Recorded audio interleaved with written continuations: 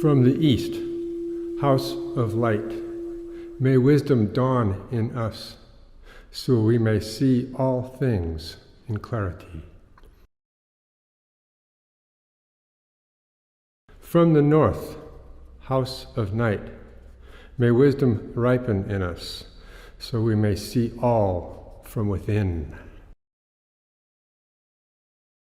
From the west, house of transformation, may wisdom be transformed into right action, so we may do what must be done.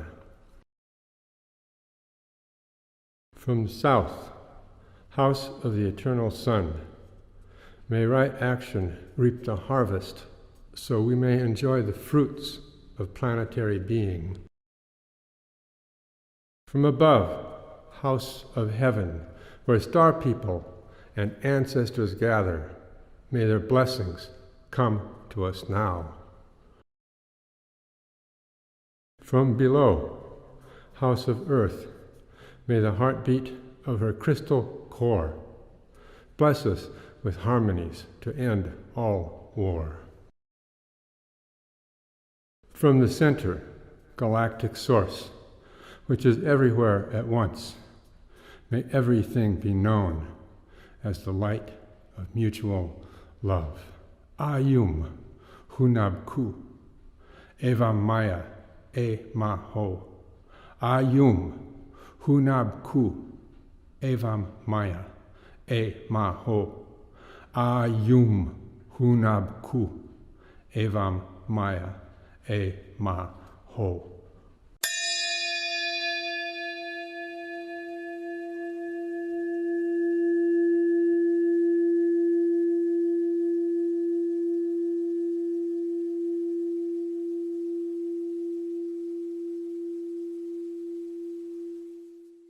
Thank you so much. And again, thank you to everybody out here tuning in. Hi, Marina. Hopefully you can hear me. Hi. Hi. Wonderful. Thank you for experiencing this experiment with us in real time. All right, hold on, because are you still on YouTube now? We are sussing that out. We are definitely on facebook.com/unify. That is our media partner. And apparently our YouTube is not connecting with the Zoom stream for some reason. But in whatever case, we are definitely at facebook.com/unify on their page. They are our media partner. So with that said, I just want to welcome you. We have Audrey Scott Williams here as well. I want to introduce you to Marina Jacoby. Hi, how are you? Two very, very special beings on the planet right now. And thank you both for your presence. And my brother Jamie is to be joining us. I see his iPhone here, but I don't know if he's actually in a camera room. Hey, brother, there we are. Hi, my bro. Hey. Wonderful. Oh, good. Hi, Jamie. What a day. Hi, princess. Oh, wonderful. And Jamie, please meet Marina. She's here as well. Hi, I'm sorry. I'm trying to get everything Hi, on. Thank you for all your effort, Marina. Oh, thank you so much. So we are here. Reminds me of a song, Audrey. We are here. We are here. Okay. And here we are. And it is Earth Day, the 51st observance of Earth Day, although it's Earth Day every day. We understand that. And we're very excited, though, on today's broadcast because we are activating Earth in its, I'm going to let Marina describe this, but in its namesake aria, which is the name of Earth in its fifth dimensional self, its electrical light body, if maybe that's a correct way of interpreting that. But I would certainly invite anybody on the call to share their wisdom in this case. I want to thank everybody out here viewing and understand that in this age of DIY media, we're getting a chance to learn as we move through it. And I want to give a special shout out to Adil and Ian of Unify, who are very helpful in the background, as well as our producer here, Ishel. So I want to acknowledge the humans that are helping make this work.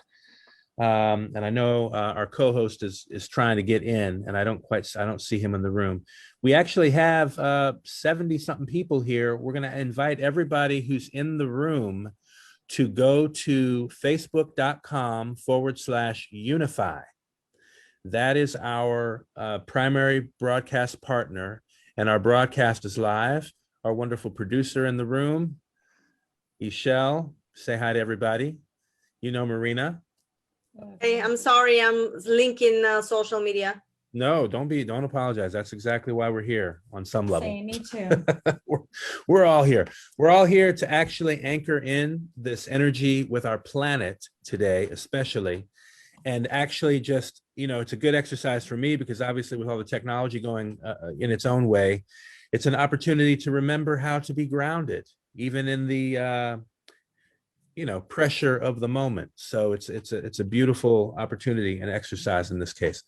My name is Makua Ray, and I'm happy to, meet all of you out here, and certainly we're getting messages left and right as well. So we kind of got to keep our tabs over here just to make sure we're not missing somebody who should be on the call.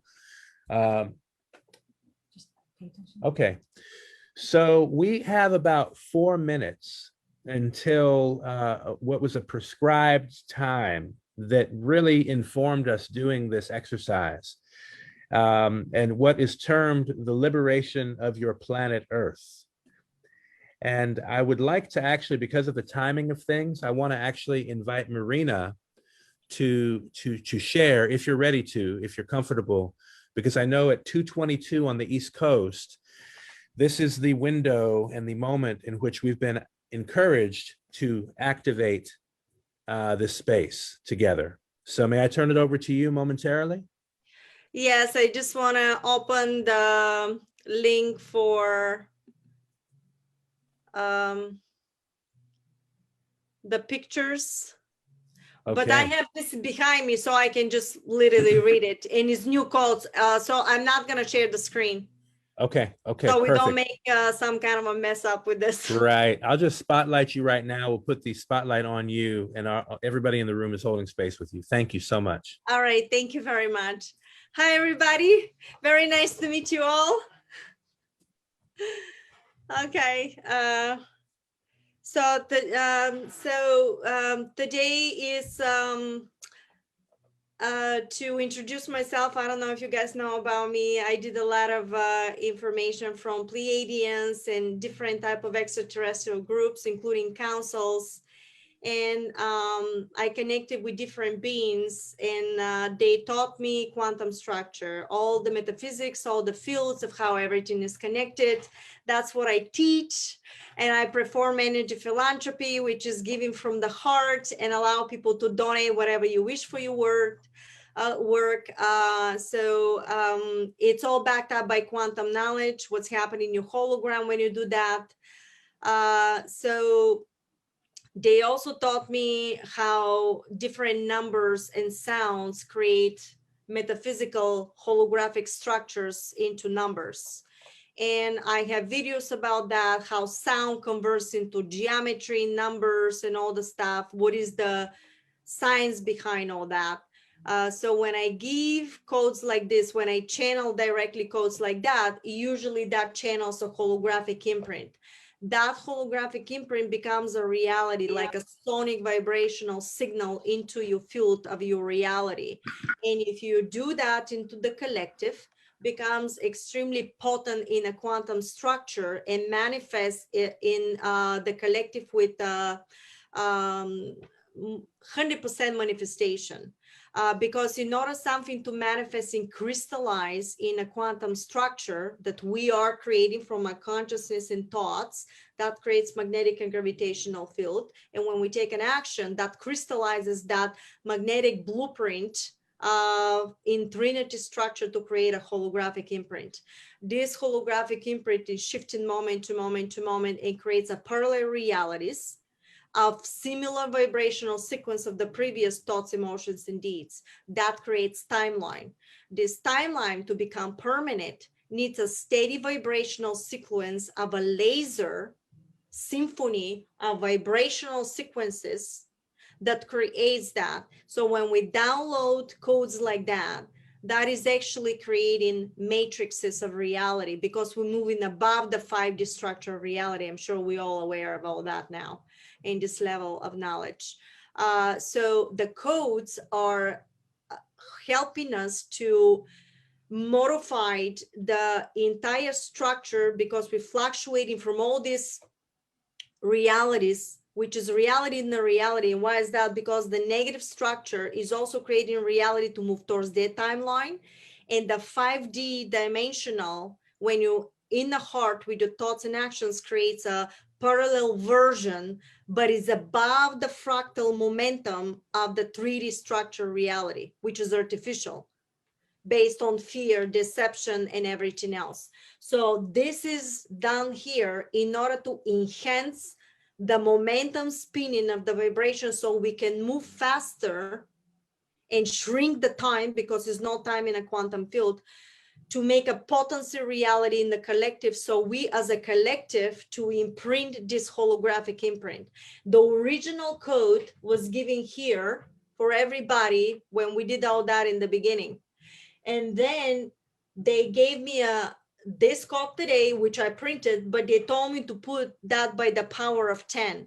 Once we say that, and once we give that to anybody's consciousness and they meditate on it collectively, it's actually creating that laser into the field to actually shift and push our consciousness in the collective towards the 5D reality area, which was actually, I downloaded that information from consciousness itself, and actually the entity of Aria itself told me that this is what's happening here, and said, do you know, my name is not Gaia, my name is Aria, which is the 5th dimensional structure. And then I had a scientist end up emailing me one day and told me that Aria, when you decode in numbers in Jewish gematria, is actually new beginning, which I didn't know. So it's a collective. So thank you so much. And thank you for allowing me to do this. I'm very happy to be above all you.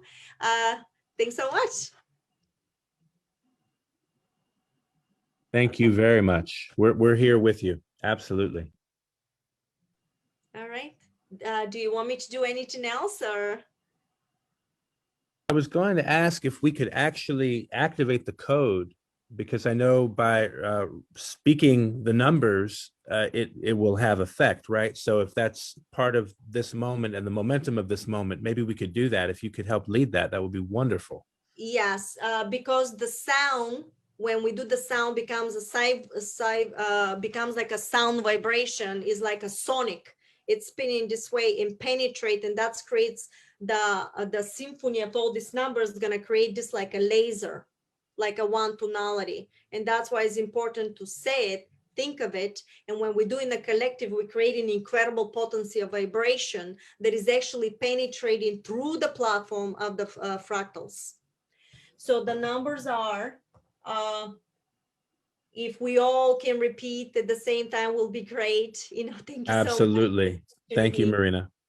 Okay, the numbers are 3, 1, 7, 4, 8, 8, 8, 8, 7, 3, 1, 7, 4, 3, 2, 0, 8, 8, 8, 8, 4, 3, 1, 7, 4, 3, 2, 1, 8, 8, 8, 8, 4, 3, 1, 7, 4, 3, 2, 1, 8, 8, 8, 8, 4, 3, 1, 8. By the power of 10, I'm going to lead a meditation so we can include the frequency of the heart so I can make it more potent. And they said sequence. The name Hotor that is here, H-O-T-O-R, is also a sound vibration within the field. I don't know what it means exactly. But if somebody knows how to decode, they're going to know exactly what location that is, which is a latitude, altitude into the quantum field of the fractal in that particular hologram that we're creating. And that's why they gave this with a sequence of 7-1-A-3-1-1. Then they talk about the equator, which is around the planet. We're doing something with that, whatever we're downloading. Once you download this information, understand that this is going to penetrate in your consciousness. In the equator, A137-1-1-1, sequence 7-3-3-1. Then we have open equator and link all sequences. Start the signal now. Now, I would like everybody to meditate by imagining the planet with absolute beauty and the fifth dimensional structure. What do you wish to do in that fifth dimensional? And when you imagine that image, that's your blueprint in your ether of the hologram. But now we need to include the heart, because we're going to combine this hologram with the heart structure, and that's going to create the potency of that laser. So we can close our eyes, and I'm probably going to go under and say something, but when we do that, I want you to feel the emotion of the heart, because that's the resonance that's going to link that blueprint. Okay, close your eyes.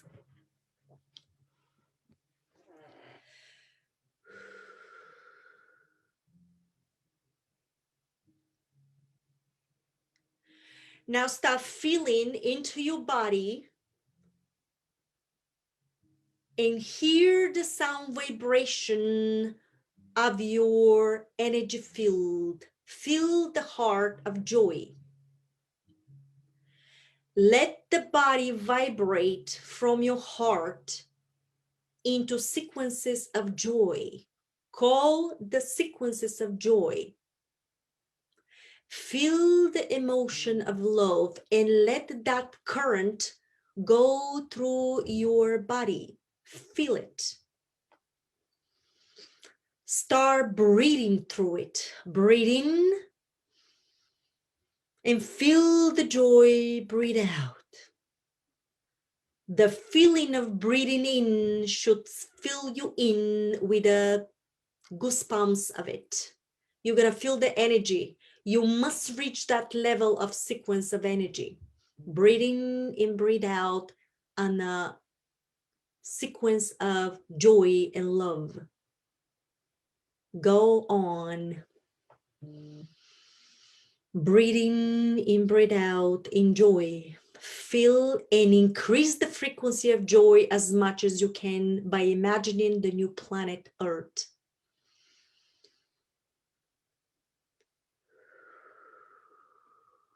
Increase the frequency of joy. Hold the vibration of the new planet Earth and follow through the emotion of joy through that sequences. You are in the 5D planet Earth area. A-A-O-O-E-E-O.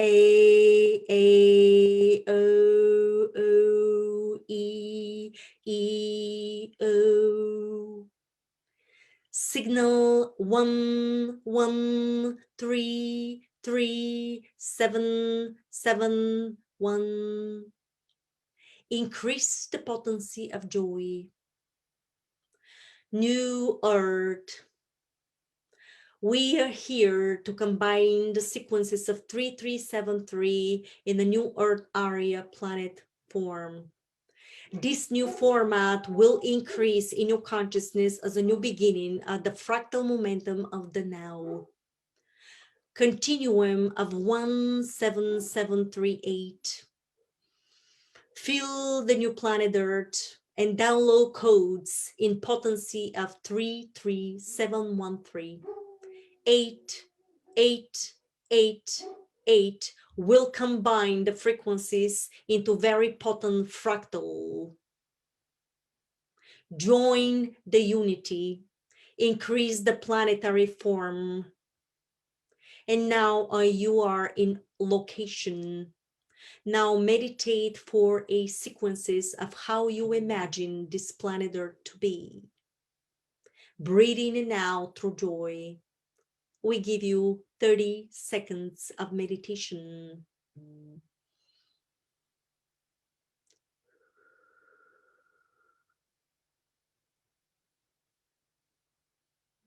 Breathe in the joy.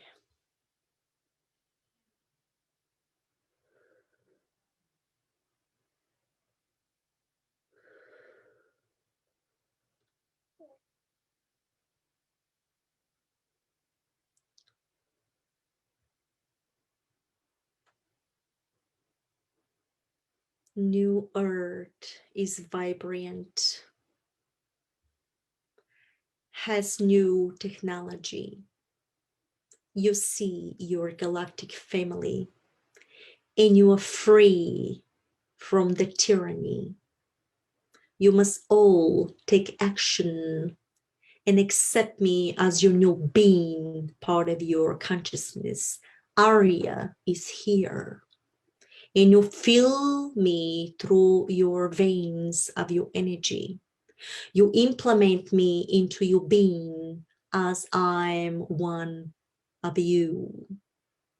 So let that new vibration, as I call in, be the new ground of your new beginning.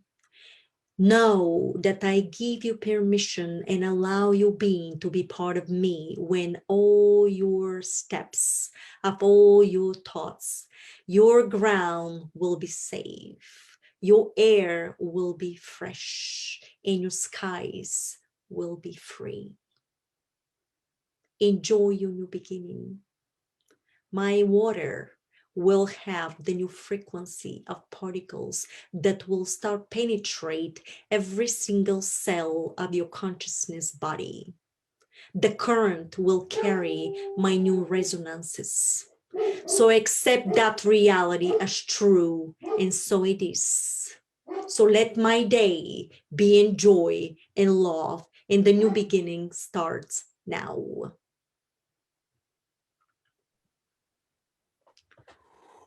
Okay, everybody. Wow. That is the download. I hope this works for everybody. Wow. I just go by the flow, whatever happens. Thank you so much. And I don't know, maybe the rest of the people can, everybody here can say something. Yeah, please come off mute. Everybody in the queue, come off mute and share. I'm signaling you to come off mute and please share what you're experiencing right now. Thank you so much, Marina. I just want to, for one, thank you for what you are doing on the planet right now. I mean, Ishelle and I tune into you regularly, as you know, and we really appreciate your work. So thank you. And I could absolutely feel what we've just begun to activate. So I want to thank you. Thank you very much. Oh, yes. Anybody else in the queue? Mama Audrey? Yes, absolutely. Thank you so much, Marina. It was, I feel like I should call you Aria. So if I stumbled, that's why. What wanted to come out was Aria. It's so connected to the information that I've been channeling from the grandmothers all of my life. And, you know, they always say truth resonates as truth. And so I thank you for bringing forth the codes, for centering us in this dynamic opportunity that we have in our own evolution right now. And our revolution, I mean, evolution is actually represents the evolution of all.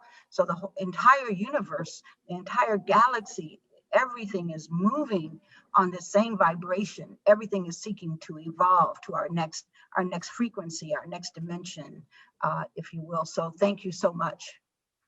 Thank you. Thank you very much. Yes. Yes, yes. Personally, I just want to give thanks, first of all, you know, to Divine Mother Aria. And I just wanted to make note, like when I visioned it, something that I sensed is the richness of the atmosphere, the richness of the positive energy in the atmosphere. And as you were talking about, you know, it's a clean, as Arya was saying, the clean air. And I just got a sense of the richness of the greenery, you know, having that vision of a really green, rich planet, you know, it's just so beautiful and rich with positive energy, and just having that vision and connecting with it, and being in touch with the human connection to nature, and that whole connection is, it's just beautiful. I'm just glad to play any part, you know, in this journey. So I give thanks again. Thank you. Thank you so much. And Brother Jamie, I see you there, and thank you so much for being here. I know you got knocked off there on the phone, but no doubt you are feeling the activation. You want to orient your camera so we can see you in the horizontal view there, if possible. Let me look. Perfect. Although maybe you're on the angle going up in this ascension process. Maybe that's the orientation I'm seeing right there. he's already on the 90-degree angle, right, Audrey? That's right. Yeah. 45 degrees. 45, yeah, exactly. Wow. Oh, Brother Jamie, any remarks? I know you were participating on some level, as you always are. So I just wanted to invite your wisdom into the moment. Well, I feel really happy for being here. Thank you for the invitation. Thank you for letting me be part of this beautiful circle. In this such a beautiful time in Mother Earth, you know, with everything that we live, maybe is the most beautiful ceremony that is possible for us to do is to be together. Like my master always say, humans, we be like our hands, you know. Every finger for his song don't do nothing, but when we are together, we create power, we create things, we create reality. And this is what the ancestors teach us. You know, the older traditions, something that my master always say to me, we don't need to discover anything. We just need to walk in the path of the ancestors. The elders already know many of the things that we don't know, and we need to learn. Really, the perception of time in the Andean tradition is different. We walk into the past and we try to go out from the future, you know? So we need to follow the path of the tradition, the path of the ancestors. And we need to walk in back home. Where is home? Is this planet. But one time I received this knowledge and this realization that is, we are in one meeting with some friends, and somebody say we are belong to God, and I indigenous people, traditional people, we thinking that no, we don't belong to God. Maybe this is the main confusion. We always try to go to heaven and forget how to be here in this human reality. Forget to enjoy this Mother Earth and all the beautiful things and all the beauty that she shows us every single day. When you wake up and open your eyes, all the family that help her to live in herself. You know, so there the ancestors know that we don't belong to God, we are belong to Mother Earth. And when we finding this kind of spirituality, when we realize that the real spirituality is how to be here in this Mother Earth in class, learn from her. I think there the ego of the humanity go to come down. And we go to learn how to live in more peace, harmony, and understanding that in the Andean traditions we call Munai, or Aini, sorry, Aini. That is in right relation, in perfect relationship with all our brothers and sisters, with Mother Earth, with nature, with the universe. Every time that we look the stars and we look how beautiful is the cosmos, maybe this is the only thing that we look, but We need to look how beautiful is the nature of Mother Earth, how beautiful is the trees, have the same kind of reverence. And also in the same way, looking at our own nature, who we are like humans, and respect this nature.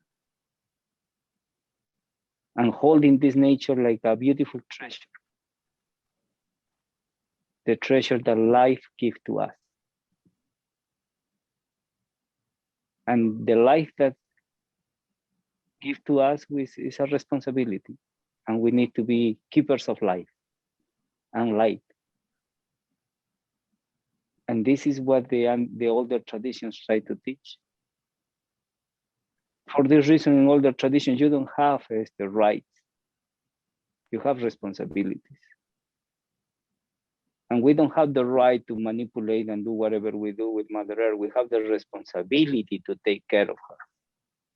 In the same way that we, Mother Earth, have the responsibility to take care of us. And maybe that is the most deep and profound spirituality. To learn how to live in peace. First with yourself, and second with all your relations. In whatever kingdom, in whatever reality. You know, the perfect way to do this part is what we do in older times is pray. Pray to the ancestors. Pray and bring this essence of reverence that humanity forgot. Bring back this feeling. Bring back this medicine. That this is the medicine that go to heal the heart of Mother Earth and the heart of humans in this planet. You know? Thank you, my bro. Thank you another time for all the invitation. Thank you. I really appreciate to be here. Thank you, brother. This is very special. It's family. I feel like we're a family unit here. So thank you so much. Wow. Wow. So beautiful. And that was, that's very profound. I appreciate you sharing, as you had shared with me before, that we're going into our past, with a recognition that whatever we have done is going to meet us as our past in what we may call our future, but it's really going to our past. It's definitely a shift in perception. If you let me do something beautiful, my bro, I really love to pray.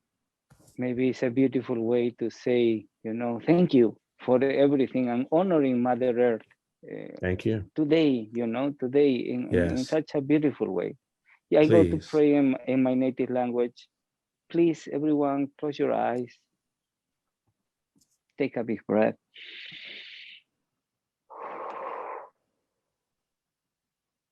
One more time, please.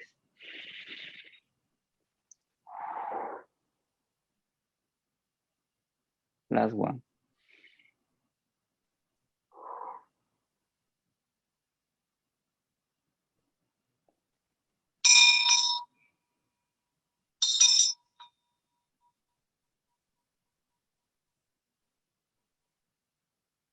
Illa inti texemoyos kailla pachayachacha. Huiracocha tunupa usapa pachacama pachamama. Allinta chaskiriwa yakay tukuy sonko wawaykis. Hatun tayta manawatayo, hatun mama manawatayo. Allinta richari, allinta kallari, allinta kalliyachay. Munay sonkoyta, allinta pichay, allinta makchay. Sumak sonkoy.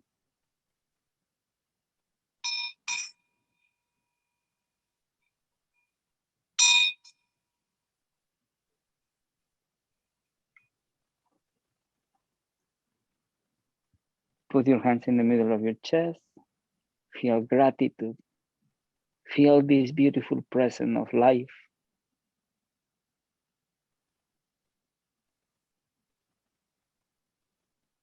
Feel alive. And we say thank you. In my native language, we say anyay.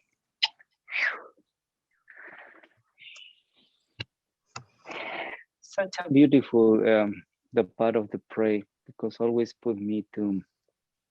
I know many people here don't understand what I say in the native language, but sometimes, and one of my elders say this, but one of the main signals of humanity is that we try to understand everything, and we forget to accept the reality. Humans, we don't need to understand. Every time that we understand something, we're putting in our human world, and of course, go to be limiting because we are human. But when we accept, we fly between realities. We create this beautiful magic. And it's not that we create the magic. The magic is there. We just navigate this river. Humans don't have nothing. We don't need to create anything. We don't have nothing to create. We have everything to care and learn. And this is such a beautiful medicine that liberates humanity for our own ideas of responsibility, for our own limitations. Our own human mentality bring limitations and damage for the Mother Earth and for ourselves. I think the best and the beautiful way to heal the things is when we realize that we don't need to understand anything. When we need to learn how to flow into nature, and from there, observe it. The self-realization in my tradition is not coming for how much you know about you. The self-realization in my tradition comes for how you contemplate your life, yourself, in this reality and another reality. So a beautiful message from Mother Earth is maybe to learn how to be in love, what we call munai. Munai is the beautiful word that means love, sweetness, beauty, love, and magic together. This is what we believe is love, or munai. Sweetness, beauty, love, and magic. Maybe this is what Mother Earth needs to teach us. And we need to accept this present, accept this reality. It's not necessary to understand. The most beautiful is to receive this medicine and holding and say thank you and feeling reverence for what we receive. There is this moment, this present, this life. And how beautiful it is to navigate in this planet. How beautiful it is to learn here. One of my elders say, we live for so long the perfection that we come here to live the imperfection. And this is such a gift, such a beautiful present. And when we accept this present, we already live in peace with ourselves and with Mother Earth. Anyay. Thank you. Thank you, Jamie. Thank you, brother. Pleasure, Thank Princess. you. Thank you so much. And just this beautiful court of angels, high vibration beings gathered here together. This is very, very special. I want to check in. As we know, we're navigating and kind of balancing the pragmatic side of the limitations of a broadcast, and then the magical moment that we share together. So I just want to acknowledge that and thank you all for your time and for being present today of all days and just being so present and contributing in this conversation. Oh yeah, so I'm being reminded to share the highlight of the screen around with people. I want to invite Mama Audrey to make some remarks or offer some insights as we, just come to the close of this first hour, though we got a few minutes late. It's okay. We're just going in divine flow and divine time with awareness.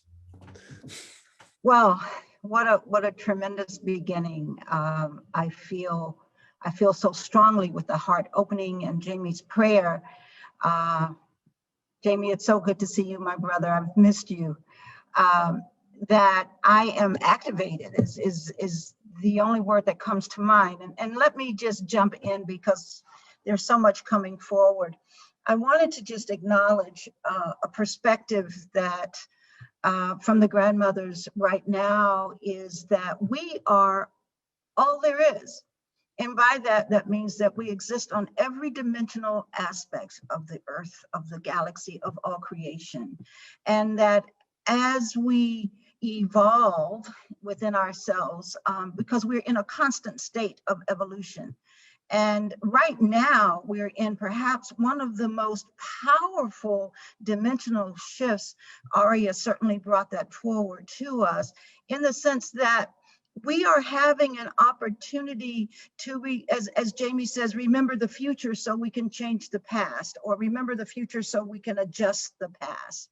And what is so important from the grandmothers who always give praises to the earth, they always acknowledge that the earth is beautiful and full of grace and awe and holds all the secrets, and we look everywhere else, but we forget the fractals, we forget how earth itself, the synergy of all life coming together, what happens, just go through a rainforest, go to the desert, go, when you visit all of these, you get medicine from our Earth Mother. And what they acknowledge is that where we are right now is we are in a great remembering phase. We are beginning to remember in sort of a more coherent way, in a more obvious way, who we are. And that is that there is no separation from any of life. And that's why there is such a call for reverence of all life. So we are not separate from, we do not have dominion over, we are one with all that is. We are one with Mother Nature. She is truly a teacher, a mother, a nurturer. She has taken all that we have given in our forgetfulness and transformed it still into a planet that can sustain itself, although we have pushed her to the edge. But as the elders who I have met with, I've had the privilege and the honor to have literally walked around the world. So I've been in many traditions and with many elders. And the one common thing that they're always telling me is that when we begin to remember, the earth will heal herself. That we are not here to take all that we've done to the earth and think that we're going to fix it overnight. Only thing that has to happen is a consciousness shift within us that affects our vibratory rate, and that vibratory rate then connects with the core or the heart of the earth, and together it sings the planet back alive. So what I feel is so important in this alignment process that we're all engaged in together right now is that we are centering ourselves. We are opening our heart. We are opening our consciousness to realize that everything that we see and we witness in nature is in us. If we want to heal, we go to nature. If we want to create, all the examples exist in nature for us. And nature presents herself in many different ways. So it's so important for us to realize that as we align with that natural aspect of who we are, following the footprints as Mr. Makua, one of the elders from Hawaii that I used to travel with through the Worldwide Indigenous Science Network, as we align with that energy, walking one step behind the ancestors, we find our wholeness. We discover who we are. But as Jamie said, we're not going to find it trying to rush out in the world and be a part of everything and so connected, so physically, mentally, and spiritually caught up in the cycle, this cycle of accessing information, of trying to do something, thinking we're the ones. We're going to access the frequencies and the vibrations that Aria brings into us, that she's referring to, and there are other, in many traditions, you will find that these holographic imprints are already here. They're being activated in us, but we can't do that and be 24 hours a day on social media, doing things that do not allow the brain to rest. You see, we have this melatonin that allows the enzymes and the different things to come into our system to allow us to dream. This is a time for us to remember the dream. This is a time for us to become aware of our dream.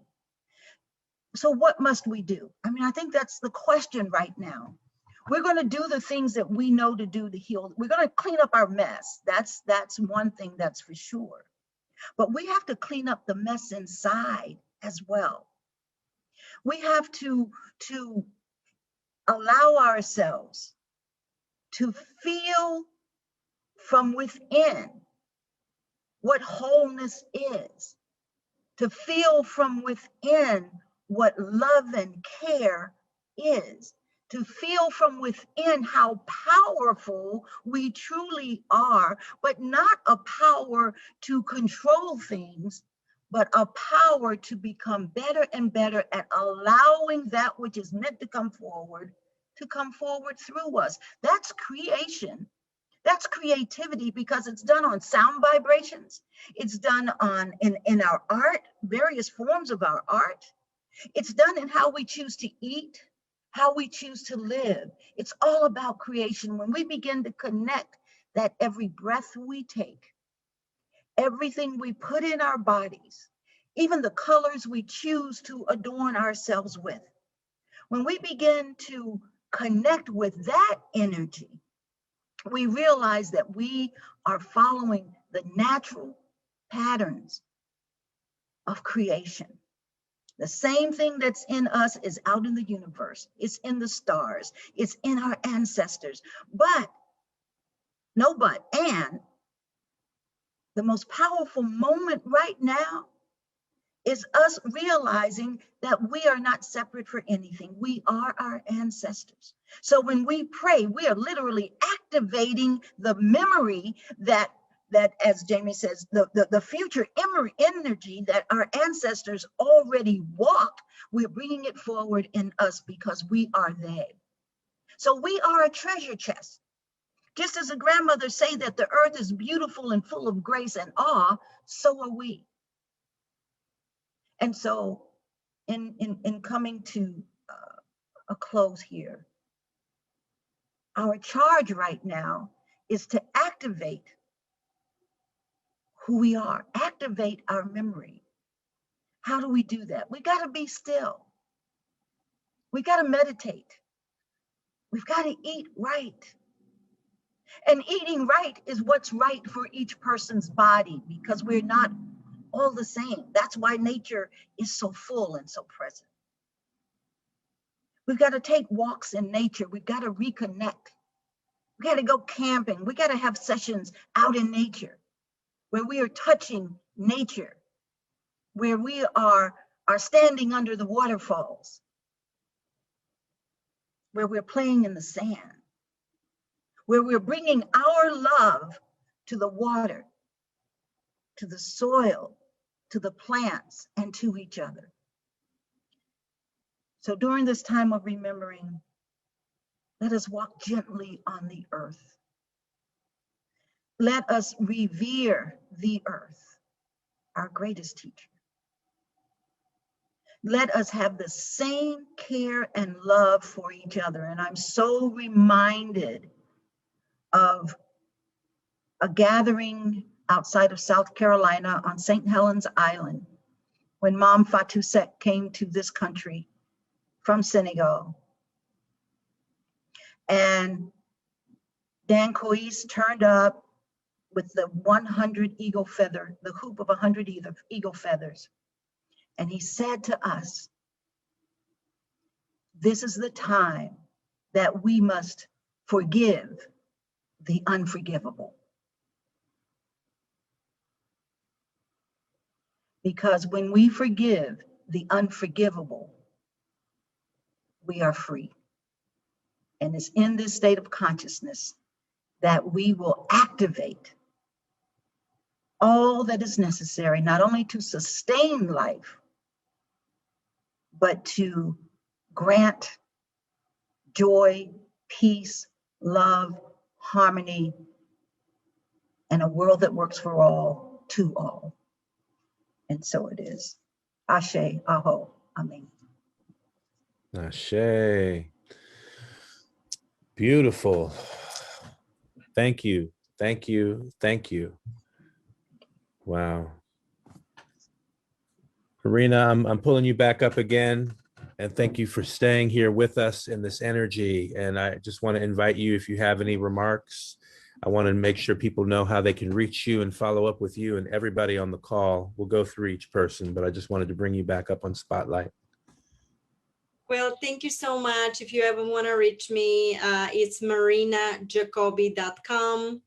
I'm currently booked a year ahead, but please frequently see the website because I may have openings even the same day or a couple of weeks later. Also, the most important thing is to study the quantum manifestation protocol, how you construct and deconstruct the field. And that is in the Harmonic Reactor YouTube channel. Start from season 1, please study it, do not skip. Each video, if you don't understand, repeat 15 minutes at a time until you grasp it. Once you learn of what you are made of, once you learn your alchemical structure of the metaphysics and how you combine in quantum, you are master of your reality. And right now we're learning how to combine this ether, geometry sounds into a fractal momentum of holograms. Understand that anything you see is reality already existing in a field, but you have to create it to see it. And you see it because already exists. And this is one of the quantum bylaws that I was taught. And I explained that in very big details into my YouTube channel. That is the most important thing for me. It's more important for you to talk to me personally. If you talk to me, I can take you through quantum structure. That's what I teach. So I will show you ways how to manifest and where is the missing link of information. I'm not a healer, but I can tell you how you can heal yourself through the field. So thank you so much for that opportunity. Thank you, everybody. Wonderful knowledge. I'm very happy to be among you all since you are another version of me. Thank you so much for this coexistence. Thank you so much, Marina. marinajacoby.com. We certainly invite people to follow up with you and get on the mailing list to join your webinars on Saturdays that we enjoy very, very much. That's so right. Thank you. Yeah, we really, really appreciate you and your presence here. And Jamie, I want to invite you as well to share some words as we round out this hour. Thank you so much for your presence, your wisdom, and the magic that you embody. Absolutely. Thank you, my bro. Thank you. Yeah. Audrey, such a beautiful pleasure to be here with you after a long, long time. To see you is amazing. Thank you. I'm so sorry to acknowledge you in here, but it's such a beautiful opportunity for me to see you here. In the final part, I like to say thank you for all our brothers and sisters that is sharing this circle with me. It's such a beautiful to learn from every single aspect and every single reality of their own world. We have one organization that is called Children of the Seven Rays. if you'd like to connecting with us, just looking for this. I think the final message that I want to share with you is like what I received long time ago when I beginning this path. It's a message that I promised the spirits that I always go to share, and it's surprising me that I living in this reality right now. Maybe more my work of what I do in my support to the humanity. The message say like this: with no fears, look your internal world and walking with reverence and feel the power of your heart. You know, this is such a beautiful medicine. I think it's a little more. We have fears of our own world, and that is the key. You know, I think it's such a beautiful, beautiful medicine. It's working, and I'm moving in this path, and I try to teach this way of existence, the way that we don't need to have fears for our own life, our own self. We just need to exploring who we are. And in this exploration, we go to live a little more in peace with Mother Earth, a little learn more about who she is, you know, and receive what Audrey say, basically something such a beautiful.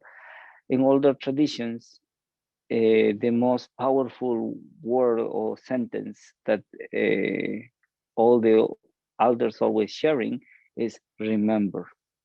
And it's what maybe Mother Earth help us to remember. For this reason, I say we need to go and exploring our own nature, because it's when you see the trees, when you see the ocean, when you see the rivers, and you see how beautiful is Mother Earth in her own nature, you are the same internally. Try to explore in your own world, to find in your own nature, and respect this nature. Don't try to change, because now humanity have this problem. Everyone like to change and not respect their own nature, their own medicine, their own being. You see? So thank you very much another time for everyone in the circle, and thank you for all the people that look us. Thank you for being here. Blessings for you, for home, and for everyone around the planet in this day of sacrality and community. Thank you, Brother Jamie. Powerful, very, very powerful and pure from the heart. I want to thank you for all you do. And I want to acknowledge it's childrenofthesevenrays.com with the number 7, childrenofthesevenrays.com. We appreciate you very, very much. And I think Audrey may have come off the call. I think her phone. Oh, had another. Oh, I got you. Okay. Oh, wonderful. Thank you all so much. And I think I want to acknowledge Bilal in the room. He's going to be here with us on this broadcast representing Planet Restoration. I want to spotlight you real quick, Bilal. Pull you into the vibe. I love the background. You're looking super crisp.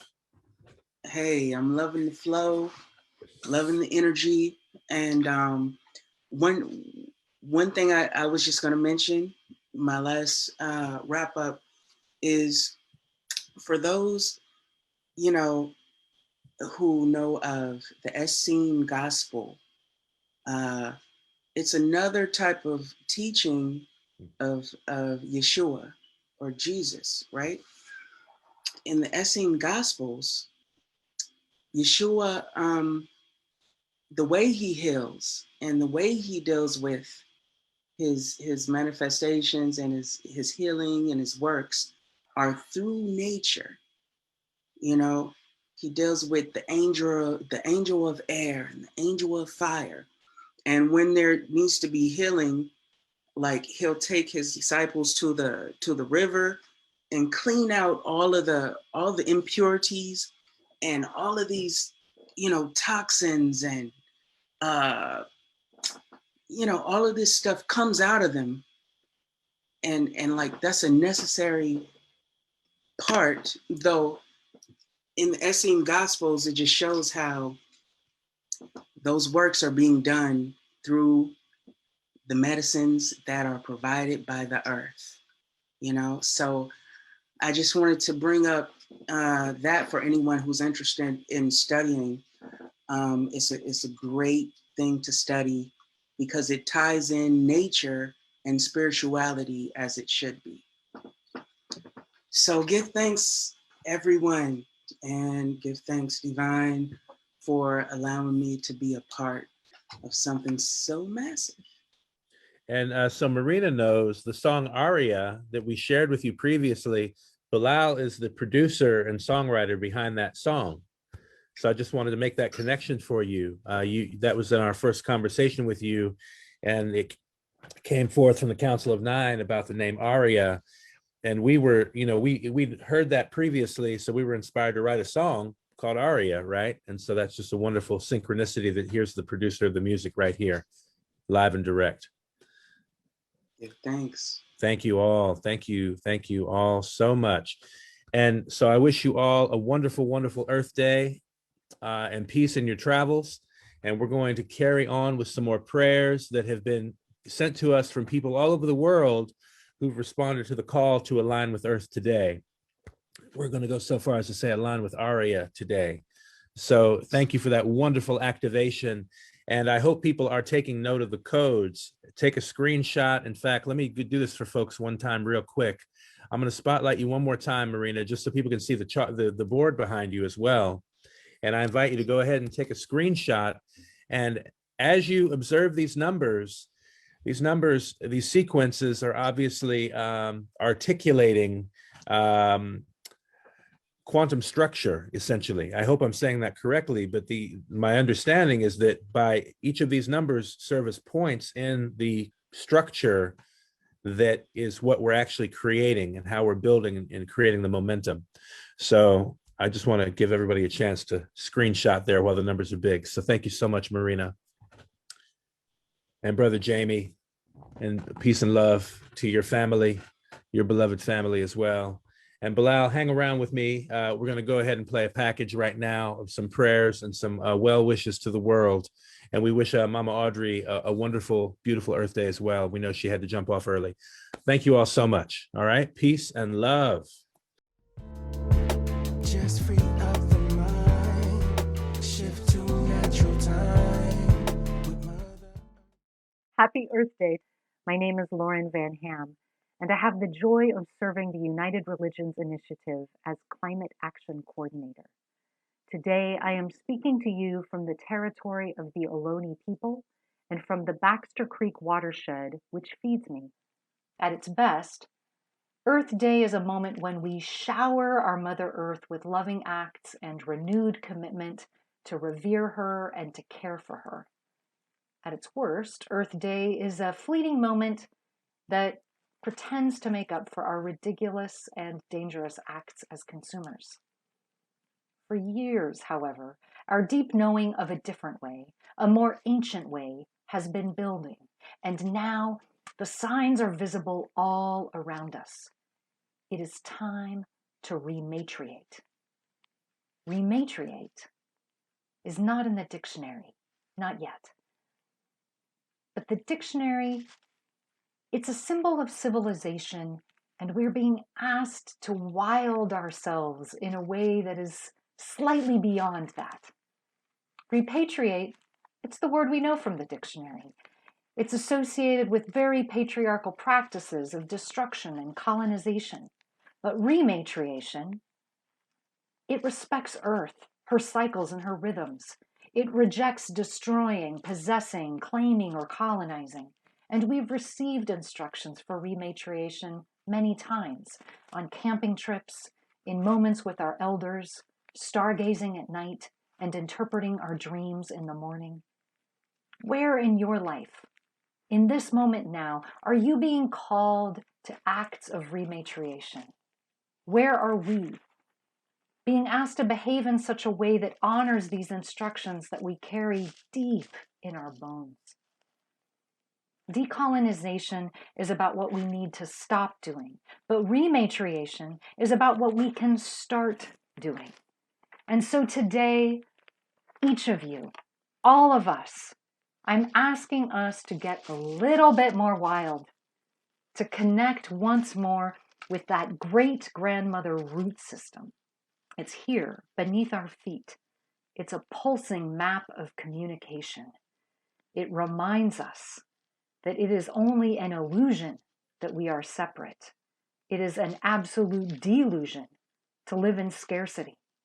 And no longer are we allowed to let fear silence love.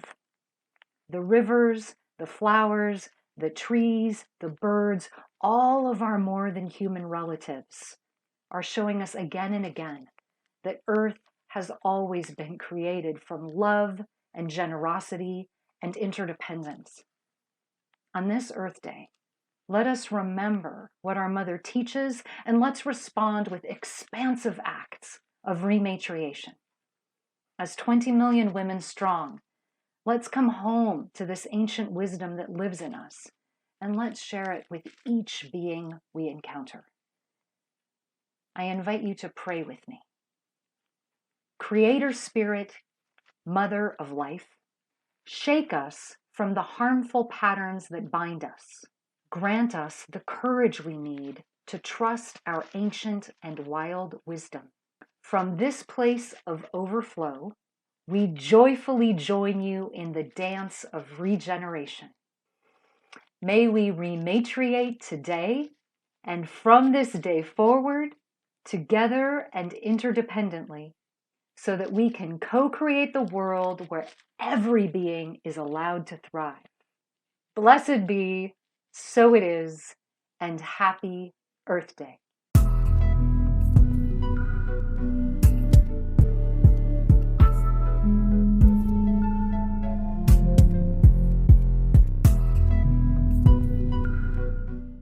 Greetings from the jungles of Costa Rica. My name is Alicia. I am relaxing here on my back porch, surrounded by the birds singing, by the mango trees, the rivers behind me, drinking my coconut water. And I just wanted to share with you all a little bit today.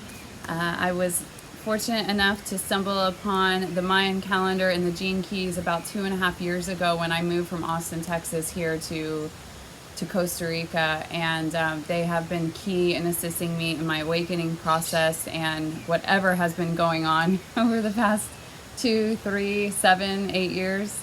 And so, I was studying them separately at first, but then I started to realize how they merged together.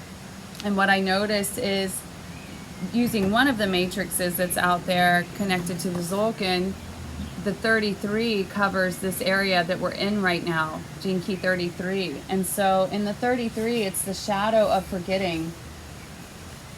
It's when we're forgetting who we are. And in the gift, in the Siddhic frequency, it's about the revelation. And so I also was connecting this back to, from the 33 to the 19, the programming partner, like the polarity of it, which is called the future human being. So these two codes are very deeply connected. Number one, the 33, we're remembering who we are, remembering that we're the gods, that we're the masters, that we are the angelic beings. We've been playing out the human story, stuck in the construct of time. And so I always hear tick-tock, unlock the clock. And so we're unlocking the clock, we're unlocking the 12, we're going into the 13 as a collective is what I've been feeling. And so now it's time to really embody this 19 Gene Key, this future human being. And the future human being is talking about this mutation that's been happening. And the mutation is the mutation from being that emotional being, a victim of your emotions, a victim of your lower self and that reactionary or that repressive state.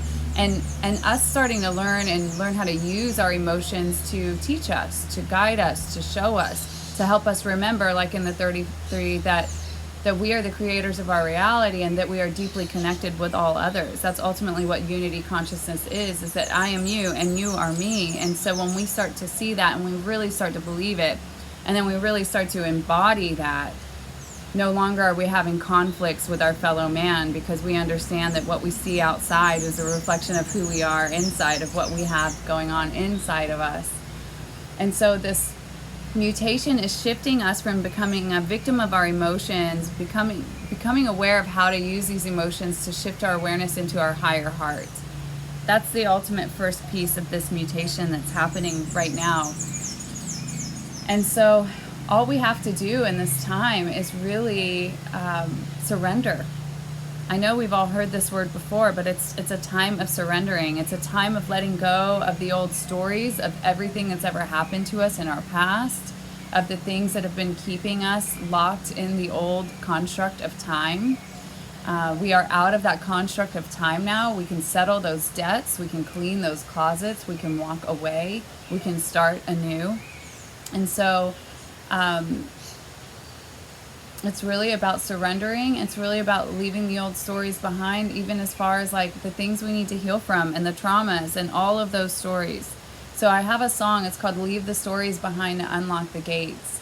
And unlocking the gates, what I mean by that is unlocking the gates of your heart, where you start to remember who you are, your higher heart. We're mutating from the emotional center to the higher heart, to the central sun that's within us. When we leave the stories behind, we unlock the gates of heaven. When we leave the stories behind, we unlock the gates of our crown. So when we leave the stories behind, we unlock the stargates within, the stargates without. And so I would just leave you guys with this, as we're in this 33 and this 19 energy, and this codon ring of Gaia, which is also deeply connected to Gene Key 60. And Gene Key 60 is called the Earth Ship Merkaba. It's called the cracking of the vessel. It's actually talking about Gaia herself ascending and us ascending with her. And it's talking about shifting out of binary DNA into trinary helix, a triple helix, a trinity. And so what that looks like is that the binary DNA is actually what keeps us tied into time, space, and gravity. Time, space, and gravity. So we're unlocking out of time, space, and gravity. And now we're opening up into this future human being with the triple helix DNA. And so within that, there's stories of those that have flown, of those that have materialized and dematerialized in and out of form in multi-dimensions. And so I encourage you to expand your mind, to remember that we are more than just this human story, and to leave the stories behind so we can unlock the gates of our future fun times that we're here to have, the celebration of the future human, where we remember who we truly are, and we once again come into communion with all other beings. And that's not just human beings, that's everything here on this earth. That's the tree, it's the turtle, it's the cosmic being. So I'm going to leave this little song with you all on your journey, so that we can all work on the surrender processing of leaving the old stories behind, so we can unlock the gates together and walk through these gates of heaven together. So it's leave the stories behind to unlock the gates. Leave the stories behind to unlock the gates. Leave the stories behind to unlock the gates. Leave the stories behind to unlock the gates. Unlock the gates. Unlock the gates. So leave the stories behind. Leave all the old stories behind of our limitations, of who we've ever believed we are, of all of our old programming, so that we can unlock the gates of the heart, unlock the gates of heaven, unlock the stargates, so that we can start to really have some fun and travel with each other. No borders, no boundaries, no war, no poverty. We're beyond the human story now. We're the future human being, where we're all united together and we're all here communing in peace and love. That's my dream. And I believe we all feel this in our heart very deeply. So happy Earth Day. Love you all so much. And maybe we'll see you in Costa Rica sometime. Ciao.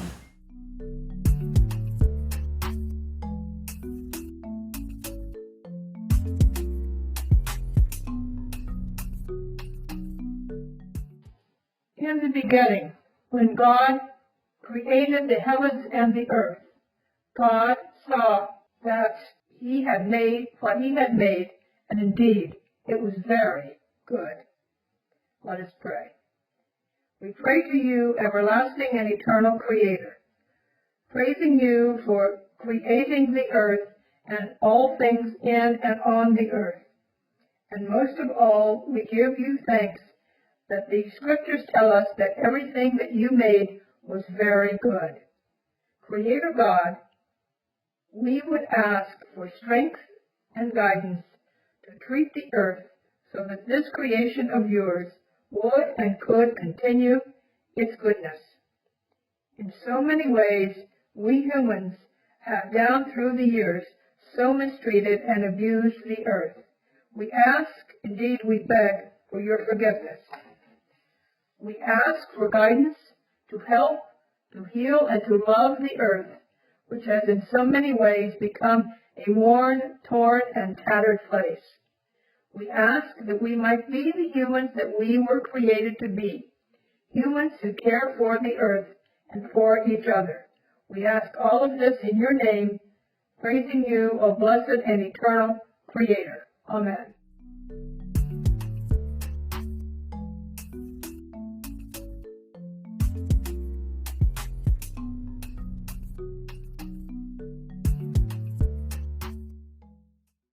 There we are, Bilal. Yeah, go ahead and unmute yourself real quick. Let's have a little build. I want to make sure that we don't have any of our expected guests here waiting in the wings, although we're waiting on our good friend, Dr. Barbara Wallace. We have a very special conversation coming up with her momentarily. And I do see her. I'm going to actually let her in the room and we'll sit tight. But yeah, some really beautiful prayers coming along from folks. Hey, there we are, Dr. Barbara. All right. Can you hear us? See if we can get you in the conversation.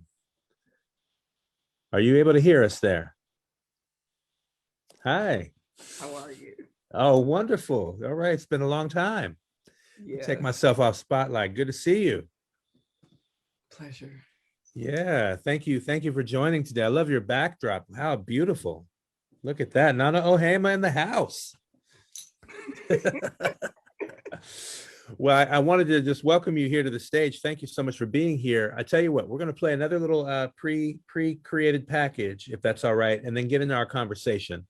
And I don't know if you had a chance to visit earthday.org today and see the remarks of Pope Francis at all. It was interesting. It's, you know, lots of interesting things, and we'll share some of that and you know, continue to energize and activate and align with Earth as we're here to do. But thank you so much. Bilal, you have anything to share in the moment as we move through? One thing I want to say, I would be remiss if I don't, is I have to, you know, give thanks to you for all your work, putting this together and organizing, as well as our producer, Michelle. Producer extraordinaire. Producer extraordinaire. She's been putting in so much work behind the scenes, organizing everything, cracking the whip, making sure Makua and I are like on point, you know? We need it. So I just got to give energy and love to that team over there, Makua and Michelle, for all the love, all the work, all the energy, the faith, and the follow through. You know what I'm saying? Thank you, brother.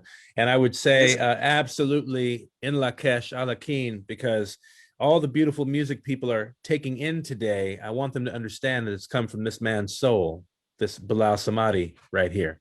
So he is the musical mastermind and wizard, literal wizard behind all the sound vibration everybody's hearing.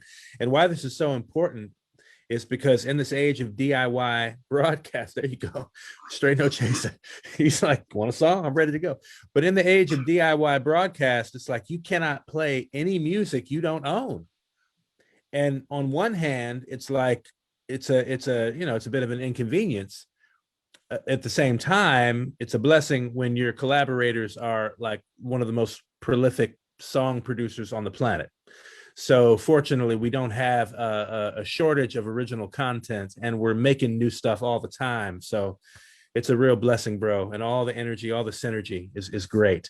We're going to listen to a remark from a woman named Rosalia Gutierrez from Argentina. She sent a quick beautiful prayer that Mama Audrey was able to gather for us. So I'm going to see if I can pull that video up. And just again, thank everybody who's out there tuning in with us as this is all happening in real time. As you can see me looking on my computer, finding the files. But you know, this is how it is. This is how it goes. Thank you, everybody. One of the other things I was going to mention is just with the flow of this event, it's just beautiful to see, you know, different people from different parts of the earth, you know, bringing their note to this harmony so that we can resonate and tap into that coherence, you know, together. Powerful. So it's just beautiful to see. Give thanks. Powerful, powerful. Bless up. Okay, we're going to go ahead and share the video. Thank you all for sticking in here with us. And again, if people are having trouble finding the broadcast because it's not on our YouTube right now, we want to direct everybody to facebook.com/Unify, our amazing media partner. Love Unify. So 1 second, we'll bring up this video, and thank you again for everybody just being here, being on the planet right now.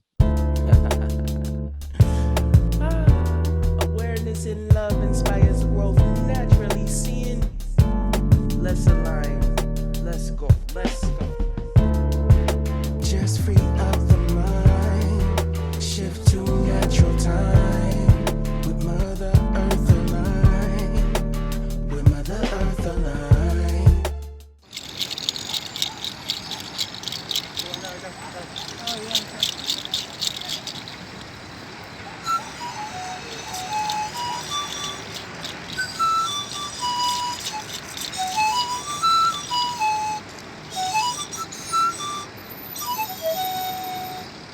Ayaya, Madre Tierra, Ayaya, Padre Sol, Ayaya.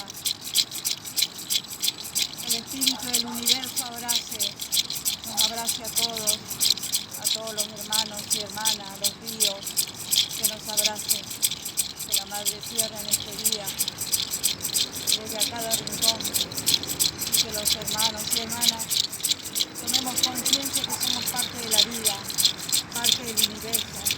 Todo esto que vemos, todo esto que tenemos, son parte.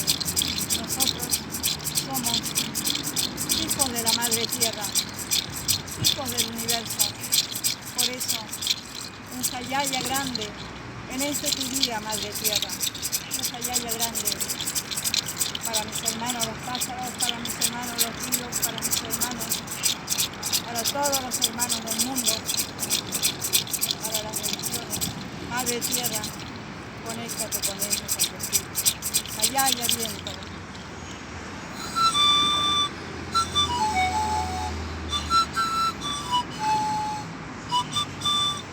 Ayaya, Madre Tierra. Tierra. Ayaya.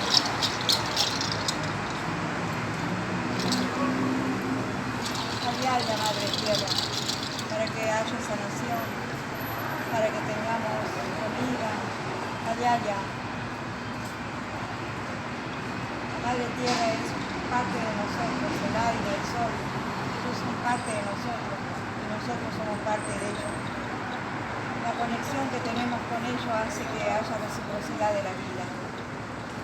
Ayaya, Madre Tierra, Ayaya, para toda la gente, para todo el universo que quiera conectarse con la Madre Tierra. Ayaya. Ayaya. Wow. I don't know if you heard that on that pan flute, but that was some jazzy lines she was hitting on that first go. Did you keep that? I was like, all right, come on. I'm thinking about some samples right now. Pan flute. Well, we definitely want to give thanks for Rosalia and for her prayer today. Thank you so much. And thank you to Mama Audrey for helping bring that prayer into this mix. What a blessing.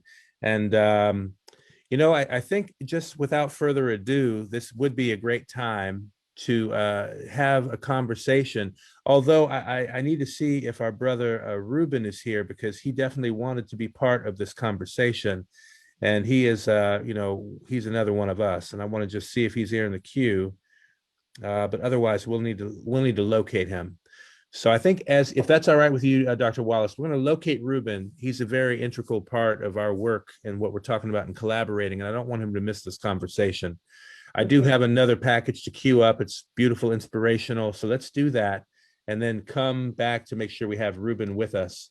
I think that's the way to approach this. Okay, thank you, everybody.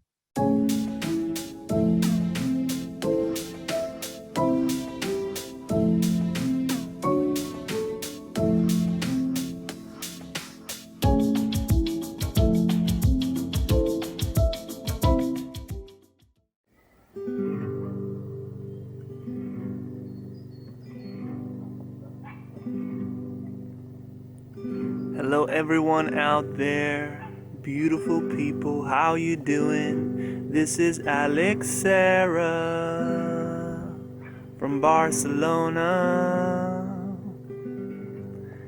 and I want to send out some love, lots of love actually, to everyone out there tuning into this celebration. May we align with Earth today and every day. May we be present. May we pay attention to everything going on around us, and may we sing together, dance together, and just be together. This is a song I know you know, so let's sing a little bit, and this goes out to the earth. Happy Earth Day to you. Happy Earth Day to you. Happy Earth Day, dear Earth. Happy Earth Day to you. Happy Earth Day to you, everyone. Happy Earth Day to you. Happy Earth Day, dear Earth. Happy Earth Day to you. Happy Earth Day to you. Happy Earth Day to you. Happy Earth Day, dear Earth. Happy Earth Day to us.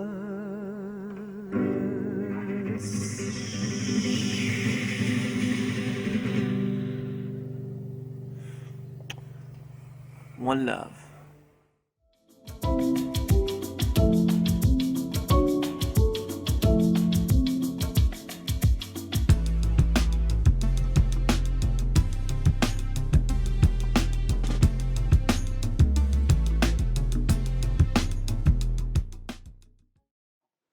In these most challenging times on planet Earth, let us remember to root to the reality that we are nature.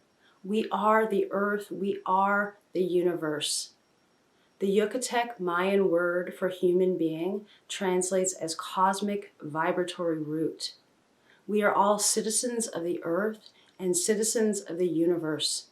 We have to each take responsibility for how we are showing up in this moment, how we are participating in human culture in this most powerful, transformative, potent, mysterious time on planet Earth. We all know how gravely out of balance our world is, how gravely disconnected we are from nature and from our own hearts. In fact, our modern humanity is walking around entranced by artificial time, which has disconnected us from our own natural rhythms, from the natural rhythms of the earth and the natural rhythms of the universe.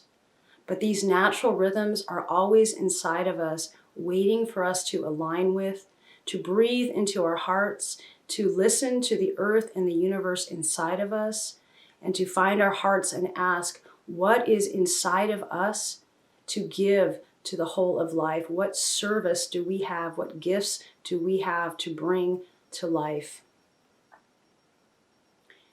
Every one of us has distinct gifts.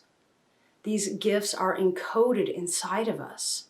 They're encoded in our bodies, in our hearts, in our souls, in our passions. Maybe your gift is music. Maybe your gift is activism or education or agriculture. There are countless diverse ways to serve life. It is critical that we also do the healing work, the inner work of becoming whole inside of ourselves, so that we can shine our light ever more fully through our actions and through the beacons of our hearts. The ongoing victory of love is working through all of us who affirm our interconnection and affirm that we are here to serve our collective human awakening. Each one of us, every moment, every decision, every action, every intention, we are modeling to each other what it means to be human.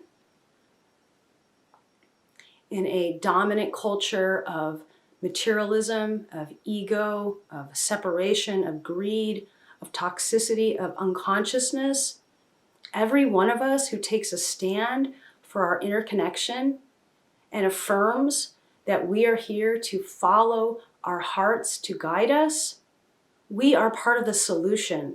And together, we are helping reroute our human story back into right alignment with the web of life.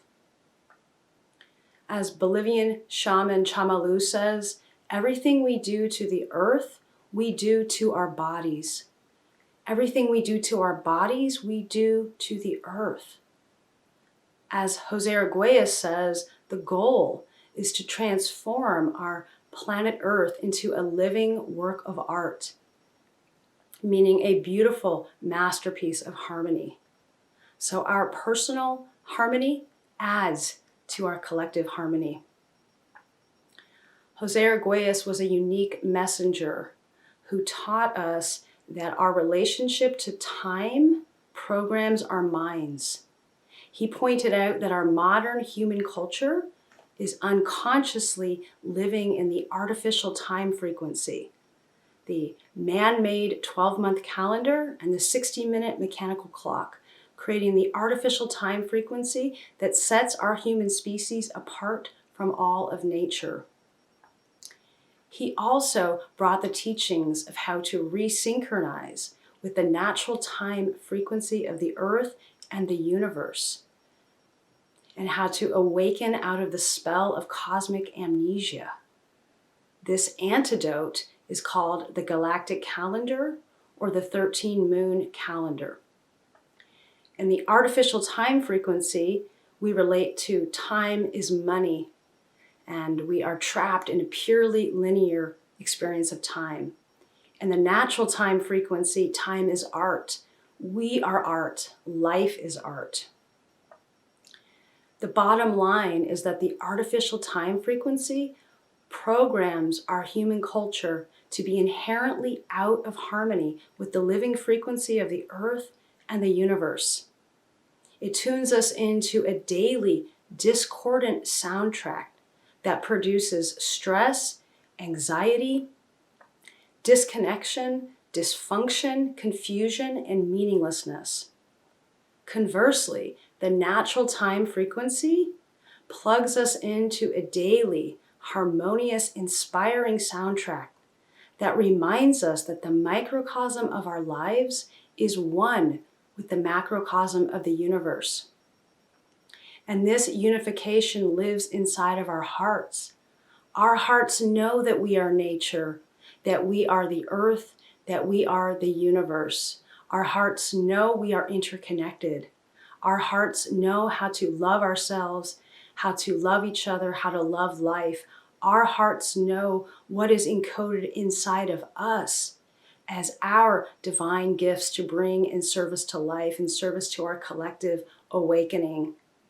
So let us arise as the planetary wizards we are here to be, as the agents of personal and collective harmony, as the living antennas of the earth, of the cosmic vibratory roots, here to ground the descent of love and wisdom on planet Earth to bless our shared existence.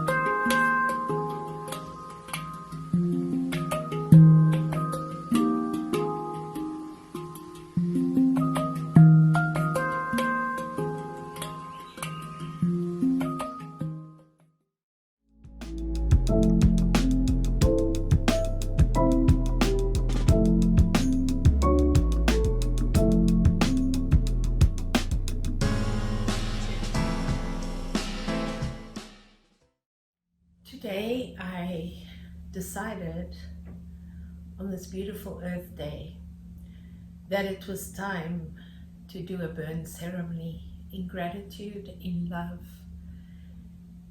and in hope that from today things will be different in the world. Because up until now, the majority of humanity have not even seen her as a living organism, a living goddess who gives life to everything. So I decided that in honor of this beautiful Earth Day, her day, I would do a burn ceremony. I have written down things that we can let go of and things that we can get to create. And for this, I have the water element on this side. I have earth element on this side. The air will be that which burns it. And the fire will be there to actually transmute everything into possibilities. And as it burns, it can go out into the universe and create new possibilities for this beautiful earth that is ascending, that is allowing us to ascend with her, and who has been so patient through the ages with us. And our ignorance, not a bad thing, not a good thing, it just was part of our being asleep. And being asleep, we're all waking up. So it is time to transmute those things for her and for us. Because without her, there would be no us here.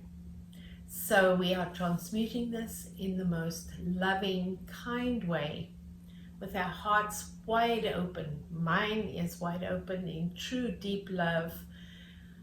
I meditated on what I should do for this lovely, wonderful Earth Day.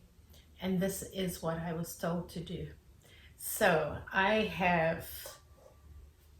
will read to you what I have here that we will release so that things can be different.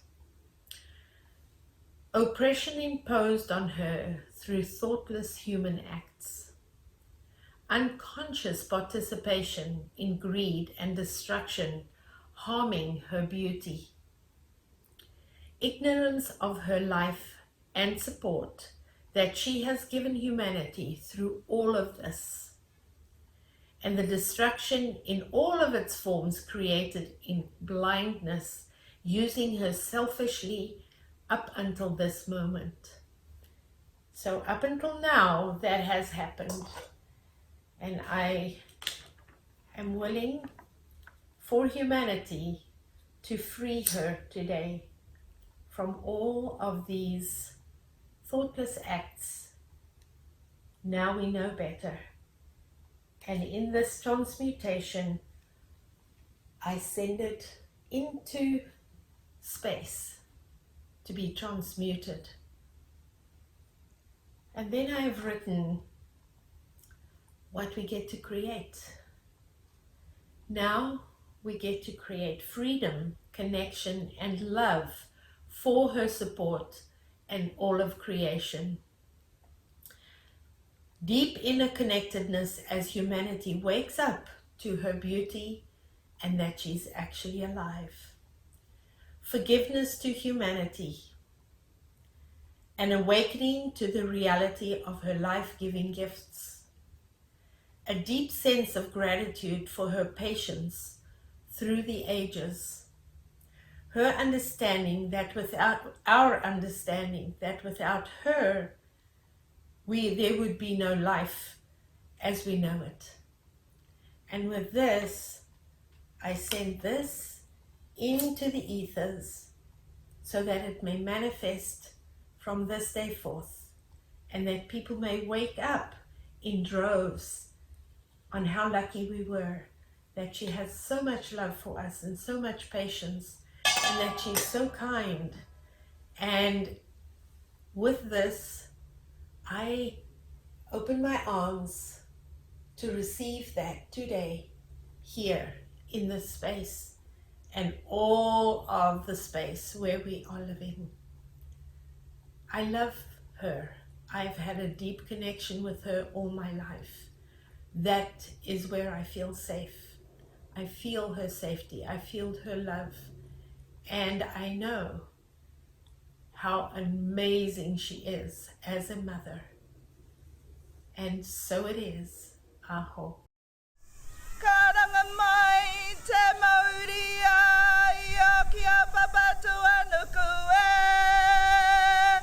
Tukuna mai tō aroha ki tō tātou whai o te whenua o te marae o te one tapu e tangi tonu nei e. Hei o ranga te tai au, hei o ranga te tangatai.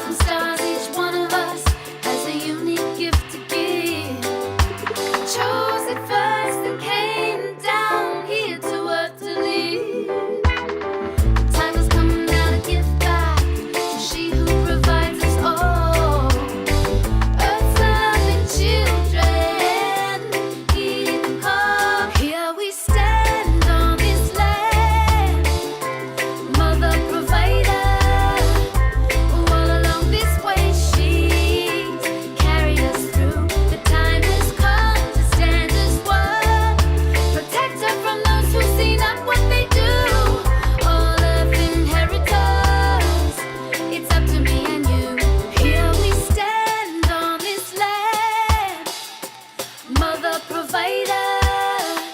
All along this way, she's carried us through. The time has come to stand as one. Protect her from those who see not what they do. All of inheritors, it's up to me and you.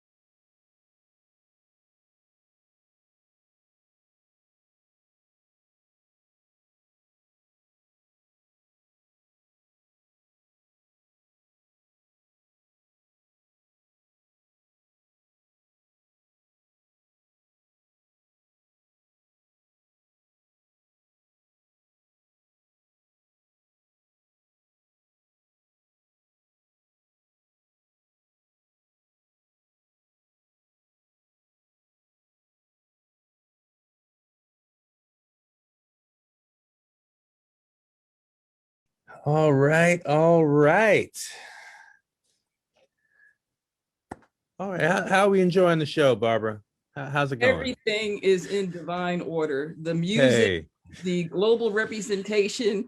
The last sister even had a little bit of a reggae beat going with a supreme message and state of the art, just everything. So I'm just in total harmony with what you're bringing forth and just so grateful to be here and helping to represent some of the energy of Africa and to help share some of the African healing wisdom that I've been able to be exposed to through my travels and being a part of an African shrine. So thank you, thank you, thank you. Thank you. And thank you, honestly, for answering the call at the absolute last minute. I mean, it was obviously very last minute in this case, but Spirit was at my back to say, we need to have this conversation.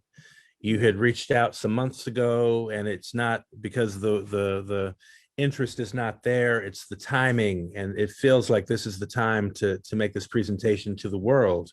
And so I want to thank you and introduce you to Bilal, who you can see here.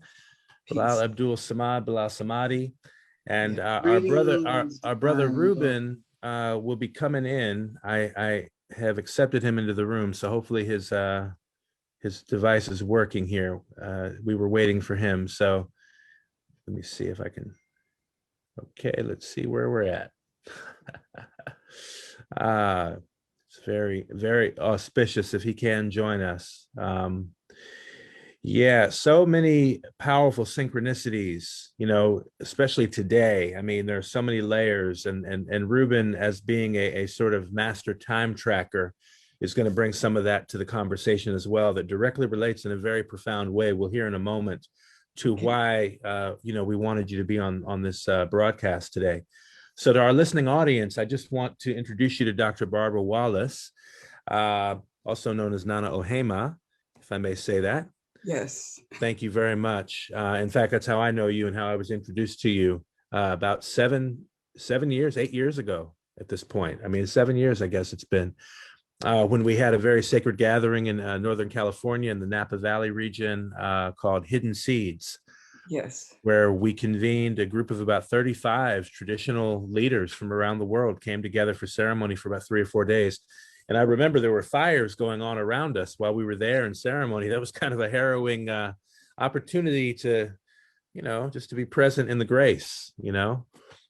So nevertheless, I'm just, again, trying to get Ruben to come in the call.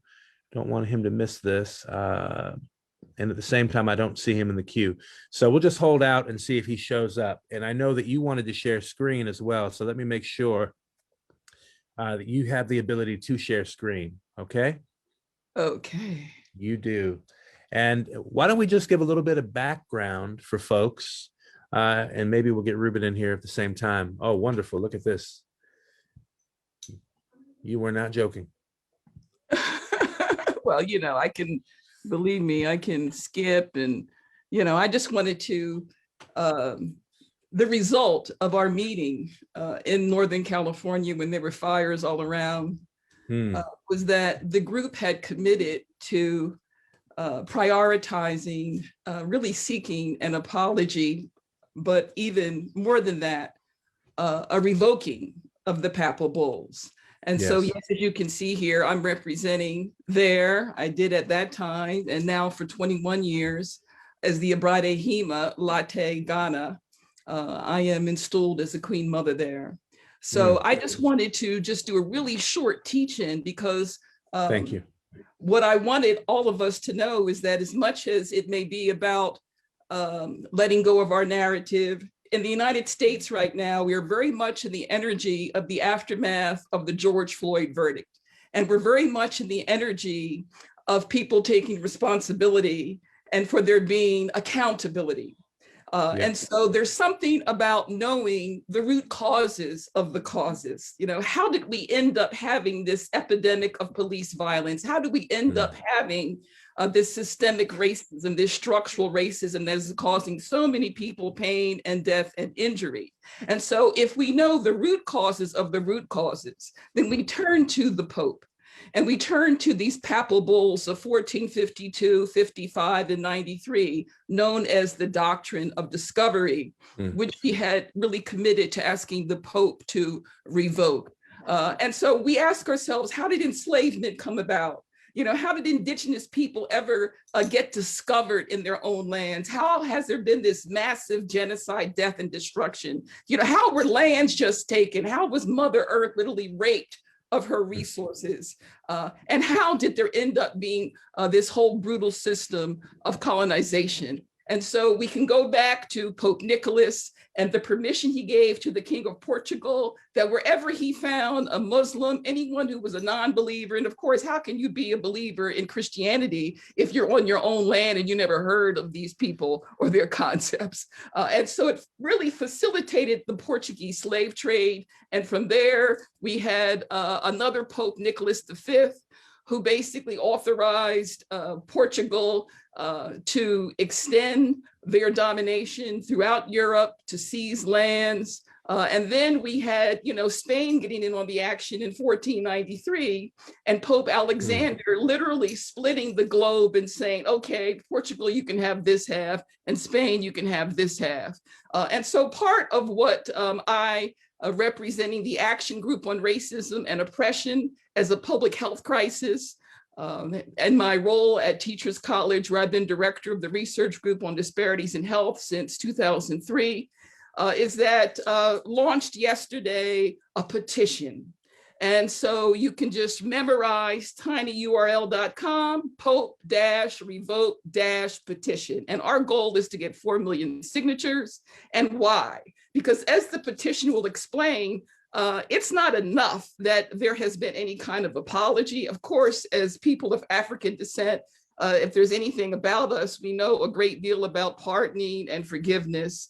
But the idea is that we really need a full retraction, a revoking, a rescinding of these papal bulls. In that spirit of responsibility and accountability, we need Pope Francis in 2021 to take responsibility and to acknowledge the way in which the Catholic Church and these popes and the legacy that he represents is really the responsible parties for the root causes of the causes, for our current public health crisis of racism and oppression, for the fact that there's been genocide, enslavement, dehumanization, the stripping of natural resources, literally extracting from Mother Earth and raping her of these gems and traumatizing the original people and their descendants. So we're talking about the need for the Pope to provide leadership and also helping to reject all of the case law that now stands and relies on the doctrine of discovery.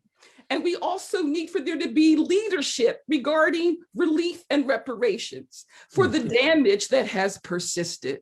So again, apology is not sufficient. And so we're asking that on this Earth Day 2021, in the aftermath of the George Floyd verdict, with this energy of accountability and responsibility, that there be action, and that Pope Francis, on behalf of our beloved Mother Earth, for the bouquet of humanity that you have helped us to see in these beautiful images today, that we can come together in unity as one, but we would certainly appreciate the accountability and the responsibility being taken so that we can truly achieve this vision of justice and equity for all.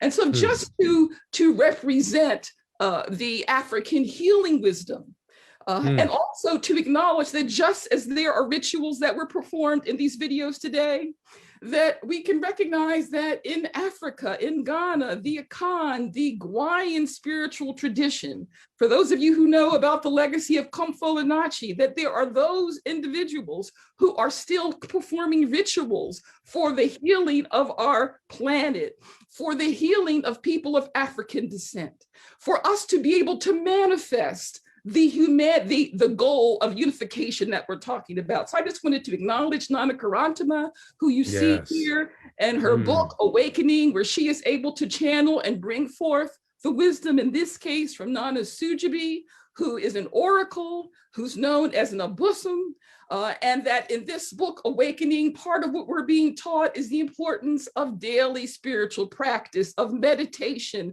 of going inside, of recognizing that you have an internal environment you need to nurture, and the result is also wanting to heal the external environment. Nana Sujabi was so motivated to bring forth this book because of the destruction and the damage and the abuse to Mother Earth, and the imperative that it needs to end.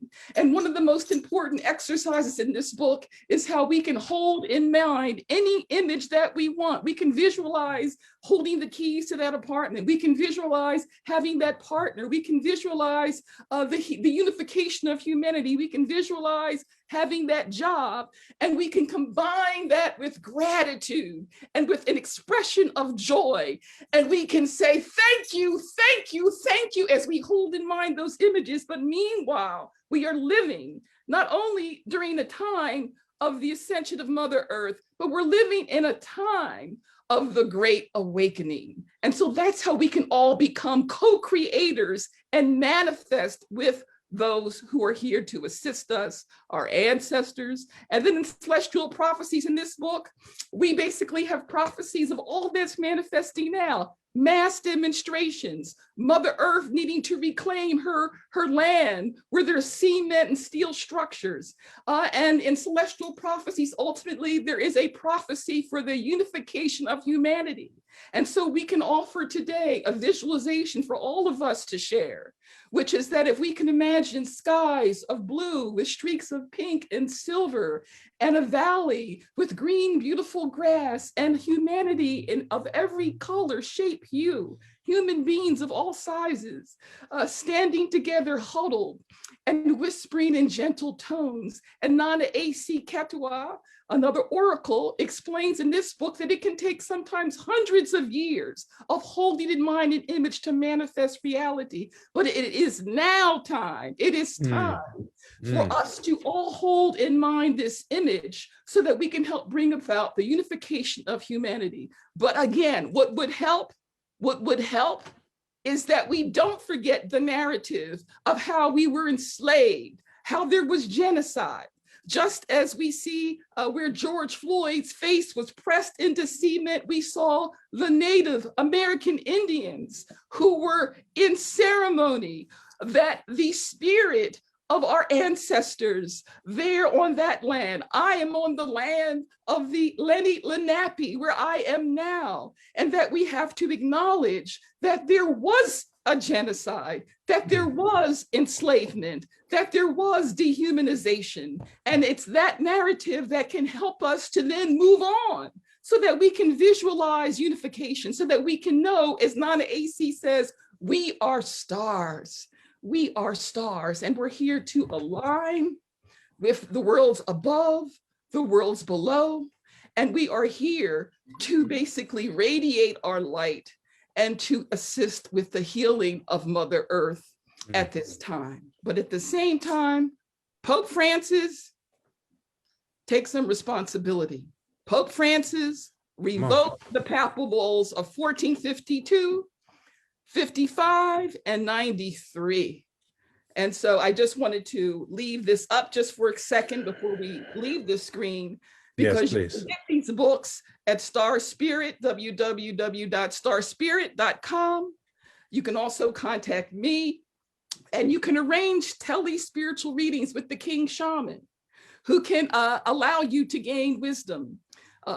And that's Nana Akumfuhini Karantama Ayabuafa, who's pictured to the left. And you can call me to arrange those tele-spiritual readings, which are very powerful and very transformative. And that's 267-269-7411. So that's basically what I wanted to share. And I am just so grateful for the opportunity to be able to represent the African tradition, and to be able to also tell us all that we can connect to our African science of healing.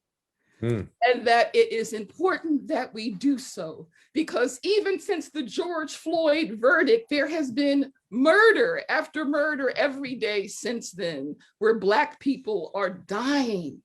And this systemic racism, this structural racism, has motivated me to create this action group on racism and oppression as a public health crisis. And that's where my Columbia BCW3 at tc.columbia.edu, that you can become aware of that work. And we're going to have a series of webinars that you can also find out about. So I'm just so grateful. Thank you. Well, truly, we are grateful because, you know, this is the purpose of this type of work and having this communication with our human family. As you said, the accountability is what's required now. You know, everything is come to that. It's long been that time. So I'm really excited that Ruben has made his way and been able to get in the room. I want to maybe change the screen here momentarily just so we can bring him into view with you, because you need to meet. And also our brother Baba Ross D, wonderful troubadour and young scholar, educator par excellence, is also here. And this, obviously this conversation is synchronized because you have great souls in the space together at once with such an important demand. It's not a request anymore. It's a demand. It's beyond time for asking and appeasing or appealing to. It's insistence that we must make. And I feel like this is a part of that, issuing that demand. As you know, and I think we talked about it, that the one of our partner organizations, earthday.org, a very renowned environmental organization that came out of the original Earth Day, 1970, is celebrating 51 years of their Earth Day observance this year, and Pope Francis was among the speakers in the first hour. And I was listening to his remarks to see if there was any hint of conscience, I'll say. And you know, I know that a lot of people think he's a nice guy, and he kind of gets that sort of, you know, commentary when people think of him. But moreover, you know, it's very interesting. He was speaking about our responsibilities as it relates to the earth. And it's an interesting thing, because how can we speak about our responsibilities to the earth when we abjectly deny, disregard, and refuse to acknowledge the children of the earth? What's the difference? Why do we have such a calamity of our environment? Why do we continue to think that all things are not interconnected, or have no recollection or recognition of the fact that everything's intricately connected? So, you know, I just want to say that, I mean, that, you know, and absolutely Planet Restoration is 100% behind this work in any way that we can support this, through education, through awareness raising, through whatever is required to see to it that that demand is met. And I want to introduce Ruben to you right here. He's got some phenomenal things to share in light of what you're talking about. And I just think this is an auspicious meeting to happen here live for the world to witness. It looks like Bilal has a comment first. Yeah, I just wanted to mention real quick. I mentioned earlier about Yeshua and the Essene Gospel of Peace, how the first thing he did with his disciples was purify all of this, all of that out of them, right? Before, putting the spirit of God there, purifying all of that out. So I just say that to say, we're moving into an energy of sincerity from the heart, and, when I look at the signature for today, it says, I dedicate in order to purify. Come on. Okay. So with sincerity, we're dedicating, this day and our lives to Mother Earth, excuse me, and through that, there's purification, though that starts with that sincerity.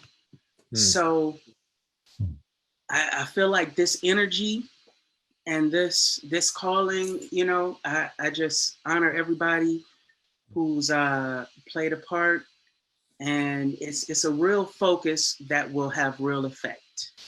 So I just want to mention all of that there. Brother Ruben, please Thank join you. the conversation. Yeah, thank you so much, Brother Makua. And tell us where you're located right now. I'm located in Bogota, Colombia, South America. And I'm very, very grateful to be able to, and honored to be able to share this moment of awareness and reconciliation with all the audience. And I think that this event that you and Giselle and Brother Bilal have been preparing and inviting me to participate is it's setting a new harmonic standard for humanity in terms of how can we really become the full spectrum of this reality? How can we come from these perennial truths of the ancestors and the simplicity of the teachings and the beauty of that simplicity into very elaborate tools and codes that we have available today to bring together the future and the past and make this emphasis on remembering, on memory. So I want to honor also Barbara for the courage to launch this petition at such an important threshold for humanity. And we feel the resonance with your message in very deep, because it was 5 years ago in 2016 on Indigenous Peoples Day that we launched also a petition for the Pope to recognize this papal bull of the Gregorian calendar, which is part of the same web of tools that have been used to keep humanity under control frequency, and how can we embrace all these aspects of our evolution on this planet and all the damages that have been done or perpetrated on the people of the earth, with an open heart, and being able within this heart to transmute as an alchemical vessel all that pain and all that suffering into beauty and into freedom. I honor also the message today of bringing together people from different cultures and from different traditions and from different approaches, and from artists to scientists and channelers, so that we can bring back this entire spectrum to hold that vibration of love, and within that vibration be able to create the harmonic timeline and the continuation of all the prophecies that the ancient people from Africa, to the Maya, to all the cultures of the earth have been talking about for years. So today is just an opportunity to reiterate the message that they have been telling us for so many years, and reconnect with that wisdom of the ancestors, with the wisdom, that the tools that they left us. We are at a very unique and harmonious point within the timelines, and this is we are synthesizing today in this live stream all these traditions, all these timelines, honoring everyone and being part of this conversation, which probably it's not the usual conversation today, because we have this health crisis that we are now enduring, but that this is part of the health crisis, like she addressed so well. It's just mental health. It has to do with the calendar. It has to do with our biorhythms. So thank you so much for inviting me to be part of the conversation, and for putting this together and opening that space of healing that we so need so much today. Thank you so much. I really appreciate the opportunity. Want to invite Baba Ross D. I know you're enjoying a drink right now, a beverage. I was going to say you must be in Washington, D.C., because that jacket reminds me of Marvin Gaye. And I saw like the cover of What's Going On album when you pulled that jacket out. I was like, you must be in D.C. You must be down there. Tell me you're down there, Nanny Helen Burroughs. No, I know you're not on that side right now, but no, Baba. I'm in Washington, uptown in Washington, D.C. Uptown. Hold up to everyone. Greetings to family of humanity. What an honor to see you. What an honor to be a part of this auspicious occasion. What an honor to give reverence to Mother Earth, Mother Nature, Mother, Father, Love Supreme. Yeah, Baba. Just giving thanks for your presence. We're going to have you in with some song for us momentarily, and so grateful for you to be here. And we have a wonderful video from Baba Oduno, who you know and love very dearly. Wonderful teacher to us all. Here it has led me to be inspired by his anthem. There's no culture without the agriculture. Come on. And so we are grateful for the blessing in his lessons. And also that is spawned forth an acknowledgement of that we all must begin to get to know the name of a tree and understand if it has a family, and get to know the name of a tree to try to realize its life expectancy. When we all one day will wake up and see, to realize that the tree of life provides the air for you and me, the family of humanity. You know, you taught me something years ago, and I wrote a poem about it, Baba Rusty. You taught me that the trees are the oldest standing nation. Sure. Yeah. The oldest standing nation upon the earth. Yeah. Upon the earth. Yeah. And so we have to acknowledge that. Yeah. So much knowledge, so much wisdom, and so much sacrifice and so much devotion.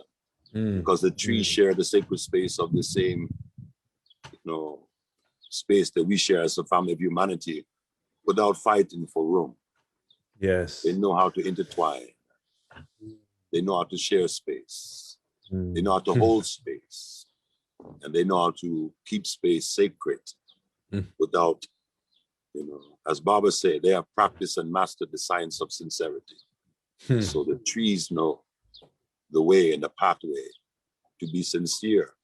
He that hath ear, let him hear. Absolutely. Well, this is very, very, very precious. Ruben, I wanted to ask you a question. You had commented on something earlier to me about the the timelines, the synchronicity of what today actually represents, this April 22nd in the year of their Lord 2021. And so reflect for us quickly what this parallel timeline is and how significant this demand of the Pope is today specifically.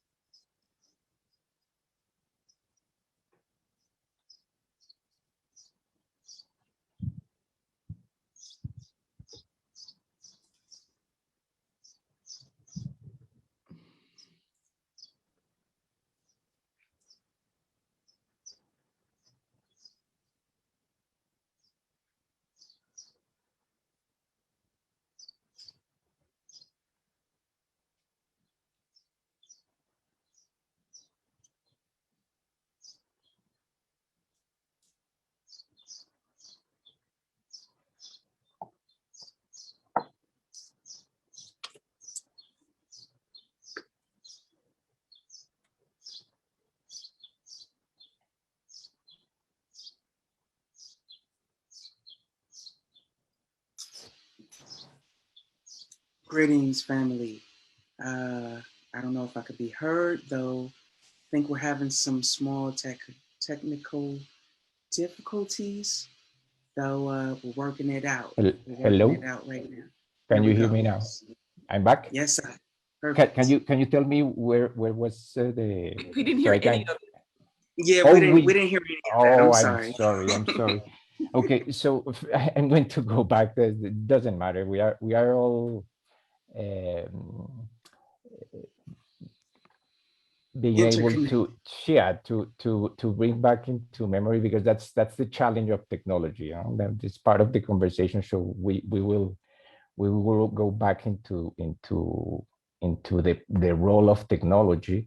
But what I was going back to what I was saying is that it's important to recognize that today we are entering the 52nd year of the celebration of Earth Day, and that the symbol that is behind me, it's called the Banner of Peace, and it was the first symbol used to protect the spiritual and cultural patrimony of the earth, of all humanity. And it was adopted by Dr. Jose Arguelles and his wife Lloydine back in the 80s as the shield to protect biospheric rights, and as the symbol of the 13 moon calendar change peace movement. So it was their initiative to adopt this symbol that was already used by 21 nations of the Americas on April 15, 1935 in Washington, D.C. as a treaty, as a peace initiative to protect that patrimony of all cultures and all indigenous peoples of humanity, including tools like the calendar, which we don't usually give the attention and the importance that it has. But it was, as I mentioned before, this papal bull of 1582 that put into motion the timeline that we are right now. We are in the year 2021 of the Christian calendar, and this is rooted in the doctrine of discovery too. And it was a tool to control the colonies and to collect taxes. The word calendar comes actually from the Latin calendar, which is accounting. Barbara was speaking about accountability.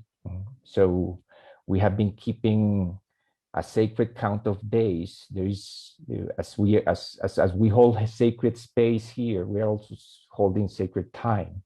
This reality is composed by this matrix of consciousness is composed by those two variables. Our consciousness is a function of our position in space and our position in time. And here we are synchronized in this live stream to address this consciously, to address it in a way that is not judgmental, but is just bringing awareness and coherence to all the people that have worked for this day and for this planet. There are many people that we could just spend the whole live stream honoring, because they have been bringing us this message for years, and now we are the generation carrying it. So within the Mayan tradition, the cycles of 20 years are very important and are part of what we recognize today as a generation. So all the mathematical system of the Maya, the way that they were, the tools that they left us to create this sacred time and to observe every day as a sacred opportunity to bring consciousness, imbue consciousness into the matrix of space. We are at a juncture that it's generational. There's a generational shift happening. Our DNA is shifting. We are in a mutation. Today we are at the center, precisely at the heart of the Tzolk'in, the sacred calendar of 260 days. And we are entering these 52 rounds or 52 years of celebration of Earth Day. So we are entering like a conclusion stage of 52 years, a calendar round, where everything goes back to the beginning. The same day on the sacred calendar, it's the same day on the Gregorian calendar. So we complete that cycle of evolution next year. Today is, like you were mentioning before, is the red crystal moon. That means that in 1 year, April 22nd is going to coincide with the white cosmic wizard, which is the 13th tone or the 13th day of the wave spell of the wind, which is communication. And we are going to close in 1 year, and I hope to see you all in 1 year, either on a live stream like this, or on the next layer of this evolutionary process, whatever it looks like, because we are shifting, we are mutating, our awareness is shifting every day. I think we are all feeling the accelerations of the time that we are living, and this merging of timelines. And what a beautiful opportunity is to bring back the memory of all these teachings of the ancestors today, to realize that we are holding that opportunity, that we are the ones that we are waiting for, and that we have been prepared for this transition, and to hold that vibration and to hold the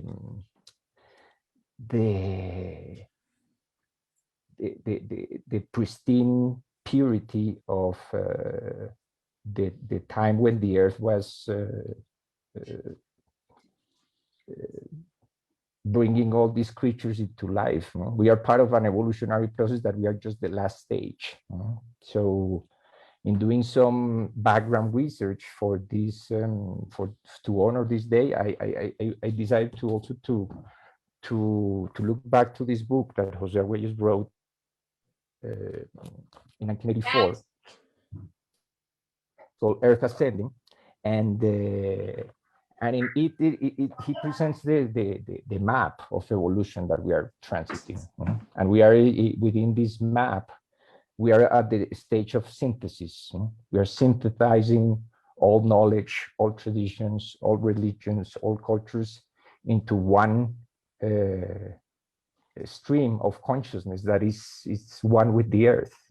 So the last stage of this evolutionary process that he's elucidating in this book is called the noosphere, which is the sphere of mind, which is when we, as this thinking layer of the earth, the human beings, the self-reflective consciousness, we are able to realize that we are one with this organism, and that all these fictions that we live by, like the calendar, like the time is, like the importance that we give to money and to material technology, are just a small point within that evolutionary path that the earth has traveled to come to this point in which we are supposed to bring this light and these connections of codes and traditions and streams of consciousness into oneness.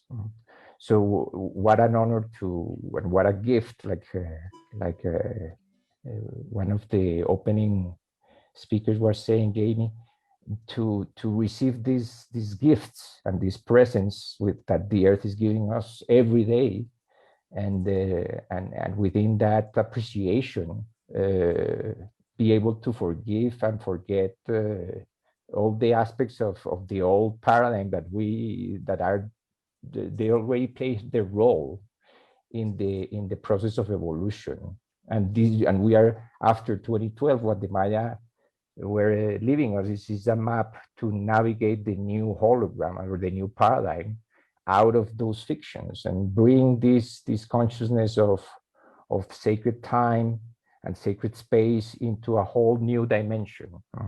So I honor this opportunity and be able to share space with Barbara, and who's launching this petition. I encourage everyone to go right now and sign and get the momentum going, because this is only one tip of the iceberg of all the timeless that are emerging right now. We have these evolutionary processes climaxing at this stage, that we are at the heart of the Solkin matrix. The Solkin matrix is the calendar of life. 260 days is the time of human gestation. This is the container for human life on Earth, and we are at the center, which is it's called the 33rd harmonic, or the mystic void, where change and evolution happens.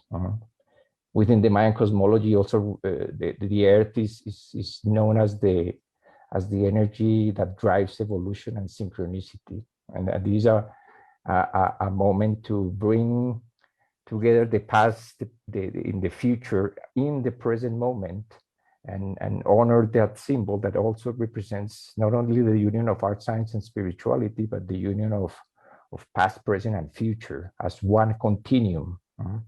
So it was so beautiful what Jamie shared also, that the indigenous people track the time backwards. They're going to the past. They want to learn from the ancestors again, because there is something called the ancient future past, which is our ancestor already came from the future to leave us this message. We just need to follow it and go anti-clockwise, against the clock, against the artificial means of measuring times, and enter into this zone of no time, of creation, of time is art, passing from the paradigm from time is money to a paradigm of time is art, and honor, like the vision of the initial vision of Jose Reyes, who was one of the minds behind the first Earth Day back in '69, when he created the Whole Earth Festival. When the vision was to create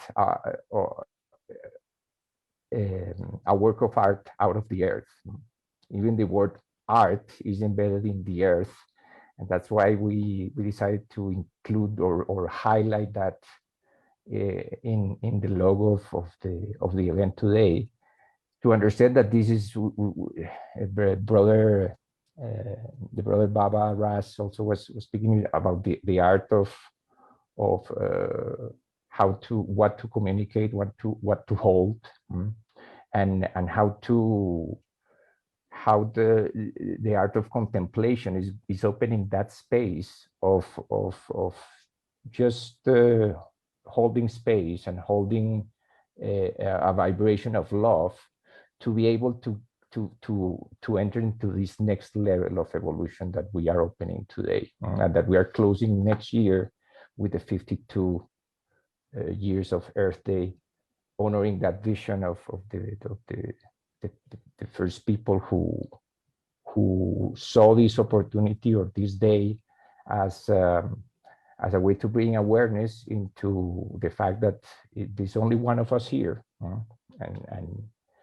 and the earth is and ourselves are just one mind, and we are that earth, and the Solkin, this matrix of 260 days that is today at the heart. We are today at the heart of that sacred matrix, as one of the guest speakers was Alicia was presenting. We are in that perfect intersection of space and time to bring this new paradigm into manifestation. This is also today I want to honor that is the 19th day of the planetary moon of manifestation. In the meditation with Marina Jacobi, we were multiplying all these codes by the power of 10, which is the power of this moon of manifestation.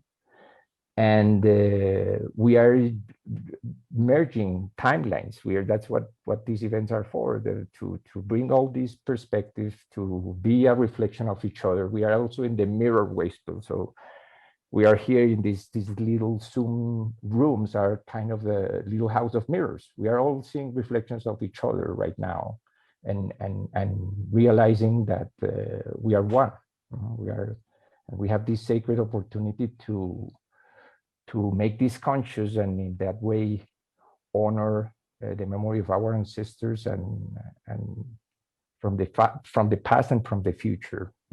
So thank you so much for the opportunity. I hope that we can elaborate a little bit more on some and go deeper into those ideas, but it's a beautiful moment. It's also part of the prophetic timeline of the Mayan prophecies. Today we are commemorating 502 years of the arrival of Hernan Cortés to the coast of Veracruz in Mexico on a Good Friday. It was Good Friday 1519 when he arrived, and here we are 502, a fractal of 52 because we don't count the zeros in numerology. Also bringing this awareness into the field, because it was this arrival of Hernan Cortés that was prophesied by the ancient prophet Quetzalcoatl of Mexico, who left this prophecy of there were going to be 9 periods of tribulation or 9 hells from the arrival of Cortés to 1987 with the harmonic convergence. And it was Jose Arguelles also, Loidin Arguelles, who brought this image or this vision of connecting with the earth on as a synchronized species, as a whole. It was the first synchronized peace meditation on earth, and was the closing of that prophecy. And here we are 33 years in the future. 33 is as I mentioned before, is the harmonic of the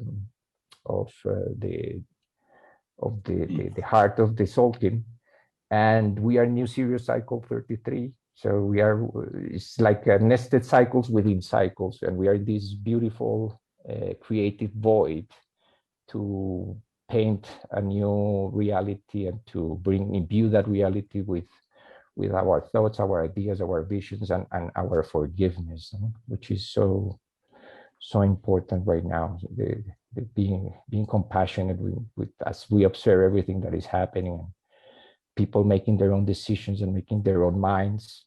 We forget that the calendar is a tool that has been served since that papal bull for controlling the minds and the taxes of people. It was not. It is not the Gregorian calendar is not a tool to measure time. Is a tool to collect taxes. So we are shifting our consciousness from a calendar to a synchronometer. No? We're using the 13-month synchronometer, which is we are starting to use new words to define our new reality. No? So even the word calendar, we eventually we are going to stop using it. We just need the right place in our hearts and our minds right now to be able to merge these ideas and give coherence and a logical step-by-step process to this healing that we are experiencing right now. There's a lot of chaos on Earth at the moment, and events like this are serving us to bring coherence and to create this field of coherence by surrounded by love and enfolded in compassion. And so thank you so much for allowing me to bring that part of the equation into the awareness and of all the people that are watching right now through this live stream. And I hope that this can open the conversations for many other people to question these tools that we use and that we put our attention and our energy and start to create from a different set of harmonic principles. The fact that we are using music and within this transmission is because that's part of harmony is creating using time as a song. We are evolving and evolution is like a beautiful song, and we are singing this verse today of healing and purification through the power of the moon within this mystic void of the harmonic 33. And 33 years from closing this period of tribulation. So we are just remembering how we did it. We are remembering how we made the shift from one paradigm to the next based on these higher principles of manifestation and of time tracking, so that our consciousness is really a reflection of the sacred order that the universe is offering us every day. We can hear the melody that is being playing, the evolutionary melody, and that we become the highest expression of our potential through our own DNA, no through the modification of DNA by artificial means or by entering artificial realities. Is how we can, like Mama Audrey said, we can go back to the earth and connect with the soil and walk barefoot and give thanks and give our prayers, and that's the field, that's the frequency. We are entering no time, using meditation as a tool to enter in that field of no time and create from there, from that quantum field, a new reality into being. Thank you. Thank you. Yeah. Well, I tell you what, for one, considering that next year is the 52nd Earth Day, I'm all about getting that apology and denouncement within this year. Let's make it happen. Yes, that's. I mean, that's goals, and it's a worthy goal for sure. One thing I was going to mention is how in the codes there's commanding, so this is what we're doing. It's not an asking, it's a commanding. And as we put it out there, as I said earlier, we will see, you know, effects. We will see the effect of, you know, this focus of energy and this effort, you know, as we take part, you know, in signing this petition and making that commitment. So by next Earth Day, we will see a shift. Inshallah. Inshallah. Well, I tell you what, people, this has been phenomenal. And I just want to thank all of you for your presence here. And, you know, in light of that, you know, we have more meetings like this to have with each other and counsel offline as well, and eventually in person. So just much love to Nana Karantama. Please send our love. Okay. Yes. I wanted to mention earlier in 2002, during the Beyond the Global Divide gathering, Nana Karantama blessed me with a name, Prempe. She bestowed that name on me then, knowing that that was the husband of Santua, yeah, if I'm not mistaken. And so that was an interesting gift. And it's one of those names, like not all spiritual names do we really speak, but in the company we have here in the sacred space, I just wanted to acknowledge that. And I give supreme thanks to Nana Karantama for her heart and her bridging of these worlds as she does and has done for so long. Yes. Opening us to a very sacred service. Very sacred service, very sacred. So thank you for being here, and also on her behalf as well, sharing the information about her literature and how people can actually benefit from her services. And for those that want to know more, certainly, if you want to mention the website again, for those that may have missed it. Yes, starspirit.com. Starspirit.com. And for those who would like the benefit of a spiritual tele-reading in the US, you would call 267-269-7411. Okay. We'll definitely be sharing that information going forward as well with our audiences out here over social media and the internet and all these things. And again, this is a continuum, and looking forward to developing our relationship more deeply and you know, having some impact together. Thank you. So we give thanks. Thank you so much. On this note, I'm gonna play another one of our packages here of voices from around the world. We have quite a few beautiful offerings yet to share today, and thank you everybody for your patience and kind of rolling with us, flowing in the time as it is. And Baba Ras D, you let me know your schedule, and we'll be sure to bring you up after this package if we need to. You let me know, because I see you on deck. You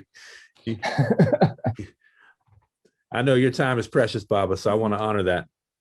I got you muted, though. Hold on. Go ahead and unmute there real quick.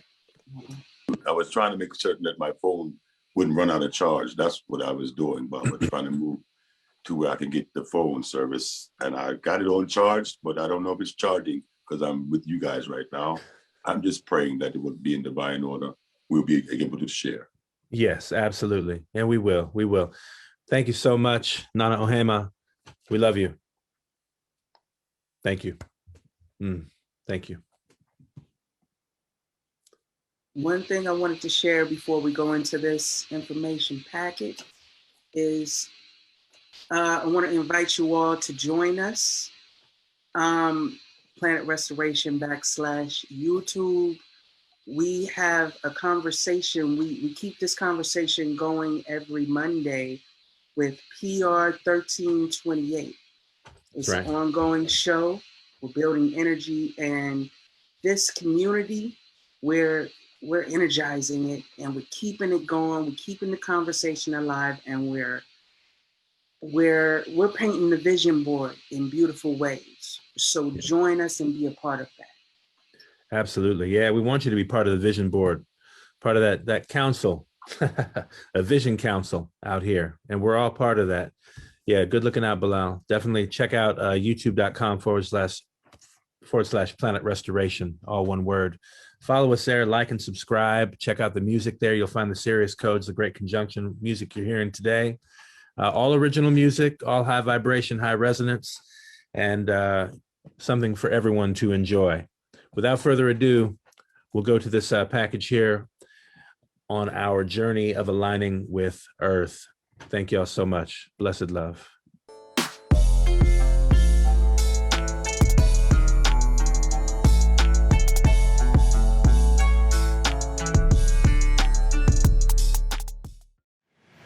For us as humans and for this planet, even just Turtle Island that we live on, there's a shift that we've made in the galaxy. And in the galaxy, this is what they talked about in the Mayan prophecy, the Egyptians and the Chinese. They all talked about the great shift. And that meant that we were going to make this 25,920-year journey around our Milky Way. We crossed the galactic center. And where we are as a solar system and all our system in the galaxy is that we're now at the beginning. We've crossed the center, and now we're at a point in the Milky Way that happened 26,000 years ago. We're at that beginning, that galactic center, that black hole in the Milky Way. We were in exact alignment with it. And in that 3-day period, from that black hole, a wave of energy was sent into our solar system. And in that wave of energy from that black hole, a black hole takes in light and gives off life. And so in that wave of life coming came more consciousness that we're needing at this time. What's happening with Turtle Island is the return of the dove. And the return of the dove is that we're now in an energy that has happened 2,160 years. And that's one cycle in the 12 cycles. 2,160 years is of the 12 zodiac cycle. So we're moving from Pisces into the age of Aquarius. We began that journey back in the 60s. Whatever happens above comes and affects us below. Like in the stars. In the stars. And what we're having is what the Egyptians called the DeWitt. And that's the raising of our inner light. Mm-hmm. That's raising of the DeWitt, the raising of the energy of the human. And in this part of our ancestors knowing this, raising the DeWitt, they knew that all of these stars and constellations were going to give us a new energy in order for the next stage of our evolution.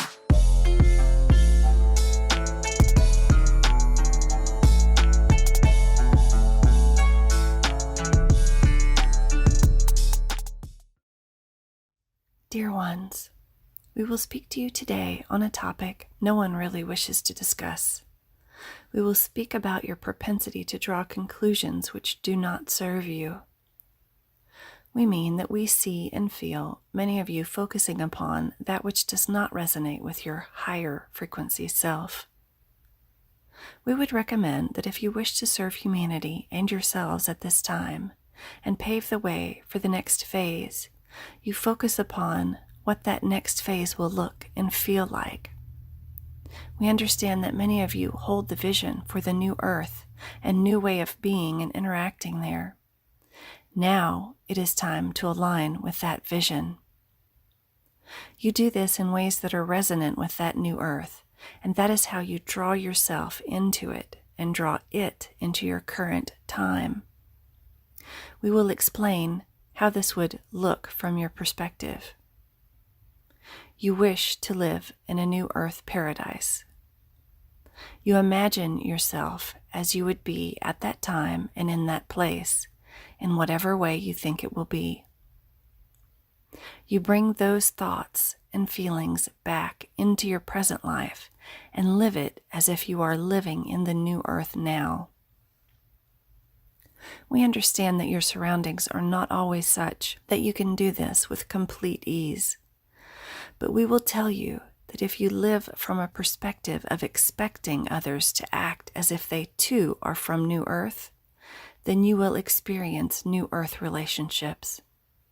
And if you live from a perspective of expecting your foods and plant matter to be as New Earth foods and plant matter would be, then you will experience New Earth foods and plant matter.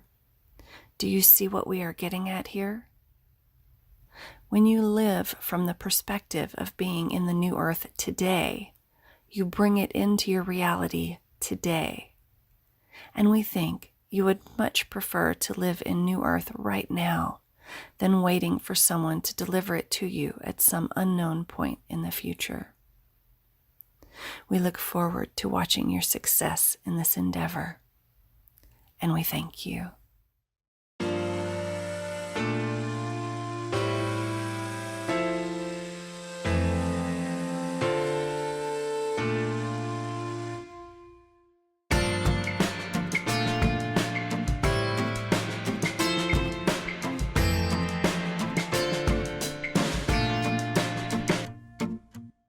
Hey everybody, Ron Zahavi here, Earth Day 2021. Such a pleasure to be with you, just to share some thoughts on aligning with Earth. And the way that we can most align with the Earth is to align with ourselves. Because we are, in physical form, emanations of the Earth, made of the same ingredients. And that's even true if you look at the letters of it, and you move the H from the end of Earth to the beginning, and you have heart. You don't have to add anything, just have to shift things around. It's the same ingredients, just different spaces, different quantities, which is true for the fruits and the vegetables and the plants. It's all the same elements. And so if we love ourselves and we align with ourselves and we generate from ourselves and we create art from ourselves, that connection to the earth and everything around us and all the elements will just be inherent. You know, we are manifestations of an infinite creator, not an infinite consumer. We are here to create. Every thought, every action, every intention is an act of creation, and creation is art. Every single one of us is an artist. Artist doesn't mean that we have to produce music or poetry or dance. It could be a perfectly labeled cabinet of spices. It could be a really meticulously put together spreadsheet. It could be a foam heart on the top of a latte. It could just be a really good hug. That's all art, everything we put out. And art in and of itself is regenerative. You create art and somebody else feels an emotion from it. And then that emotion stirs them to create and to intend and to give and to act from that space. So when we do that and connect to our artistry and to our heart and our heartistry, we in turn are connecting with everything around us and the earth. There's nobody, I've never met a single person deeply, truly connected to their heart that didn't love the earth, that wasn't kind to the earth. But we must start by being kind with ourselves and recognizing that ourself is just a microcosm of the macrocosm, and the earth around us is an extension of that. So remember that without art, the earth is just It's a big love to planet restoration, unify, and everybody connecting your hearts and your artistry to this shared intention of ushering in the beloved community and experiencing the heaven that is Earth right now.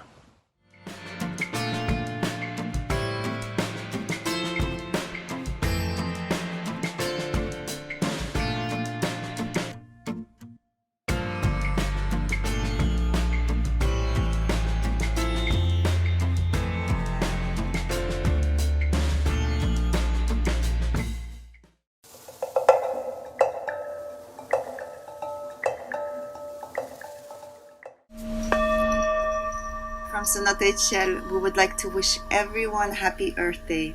And we are here, a living example of how it is possible to live in harmony with nature and in a tribe, in a family, and to cultivate eco-regenerative community lifestyle for the benefit of our health and our planet. Living in community means living in common unity. People from all races, colors, and creeds together, living as one. Under the same roof, we can eat and enjoy and cooperate, plant and harvest, without that desire for competition, but just cooperation. Cooperation between each other, cooperation with the earth. Only like that we can live a bit more harmoniously, as we're intended, as we're designed on this planet. Hi, I'm Dr. Michael Landy, and this is Cenote Shell. We believe that health is a function of life, and that in living a natural connected life, people will be healthy and thrive. And so everything about our lifestyle and our health practices is integrated. Healthy food, lots of dance and music and laughter, lots of time in the sun, following the rhythms of the earth, because this is how we were made to be, how we were made to thrive, and how we're made to enjoy our life. So our permaculture garden is now about to start a second cycle, which means we already had first harvesting of first 6 months. And this was our first period where we could learn actually what this climate and all these conditions needs to grow really enough quantity of vegetables and food for our community. And right now we are really excited to start the second cycle. So now it's the season of planting, of having nursery full of little tiny babies, and seeing how we can combine the plants according to permaculture principles, so they nourish each other and they live in harmony like us in the community. En esta comunidad, la comunidad de Ixchel, tenemos la oportunidad de crear un mundo distinto. Tenemos la oportunidad de demostrar al mundo e inspirar de que otro mundo es posible. Aquí estamos construyendo una comunidad en donde respetamos a la madre tierra, en donde tenemos energías alternativas, paneles solares, calentadores solares, en donde todo el agua de la comunidad se está tratando a través de biodigestores, a través de biofiltros, a través de humedales, en donde se utiliza baños secos. Tenemos bioconstrucción, tenemos materiales naturales, materiales que vienen de esta zona, y bueno, lo que estamos tratando de crear es una comunidad que esté en armonía con la tierra, una comunidad que pueda demostrar que el ser humano puede sobrevivir en este planeta sin dañar a nuestra madre tierra.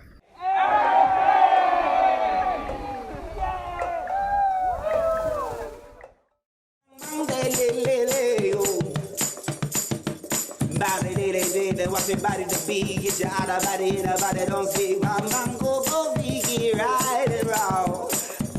This is for the soul, this is for the ones out of control, this is for the ones getting jobs from the lab. Oh, mama, come down, now, let it roll. Protect your genes, protect your dream, protect all that it means. Hold on, now, really go. Hold them now, this is for the soul, this is for the ones who have lost control. Now go. He like a DJ that they good. He like a butterfly getting high. Hold on, mama, now, you know why. Hold on, now, you feel it go. Floating down the river now, floating down the river now, floating down the river now. Over why? Hold on, mama, come, feel it go. Make it dance all night. Knock down a meltdown, kneel down. Hold on, now, this reveal now. All right. How about that for you, Ruben? A little blast from the past or your future, perhaps? Brother Sunru. Sunru. Oh, yeah. And Cenote Shell, eh? Yes. Yeah. Community. Sending my love to everyone at the Cenote. We'll be back soon to Mexico, hopefully. Exactly. Yes. God willing. That's blessed. Indeed. So I tell you what, we're just going to keep it moving, y'all. And I'm going to go ahead and just play the next package, if that's good. And Bilal, maybe you want to talk to E and Taj and bring them up. Okay. And we'll do that. And Baba, if you need to go and come back, I understand. So I don't want to. I kind of want to wait until we play the Oduno piece just to connect the dots. But you let me know. We're super flexible. We're here to serve, man. Okay, I can't hear you, Baba. Sorry about that. Sorry. How long before the Oduno? Before Baba Oduno? He's coming up in the final hour, so we got that's cool. And we got a little bit late start, so yeah, it's gonna be okay. It's in divine time, King. I'll link up when as the eye says. I may be in and out. Okay. Go meditate and come forward and maybe. Yes, sir. Yeah. Yes, sir. Blessed. And we have a special video actually from Vaughn Benjamin. Actually, a beautiful song, "Spirit of Love," that was just released just earlier this month. So very special as well. So we're gonna play that livocation at the beginning of the last hour. Well, Vaughn is here to help us out with the storm. So exactly, that's why we call upon him. It was a real blessing to be able to share that material. So we have that coming up as well. All right, thank you. Awesome job, man. Stay up. We're looking forward to it. All right, love and light. All right, thank you out there, the listening audience. Thank you for hanging in with us. You are tuning into Align with Earth, brought to you by Planet Restoration, our media partner Unify, our environmental activist partner in earthday.org. It's important to check out what they're up to and what they're advocating out here as well. So we appreciate love being here with you. And like Bilal mentioned, tune in with us on Mondays for PR 1328 at 3 p.m. on the West Coast, 6 p.m. on the East Coast. You can find more information about that at our Facebook page, facebook.com/Planet Restoration. Follow us on IG, Instagram.com/Planet_Restoration. And let me mute that real quick. And then also check us out on our YouTube channel, youtube.com/Planet Restoration. All right, y'all, giving thanks. Let's pull this up. We got a great hip hop video, something for the kids, for the children, little dance. Let me find this here. Oh yeah, so many buttons, so many things to do. Can't seem to get them all straight. Yes, sir. You're doing great, bro. I appreciate the support, brother, for sure. Yes, Commander. It's bananas.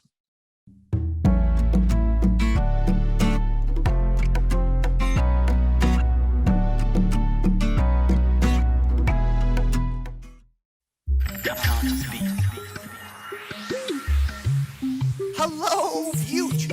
I don't know about you, but I live on Earth, so every day is Earth Day. Pick it up, put it back, switch it up, swap it out, pick it up, put it back, switch it up, swap it out, pick it up, put it back, switch it up, swap it out, pick it up, put it back, switch it up, swap it out, pick it up, put it back, switch it up, swap it out, pick it up, put it back, switch it up, swap it out, pick it up, put it back, switch it up, swap it out, pick it up, put it back, switch it up, swap it out, pick it up, put it back, switch it up, swap it out, pick it up, put it back, switch it up, swap it out. Yeah, look, we made a mess. Time to pick things up, bad habits. Time to switch things up, it's so tragic. While we still drinking water bottles made of plastic, the least that you can do is get you a refillable. The plastic ends up in the ocean killing animals. The trash on the land is not biodegradable. Better habits start at home, my dude. How you gon' clean up the earth if you don't clean your room? So pick it up, put it back, switch it up, swap it out, pick it up, put it back, switch it up, swap it out, pick it up, put it back, switch it up, swap it out, pick it up, put it back, switch it up, swap it out. Yeah, do you know where your trash goes? To a landfill, but we feel those. Zero waste is the new goal. It's not enough if we just recycle. Refuse if you don't need it. I don't need that. Reuse, use it again, then. If it breaks, try to repair it. You can fix that. When you finish, then you can share it. Re-gift it. Donate those old toys, shoes, and sweaters. One person's trash is somebody else's treasure. It's time to declutter. Hold up, wait, don't throw it away. Pass it on to another. Pick it up, put it back, switch it up, swap it out, pick it up, put it back, switch it up, swap it out, pick it up, put it back, switch it up, swap it out, pick it up, put it back, switch it up, swap it out. I wish that I could wake up to a world with no pollution, but let's be realistic and talk about solutions. Here's a couple tips we can switch for improvement. If everyone commits, we reduce the carbon footprint. Turn the running water off when you don't need it. Turn the lights off in the room when you leave Hey, try to carpool or use public transportation. Turn the screen off, go outside, enjoy nature. Compost food scraps to fight the climate change. And shop at farmers markets and support the local flavor. Plant a little garden, something small, nothing major. And when you see some trash on the pavement, pick it up, pick it up, put it back, put it back, switch it up, switch it up, swap it out, swap it out, pick it up, put it back, switch it up, switch it up, swap it out, pick it up, put it back, switch it up, swap it out, put it back, switch it up, swap it out.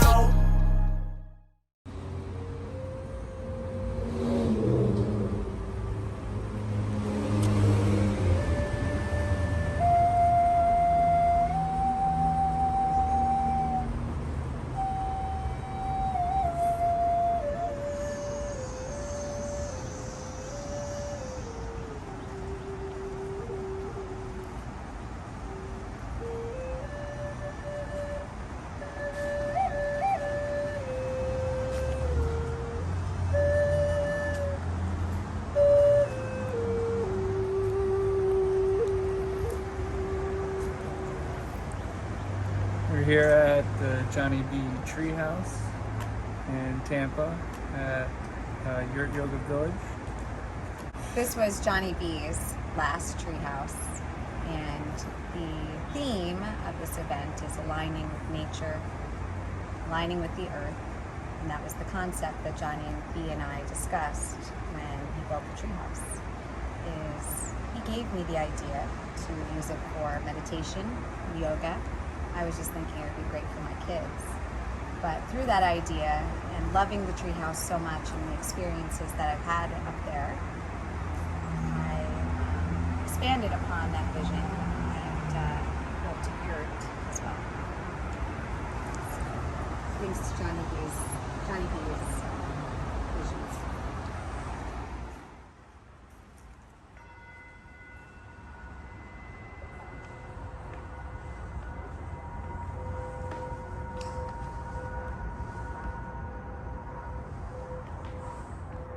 After our Align with Nature ceremony and dedication to Johnny B, we'll come down to the Yurt Yoga and have a sound bath by Gabriella.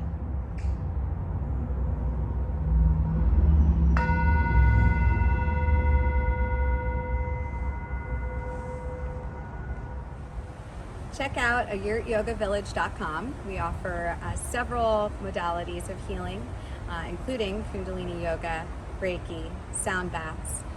We'd love to have you here. If you'd like to host your own event, we offer conscious women's groups, conscious men's group, and also if you're a yoga teacher or you have a modality, please contact me if you'd like to host your event here. We also offer retreats, so if you don't live in Tampa, no worries, just give us a call and we'll see if we can customize a retreat for you and your guests. Align with nature, align with the earth. Happy Earth Day!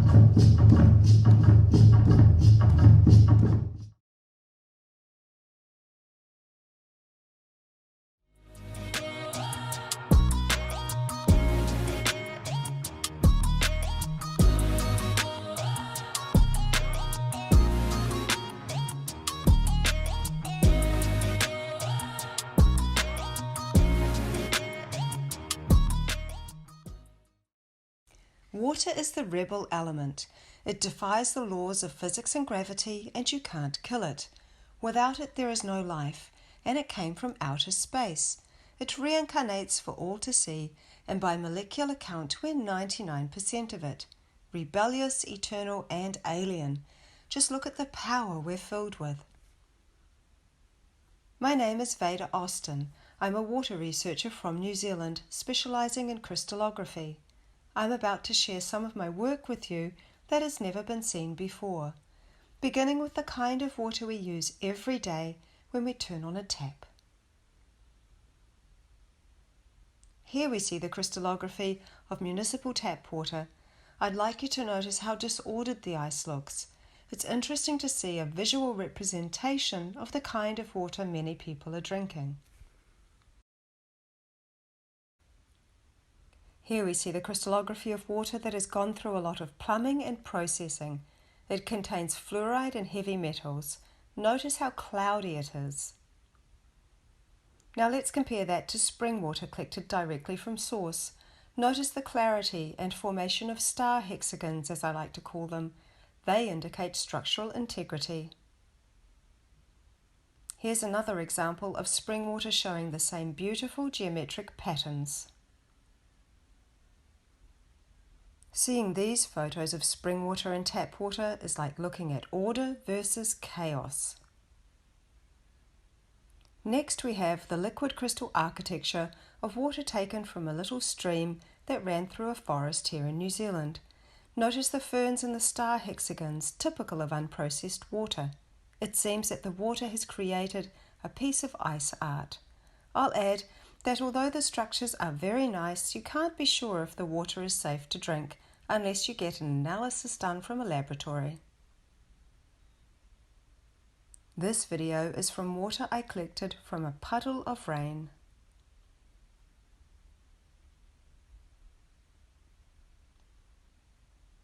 New science tells us that when we drink water, our body converts it into H3O2, which means it has an extra hydrogen and oxygen atom. It's also known as fourth phase water because it's more of a gel. It fuels our cells and acts as a negatively charged battery that is essentially run on light. Dr. Gerald Pollack talks about this in depth if you feel inspired to watch his TED Talk. Saliva is a good example of a viscous bodily fluid that's 99% water. It behaves very differently to the kind of water we're familiar with. This is a video I took of melting saliva. When you spit, you'll notice it's mainly bubbles. See how the bubbles hold their shape even when they move around the dish. Saliva has been used for many years as a way to test for fertility. If a woman is ovulating, the saliva will show ferning like you see in this picture. This is a great example of the hidden structural information in water. Blood is 90% water, and it all looks very similar in test tubes, just as water looks very similar in bottles. But we know that blood samples can vary greatly, and my research suggests that it's no different with water. As we progress on, let's look at what a microwave does to water. The water post-electromagnetic radiation looks almost brain dead. Imagine what it's doing to your cup of tea. Here we see the crystallography of water that has had little to no human intervention. As soon as water starts going through piping, its structural integrity is compromised. This slide shows the crystallography of tap water and water with various levels of EMF exposure. The first 4G sample originally had the structure of spring water. This is how it looked after sitting next to a cell tower for 15 minutes. The same test was done for the second 4G image, except it was sitting there for half an hour. By volume, we're approximately 70% water, and by molecular count, we're 99% of it. It makes me wonder how our world of technology might be affecting us. I think getting out in nature is very healing for the body, which leads me to some studies I've done on the impact healing energy has on the structures of tap water. I asked 60 people from around the world to send love to the water sample on the left. The result can be seen on the right. Here, Reiki energy was given to the sample on the left. The result is on the right. And lastly, a prayer was said to the water sample on the left. The result is on the right. Just as we can heal with kindness and appreciation, so can water. So now that you've become familiar with various water structures and have been introduced to the idea that water can be influenced, you can appreciate just how extraordinary these upcoming images really are. But first, let's watch a video of water responding to the thought of a sailboat.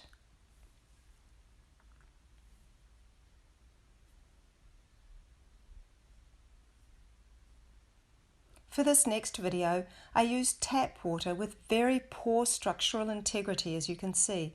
But even so, you may notice that a leaf shape is forming amidst the rest of the chaotic ice in response to the influence of autumn leaves.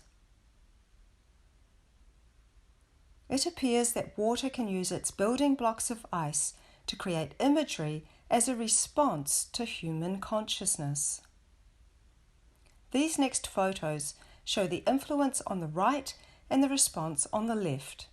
What we're seeing is water defying its natural formations to create something extraordinary. Sometimes fact is stranger than fiction, and when it comes to water, it seems that there is no end to what it can teach us. Perhaps the ancients and the indigenous people were right all along. Perhaps water really is a living entity.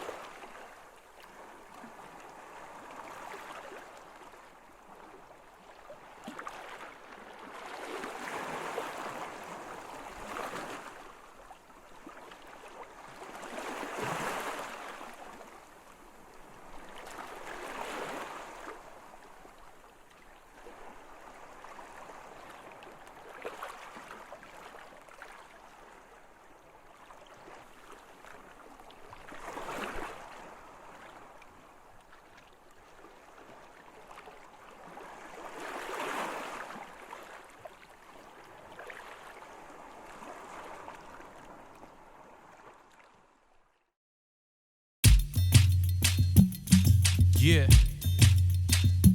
La la la love like water. Yeah. La la la love like water. La la la love like water. La la la love like water.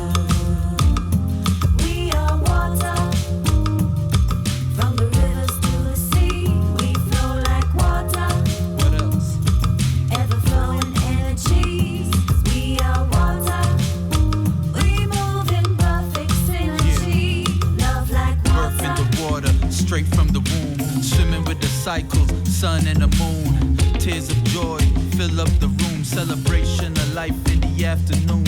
Inhale the air, give thanks for living. Every day know that there's a reason for breathing. Don't waste time, it's your season. Just like the water, ever flowing. Yeah, bringing life to the surface. Don't you see how beautiful this earth is? Yamaya, Orisha, the goddess. I love nature, I'm just being honest. In the jungle or the rainforest, one with the most high, I'll pay homage. The springs, the oceans, the rivers and the lakes all bring spiritual healing. love like water. La la la love like water. We are water. From the rivers to the sea, we flow like water. Ever flowing energies, we are water. We move in perfect synergy. Love like water. Love like water.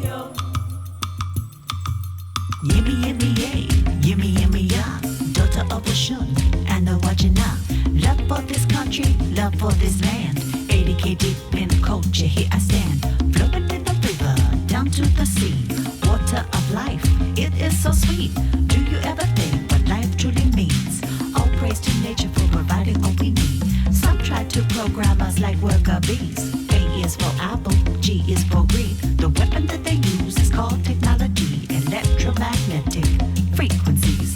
Nothing's ever new under the sun. We remember exactly how we begun. Water is alive, it moves through you and me. We're here to protect the sacred, keep it flowing and free. La la la love like water. La la la love like water. La la la love like water. La la la love like water. We are water. From the rivers to the sea, we flow like water. Ever flowing energy, we are water. We move in perfect synergy. Love like water. Love like water. We are water. We move on the rivers to the sea. We flow like water. Ever flowing energy. We are water. We move in perfect synergy. Love like water. Yeah. Love like water. Yeah.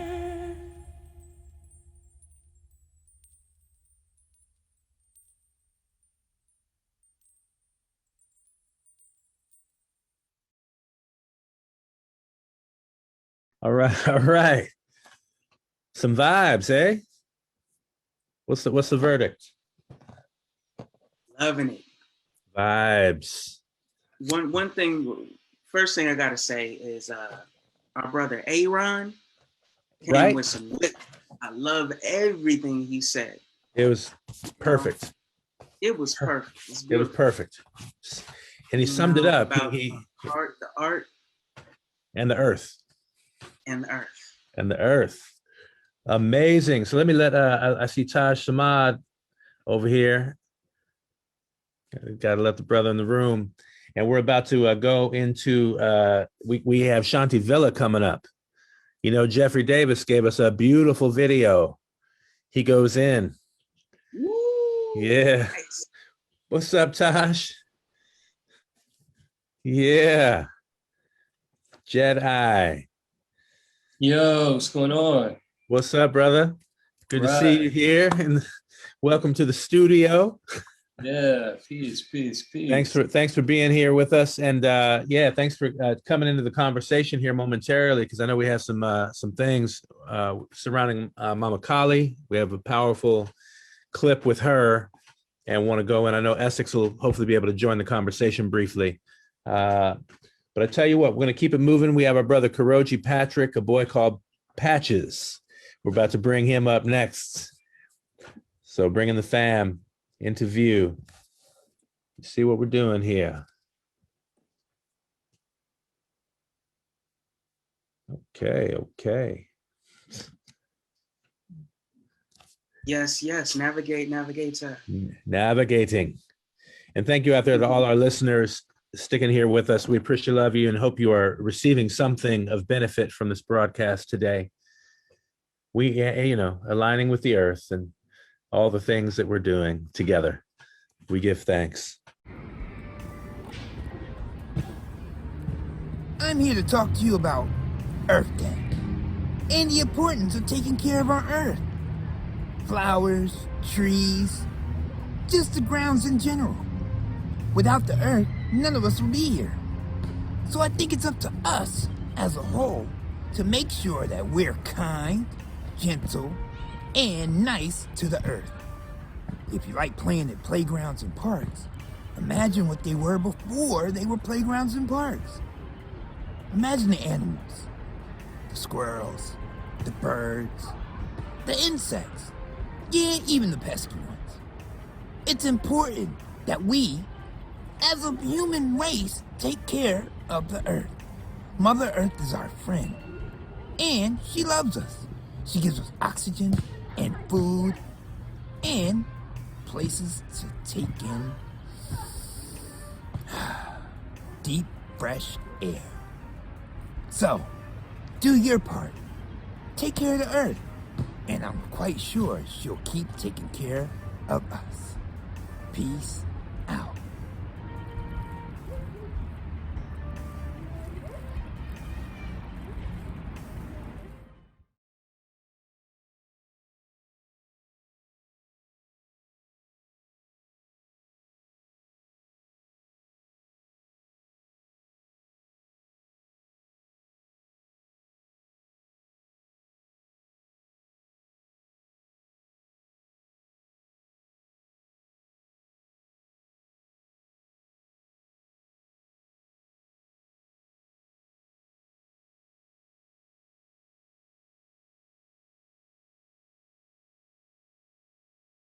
Greetings, everybody. My name is Jeffrey Davis. I am a representative of Shanti Villa here in Alabama, and I'm happy to be a part of the Align with the Planet Earth event.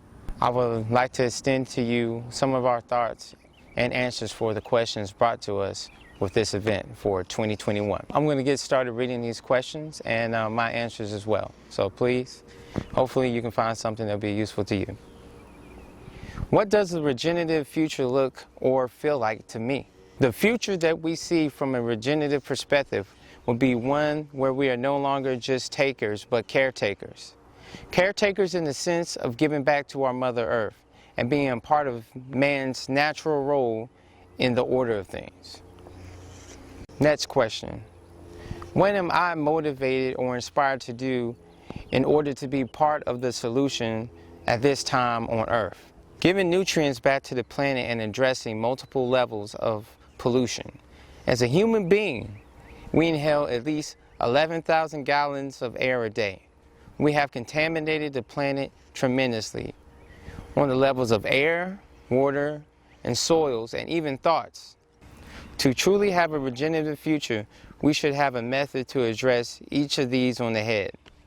For us at Shanti Villa, the method is called Agnihotra, or homotherapy. Agnihotra is a healing fire from the ancient science of Ayurveda. It is the process of purifying the atmosphere through a specifically prepared fire performed at the time of sunrise and sunset. Anyone in any walk of life can do Agnihotra and heal the atmosphere in his or own home. Agnihotra heals the planet in various ways.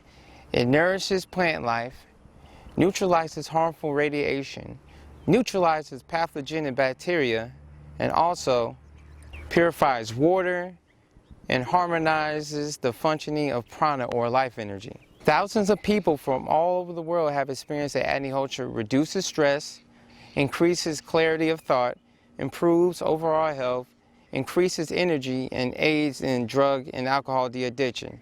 What actions do I take to manifest more harmony? By sharing the knowledge with my fellow man about homotherapy and practicing homotherapy and being an active part of the circadian rhythm of nature, I am stepping into my role as a universal being and a caretaker of this planet. I think it's very important for today's society, considering COVID and all the things like that that's just in our air and natural things that become more toxic over time with pollution and things of that nature. It's very important for us as human beings to step up and become a caretaker. So this is what we're doing at Shanti Villa. If you're not familiar with Shanti Villa is a green eco center located in Tuskegee, Alabama, instituted by Sri Charles, which is my father, and it's a family affair for us. We always care for the planet. And I am very thankful for the opportunity to share these words with you, and hopefully you can find some peace in what was shared today. So in closing, thank you for this opportunity, and Om Tat.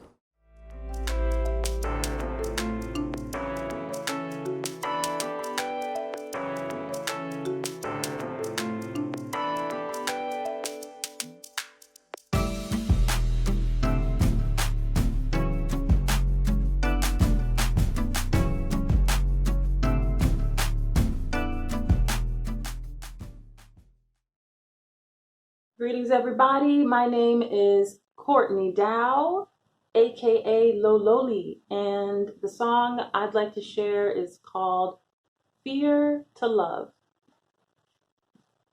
This is an original.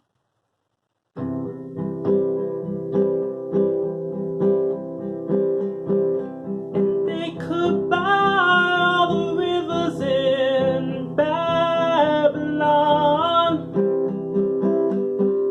but never purchase one of your tears. Under the weight of the people you carry on your shoulders, you disappear. But what if I told you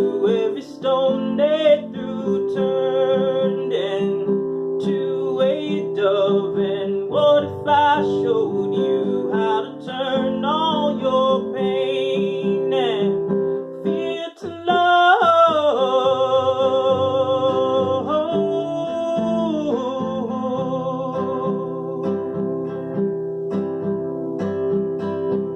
when all the feelings that you have been burying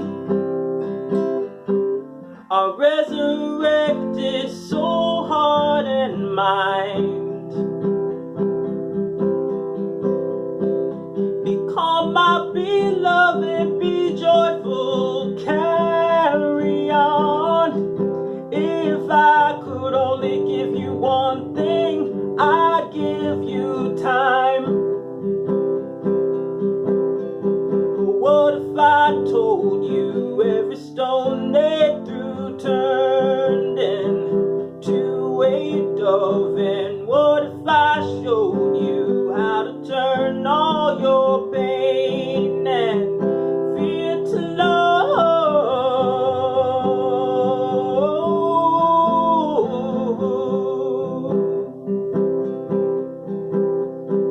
What if I told you every stone they threw turned into a dove? And what if I showed you how to turn all your pain and fear to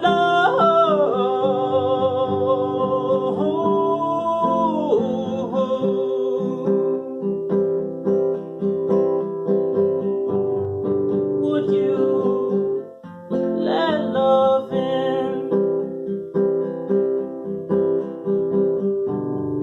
Would you let love win?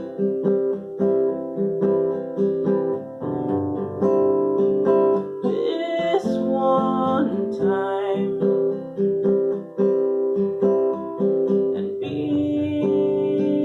just fine.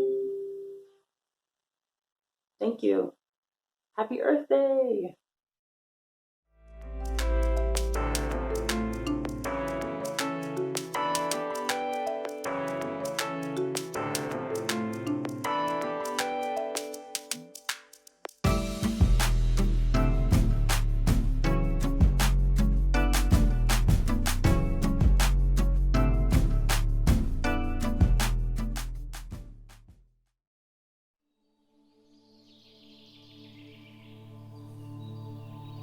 When we're out in nature, we realize that nature has a vibration to it.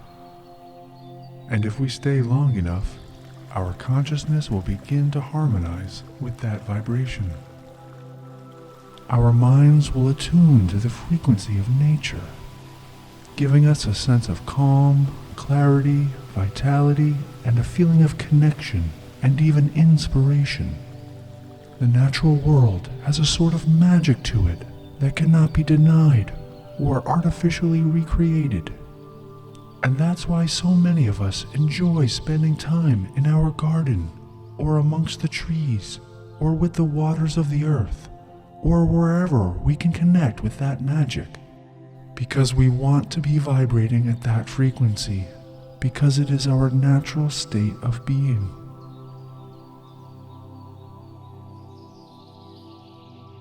Now contrast that to the vibration we feel in the man-made world.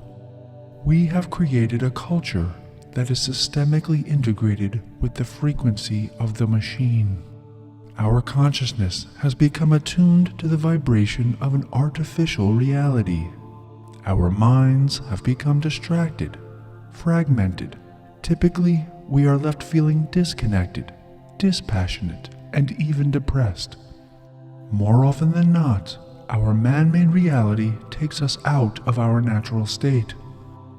And there's an artificial aspect of our culture that is more influential and even detrimental than many of us realize. The world's standard calendar, the instrument which organizes our entire global society, is not natural, but is a man-made invention. It is not composed of natural cycles, and it is not intended to connect us with the vibration of nature's magic. When you use your calendar, How does it make you feel? Do you ever get the feeling that there is not enough time? That no matter what you do, you simply will never have enough time to do all the things you would like to do? Does your relationship to time often create a sense of anxiety, pressure, stress? Do you ever feel bound to the ceaseless artificial rhythm of the clock and the calendar, almost as if time itself were the enemy? Or more simply, do our modern constructs of time offer you a vibration that is in harmony with your natural state? Now contrast that with a calendar that is based in natural cycles, one that is in harmony with the frequency of nature. The galactic calendar is an embodiment of the living intelligence of the universe. Its cycles reflect the exquisite mathematical harmony of nature's creative ordering dynamic. It will attune your consciousness with the rhythms of natural time. The galactic calendar offers you an entirely new way to relate to time. Imagine yourself feeling more at peace in the present moment. Having a relationship to time where you feel that everything is unfolding in perfect order. Imagine using a calendar that gives you a truly cosmic perspective, offering you a more profound connection to your inner and outer world. Imagine experiencing time as the medium for the creative experience known as your life.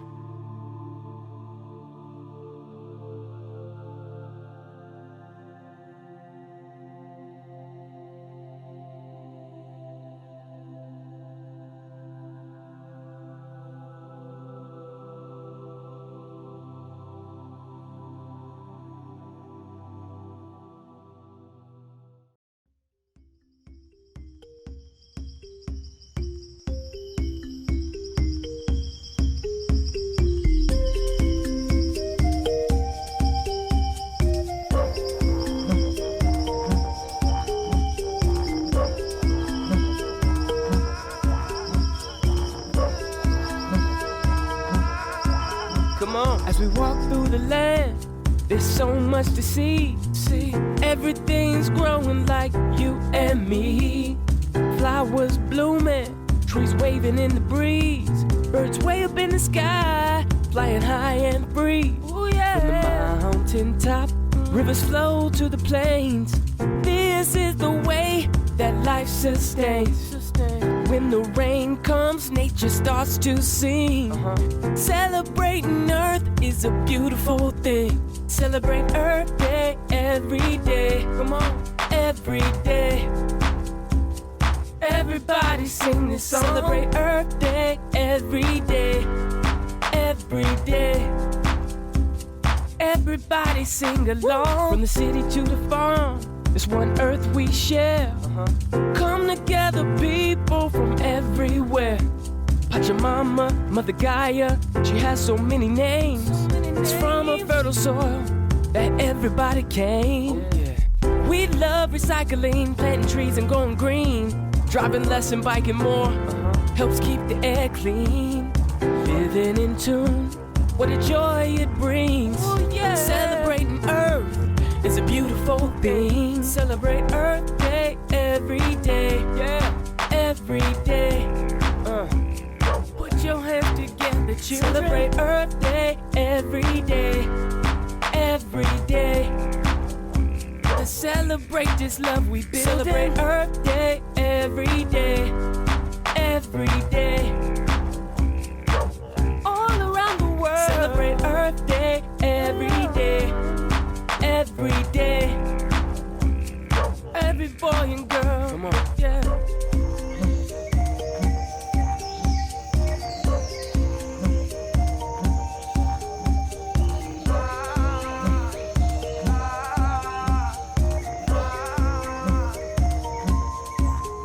Celebrate Earth Day every day. Every day. Everybody sing this song. Celebrate Earth Day every day. Every day. Woo. Find your part within life's song. Yeah. yeah.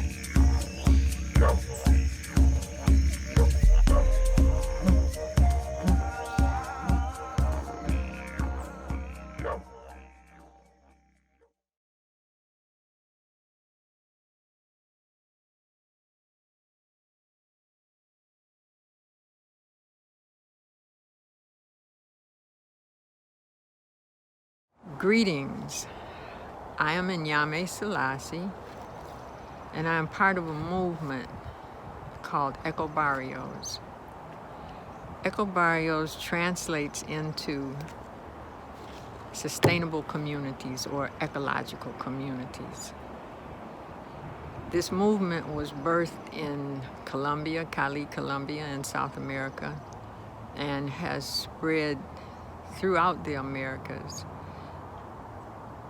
And right now it's in the United States. I came back from Mexico with the concept in 2011. So the reality of Eco Barrios is a holistic system. It's not just to agriculturally be sustainable and responsible or not to use fossil fuels, or it takes the whole community and every being in the community into consideration. Because if we're not going to be sustainable as human beings, we will not be able to maintain a community. We will not be able to raise the level of awareness on the planet and in our communities to be able to have a relationship with life, with each other, and with nature. And Eco Barrios is a nature-based sustainability.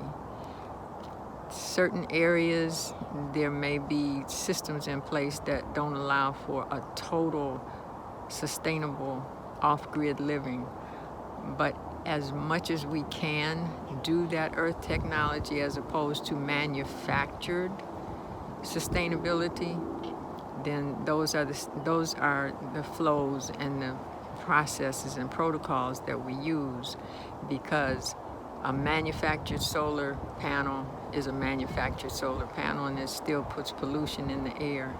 And if a solar panel costs $9,000 and everybody can't afford one, that again is not sustainable. So we have to come to the awareness, or remember, reconnect with nature, and know that we are a part of nature and nature is a part of us. And when we become connected again, she provides everything that we need to be sustainable. And it may shift in some areas that we have become accustomed to as comfort and convenience, but at that comfort and convenience, we have done a lot of destruction. We have plundered resources, and we have been very disrespectful to the planet that we live on. She is whole, she is alive, and we need to respect that as we would like to be respected as whole and alive human beings. In order for us to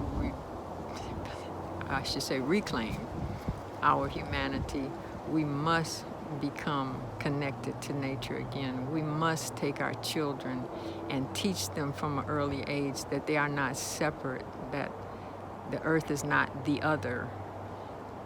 The cycles of nature are natural, and they come with day and light. Night and day.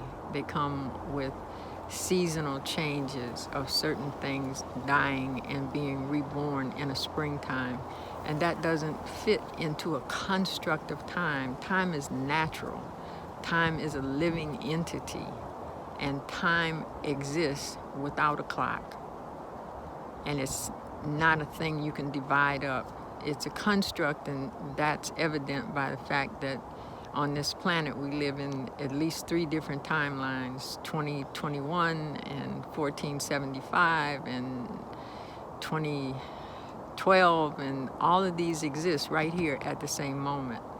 So that is a construct of man, that is not a product of nature.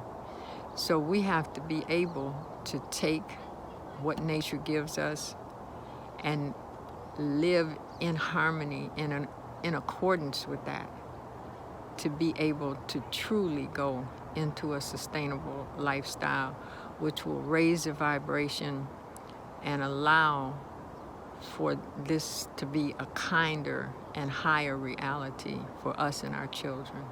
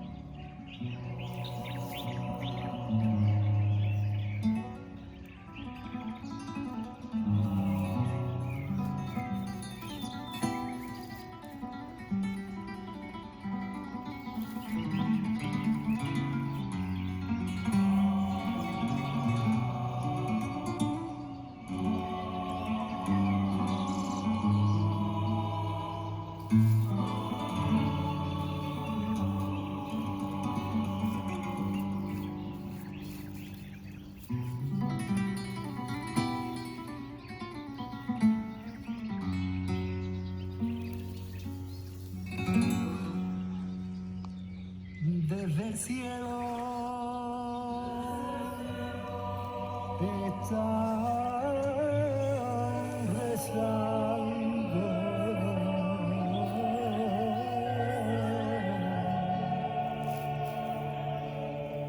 ya sin brillo.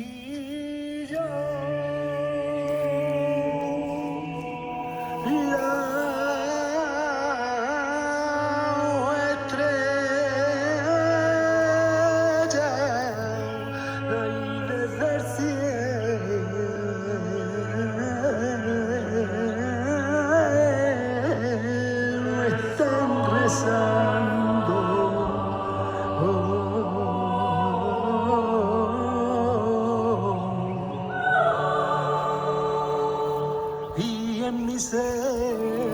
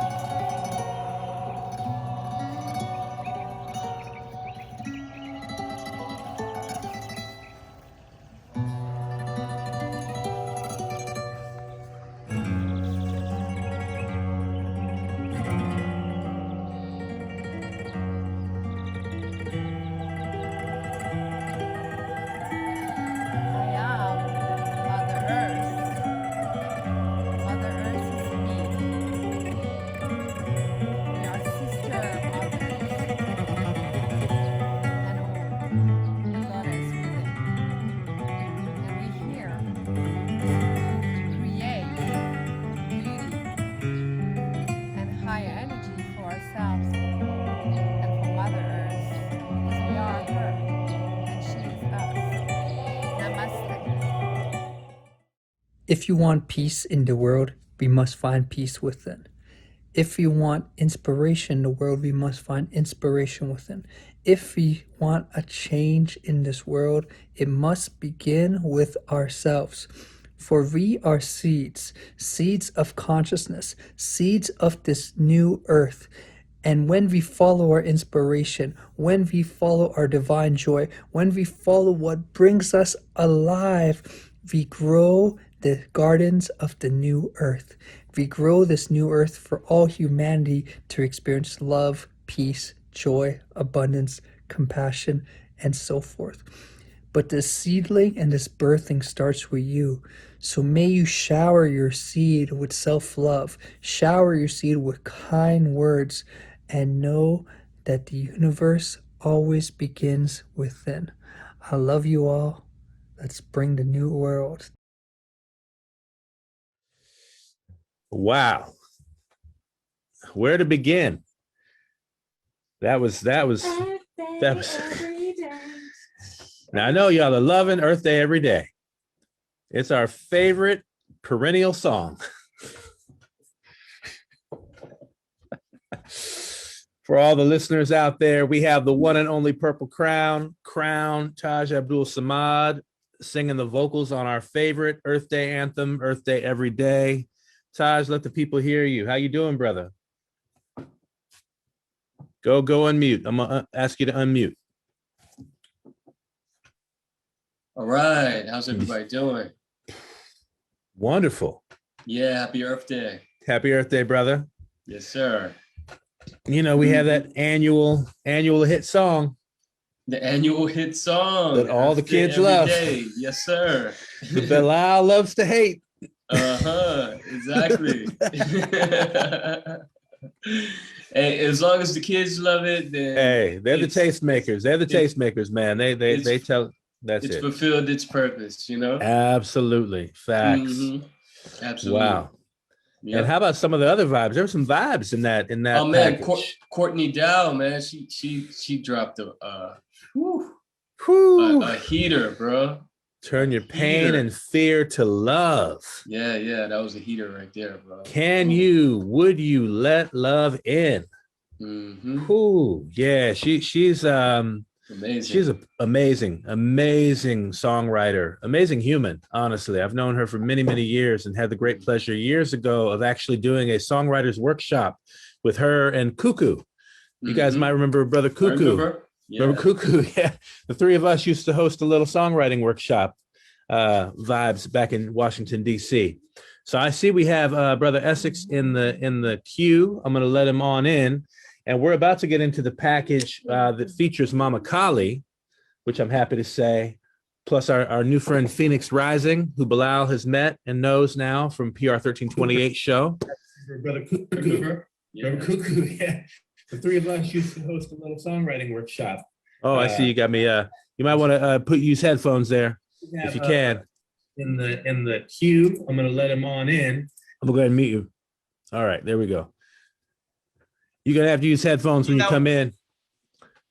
One thing I wanted to mention real quick is Taj is my elder brother, powerful musician, a powerful person in general. And he shares great wisdom and things on his Instagram as well. Though I wanted to mention that Makua, Taj, and I are the three founders of Planet Restoration. Only through the help and the grace, by the blessing of the mother, Mama Audrey. Facts. Bringing together a sacred retreat, and that's where we met up, and that's where this vision was born. So I have to hail up Mama Audrey as the mother of Planet Restoration. And I have to hail up my brothers as, sections of the pyramid, as we hold it up and sustain, through to manifestation and flowering. Ashe. Yeah, give thanks for acknowledging that, Bilal. That was 2005. when we got Wow. that instruction. So 2005, y'all, can you believe it?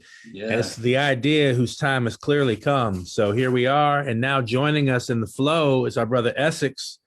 Obviously, he's been on that path a long, long time together with y'all. You know what I'm saying? I've been in the proximity with you all as well, and just so grateful to have your presence here, Essex, because we know you're the continuity of a very, very important legacy work. And so we would be certainly remiss. We won't be remiss because we won't ever forget to acknowledge that. So, you know, the fact is we give thanks for the presence and the power that transcends name and form, but Dr. Kweku Ando, Anthony Kweku Ando. So really and truly thank you for all you're doing. Fleekofnature.com, FLEEK of nature.com, where you can get your custom ordered house plants of all varieties. Learn yourself something. Secret life of plants. Oh boy, Makua. I tell you, you really know how to bring it in. We give thanks. We give thanks, true indeed, for the ancestors whose shoulders we stand mightily upon. Our dear, dear Dr. Ando, who means so much to many of us all around the world. You just don't, you wouldn't believe, you wouldn't even begin to know how many lives that humble man has touched. And so I've come just to raise his name up, to give a little chat on him.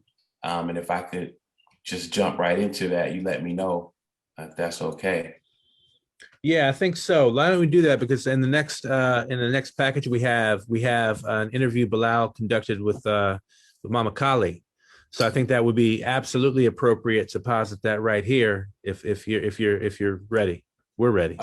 Most definitely, most definitely. So just to start off, you know, Dr. Ando was born July 6th, 1943 in Kumasi, Ghana, West Africa. And that is located in the Ashanti region of Ghana.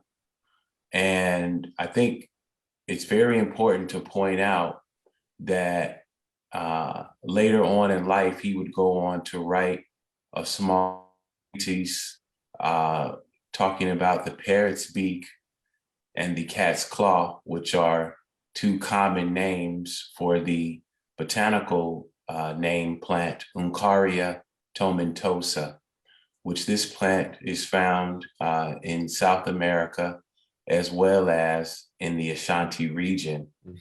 And what Ando was able to do through his studies was to show a link between the Ashanti in West Africa and the Ashanika native peoples of South America in the Peru area, what's today known as Peru. And through that link, you begin to see a greater picture and an understanding for the Olmecs and how they came to be. He was able to do this simply by understanding that plants, like people, have an origin. And when you find a plant whose origin is somewhere else in a totally different location, then you begin to wonder, how did that get there?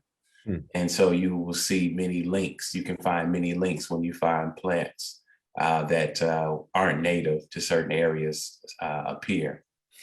And so just to sort of go back and kind of talk more about his early life, Ando comes from a long line. Ando came from a long line of herbalists, and that's, as I affectionately call him, Ando, that's Dr. Anthony Kweku Ando in the fullness of namesake.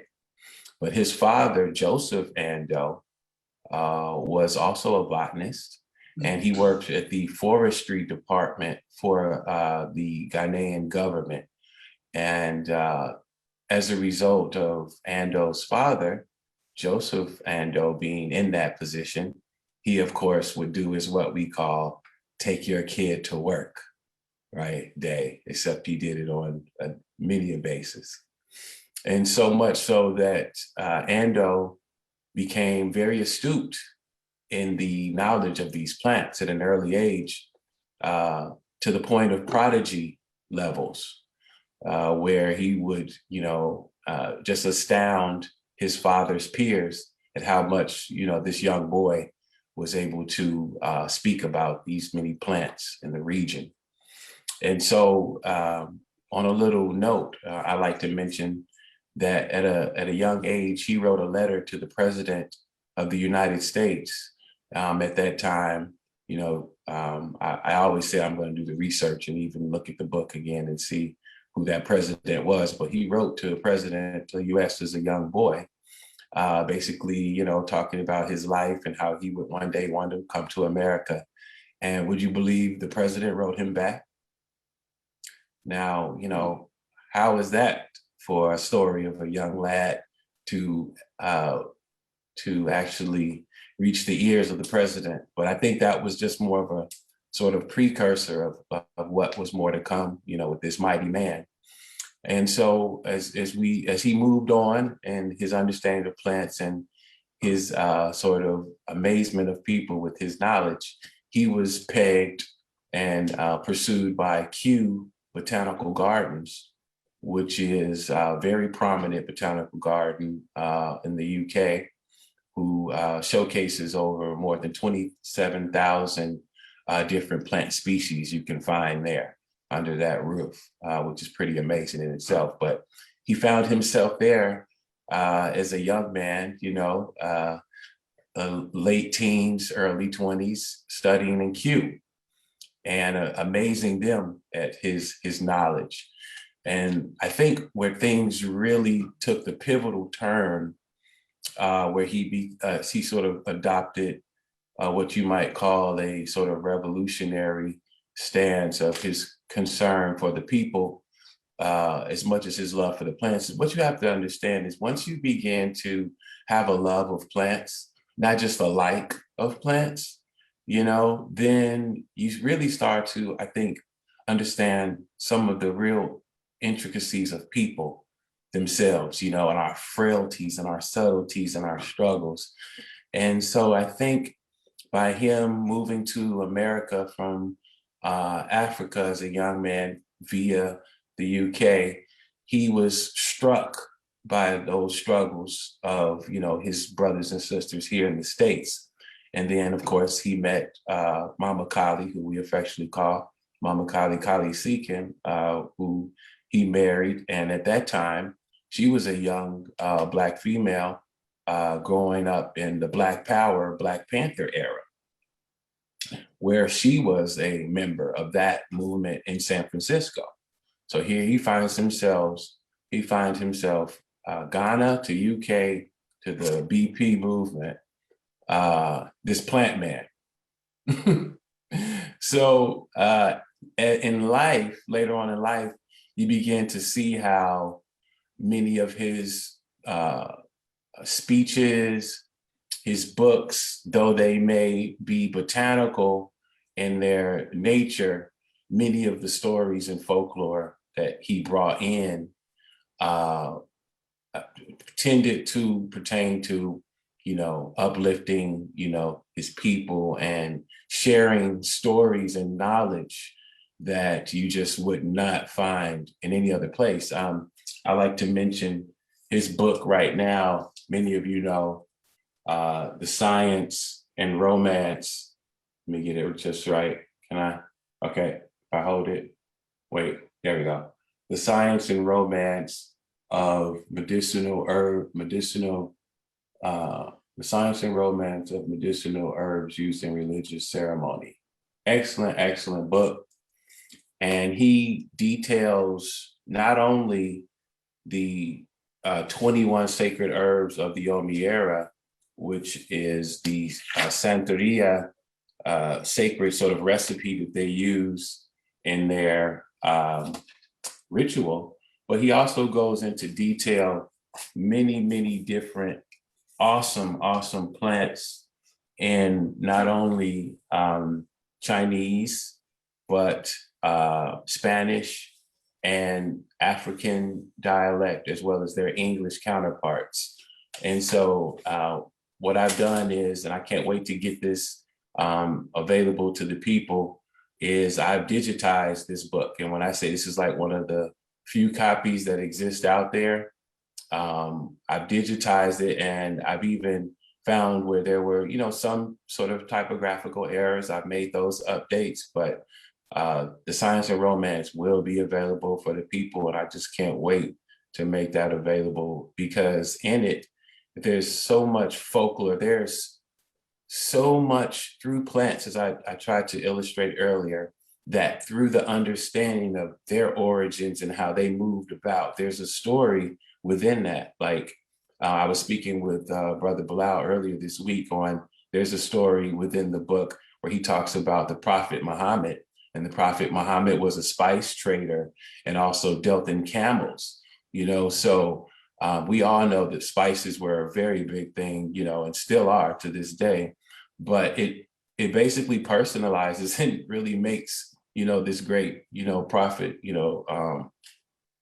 Muhammad, like real, and just removes sort of the mysteriousness that oftentimes is associated with, religious sort of subjects. So he's able through plants to weave all of these wonderful things together. And I'm just so happy that I'm able to share with you guys today, his legacy, and look to share more in the future. Thank you, brother. Thanks, great brother. Mm-hmm. Yeah, thank you so much, man. One thing I wanted to hit on just real quick was the fact that he brought the Sankofa bird forward to the Hopi tribe. Oh yes. Which was prophecy. Oh yes.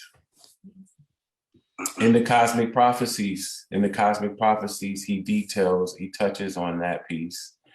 And it's so amazing, his story, that again, he was definitely chosen as a custodian of, these great secrets. And so he started out as just a humble nursery man, right? He had this humble nursery in San Francisco, and according to him, his very lips, I heard this, after being this landscaping and nursery man who was growing amongst the, folks who want to get a nice business, look in front of their business, or a nice, mansion with all the fine details. He was doing all that. And then one day, someone just comes and dumps this box of books on his doorstep. Now, this is before Amazon, we're just going to ship some stuff to you, no problem. We're talking a massive load of books. And when he began to read these books, and that's one thing that I must say, people just don't know how much of an avid reader, Ando was. You talk about, what do you sit up and do with your time? Many scholars, I think, are like this. The true scholars, they're readers, right? So I can attest to either the news was playing in front of him. He wasn't really watching that, he was just kind of listening. But a book. There's a stack of books over here. He's going to pull something from randomly. There's a stack of books over there. There's maybe a few at his feet that he's pulling, actively involved in the pursuit of his mission, right? So obviously whoever dumped these books on him knew he was an avid reader. All of the books that were dumped had sort of a connection that led him to then begin to visit these different places. So like Brother Bilal was mentioning, and the Hopi connection is that, and the Hopi, the Adinkra symbol of the Sankofa bird, return and fetch it. That very Adinkra symbol found itself amongst the Hopi. Now remember, there was also the connection with the Ashanti and the Ashanikas. So what are we doing? we're basically again showing that universal connection, that universal link that was happening amongst people with love and sharing until, you know, we know the great disaster. But I say that to say that those Adinkra symbols and how that is like a blueprint for us to see, like, there's a connection there. Like, if ever you had any doubt that people were traveling and enjoying each other and culture was alive and thriving, you know, without sort of the, I don't know, the sort of tethers that we find ourselves wrapped in now, which is really just a further extension of what, you know, happened earlier, is that the plants are the secret.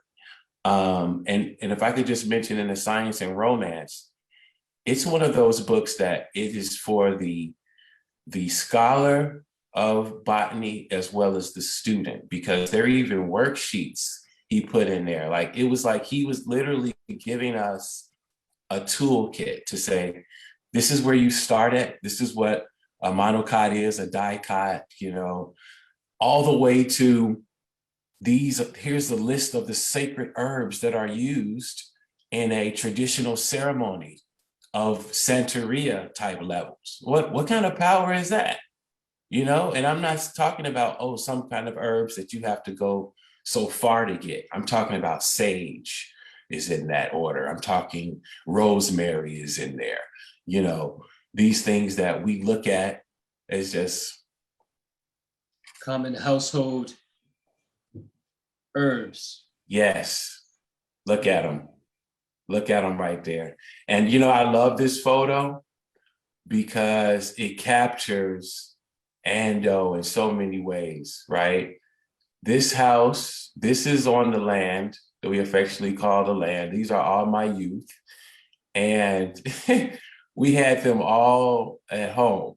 So you're seeing kids that were at the hospital, you feel me, from day one. And so if you look at my youngest there, I'm thinking he's so young in this photo, this may even be like a week or so. I don't even know if he's hardly opening his eyes right here.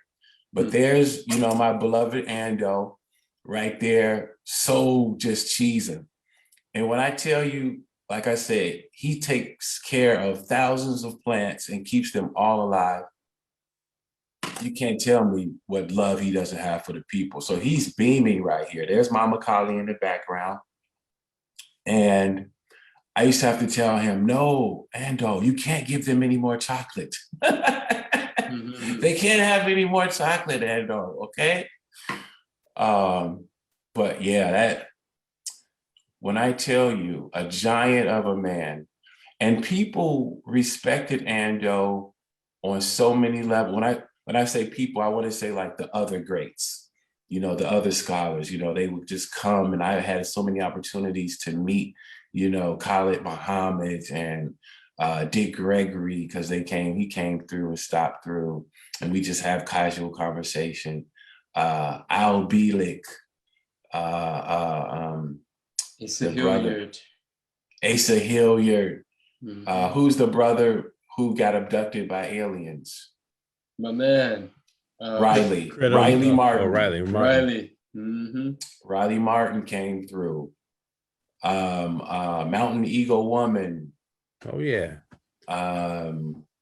You know, just the list goes on. And Makua, you remember that time? We were actually living, I feel like, in like a time capsule. We were definitely out of time, you know, during that. It was, and so all this coming back together now, this coming forward, I think is so critical because I feel like we were given so many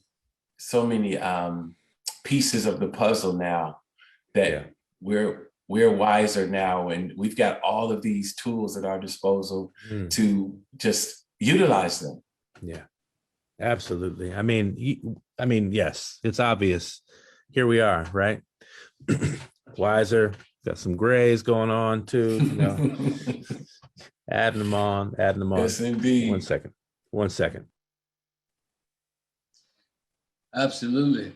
Yeah, and also too, I would like to just chime in and say, like, Ando was, not just a world-renowned botanist. He was also a teacher. He was also a priest, a high priest. Yeah, and he was just a phenomenal human being, And, this is how really the three of us, Essex, Bilal, myself, how we all kind of met and came together was through Dr. Ando. And we just really had some phenomenal times with this phenomenal elder. And yeah, he is very much missed. And I just find it really amazing what you were saying, Essex, about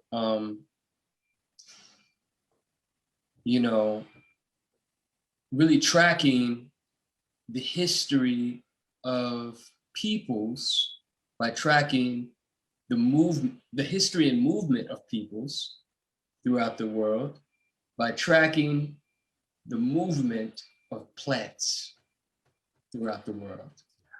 I thought that was a phenomenal point. And that Dr. Ando was able to tap into that and really make the correlation between plants here in the Western Hemisphere and plants that are also present in, the continent of Africa as well. And really tracking, like, okay, well, how did this plant travel from Africa all the way over to, the Western Hemisphere? And so that's just a amazing point and just revelation, a thought to kind of like ponder on and follow that thought. Wow. One thing that brings to mind real quick, I'm sorry, or I apologize, is that that when I first heard of Dr. Ando, it was through a lecture that on the flyer it said Dogon priest, speaking. And, I was like, word in town, let's go, So as I learned more about him, I realized, okay, he's from Ghana, and I'm like, okay, was the flyer wrong or, whatever? No, the Dogon, like, he's an official Dogon priest. And the Dogon have traveled from Nubia, Kemet, all the way through Africa. And as you said, we can track through the Olmecs, though in Kemet, there were different classes, so priest class, supposedly they traveled to the Dogon, So yeah, I just wanted to mention that, as far as the travel and migration of people and plants. Mm-hmm. And also too, I mean, we're speaking about plants and Earth Day, and it's also important to bring up music, culture, when we talk about time as art, culture. And when we're talking about tracking the movement of plants, really what we're talking about is tracking the movement of cultures, throughout history and throughout time. And it wasn't just plants that were traveling, from one place to other places. You also see other aspects of culture that have traveled. Music, Food. all types of foods, all types of arts have traveled. And these are the arts. This is the evidence of,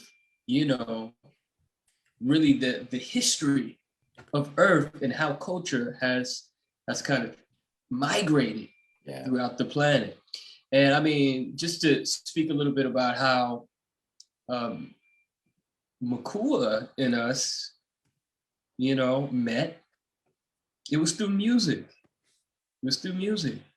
And one night I was at home, I was listening to WRFG, which is a community radio station here in Atlanta. And I heard this guy on the radio. He was doing an interview with Wanique Shabazz, and they played his music. He had a song called "We Are the Ones We've Been Waiting For." And when I heard the music, it was like, it just spoke to my heart. It was just something so spiritual. When I heard that music, I just recognized it. And I was like, whoever this guy is on the radio talking, I have to meet him. I have to meet him. And he was having an event The downtown. womb room. Yeah, the womb room. Yeah. At Javaology. And I was like, I'm going and I'm meeting this person. I was like, I have to meet him. Because the music spoke to me. It was like a code that signaled to me, like, this is your tribe. This is your people, you know? And whoever this person is who produced this music, you have to know this person. Right. And that's where our journey began. I went to that event, we met, and we've been brothers ever since. Ever since. You know? Been all around the world together. Yeah, that's right. And the same thing with Essex. You know what I'm saying? We met through Dr. Ando. Yeah. And that connection. Culture. Yeah, through culture, you know? Yeah. And we vibed on the music too. And vibed on the music. And this is how our brotherhood has taken form. I thought you were about to say, this is how we praise. Because remember we had that too. You remember we did that? Well, this is how we praise. Absolutely. Oh man. That too. Wow. You know? Phenomenal. Wow. Well, check it out. There's so many directions we could go. And I know we have this this set up with Mama Kali and some other fine art that we want to share while we have everybody here in the space. And thank you all for being here. And thank you to the audience out there for witnessing this brotherhood that you're seeing right here in real time on the screen for a long time. You know, there's so many synchronicities and ways that we're connected. My first time meeting Bilal was connected over plant life. Not necessarily the plants that Dr. Ando cultivated, but that's nothing. I'm just saying, it's a fact. All right. But 420. 422. 422. I'm here to serve. 1, 2. Servant of the All right. But on that note, for the little levity as we levitate the planet, that's what we're here for. But we'll go ahead and bring up that package with Matakali. Let me pull that in. And giving thanks for the audience out there riding with us today. We really appreciate love you out there tuning in with us. And be sure to check us out, planetrestoration.info, fleekofnature.com, FLEEK, fleekofnature.com. You know, we got some other works coming up with our brother Ruben here. We have the harmonic calendar work happening, just many, many things. And we look forward to sharing these things with you in the near now.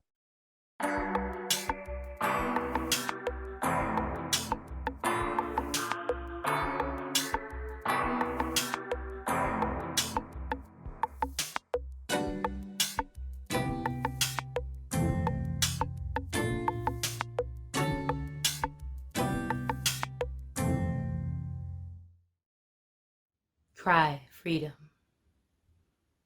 The cry for freedom runs deep. Across the planet, my people weep. Across the globe, my people sleep. Hear the cries of Rama as they bleed in the streets. From Baton Rouge to Soweto, my people sleep as the cry for power begins to take heed. Amandala. Amandala, South Africa, whether it is 2,000 women a week contracting HIV, or 1/3 of our children looking for love through the drug Niobe. The mist of a false reality induces a deep sleep. It is time for you to turn the other cheek and take hold of the harvest that your soul reaps. But don't just cry for me, South Africa, while in America you can't see. Amandala, America. Oh, my people from the land of the free, built on the backs of those who were stolen from across the sea, and those whose land was simply stolen. Oh, yes, indeed, the land of the free. But don't just cry for me, America, while in Sydney, my people can't even be seen. Amandala, Melbourne. Oh, yes, there are those of less complexity, and yet to the bush my other people retreat. Come on out of the shadows. It is time for you to meet your destiny. But don't just cry for me, Sydney, while in France they are flooding the streets. Amandala, Paris, and Nice, as the crowds gather, demanding to be set free. And they are bowled over, as though they are part of the streets. Oh, mon ami, Paris. But don't just cry for me, France. While in Brazil, you carry a heavy hand. Amongst the celebration and temptation lurks hypocrisy and relegation, relegated to the boroughs of old and shot down in the streets like those. From Sao Paulo to Rio de Janeiro, it is time, my people, behold. But don't just cry for me, Brazil, while in Japan the radiation leaks. Oh, Amandala, Fukushima, prepared for a war that will leave the entire earth sore. The genius of devastation reigns on my nations. Regain your composure and build his relations.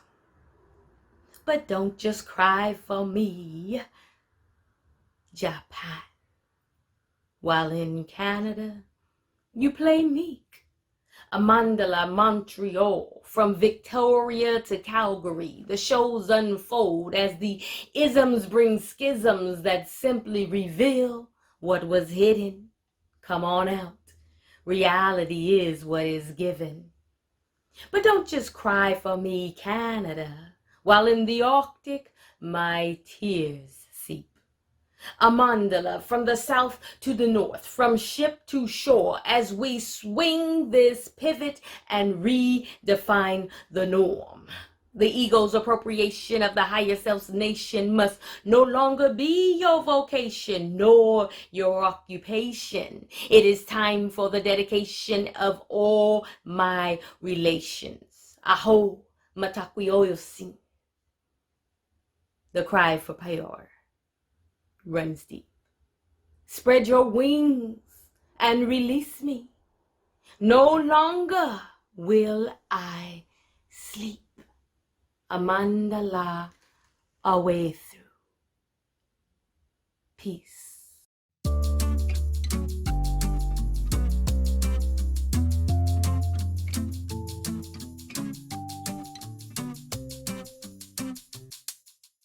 Greetings, Planet Restoration and Earth Day Align event.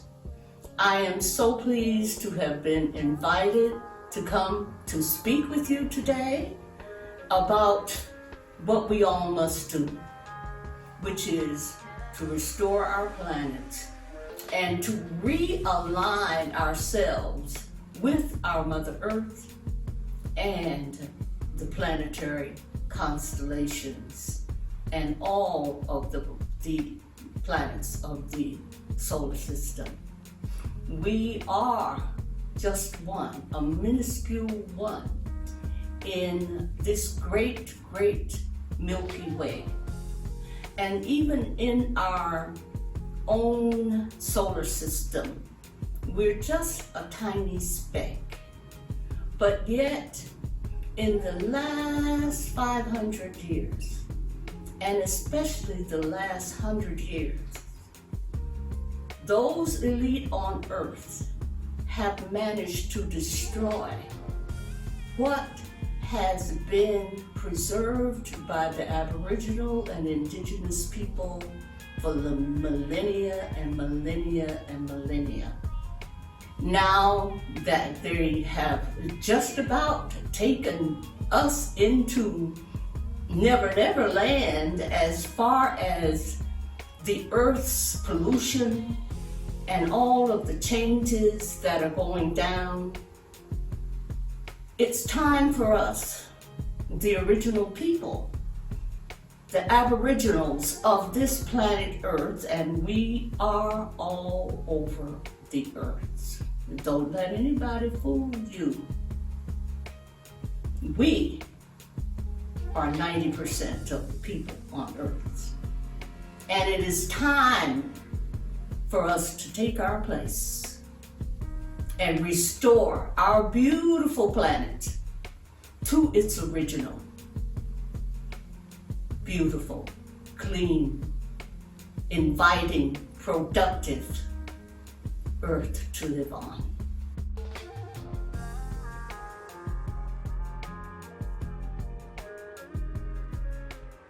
We are in the throes of a pole shift.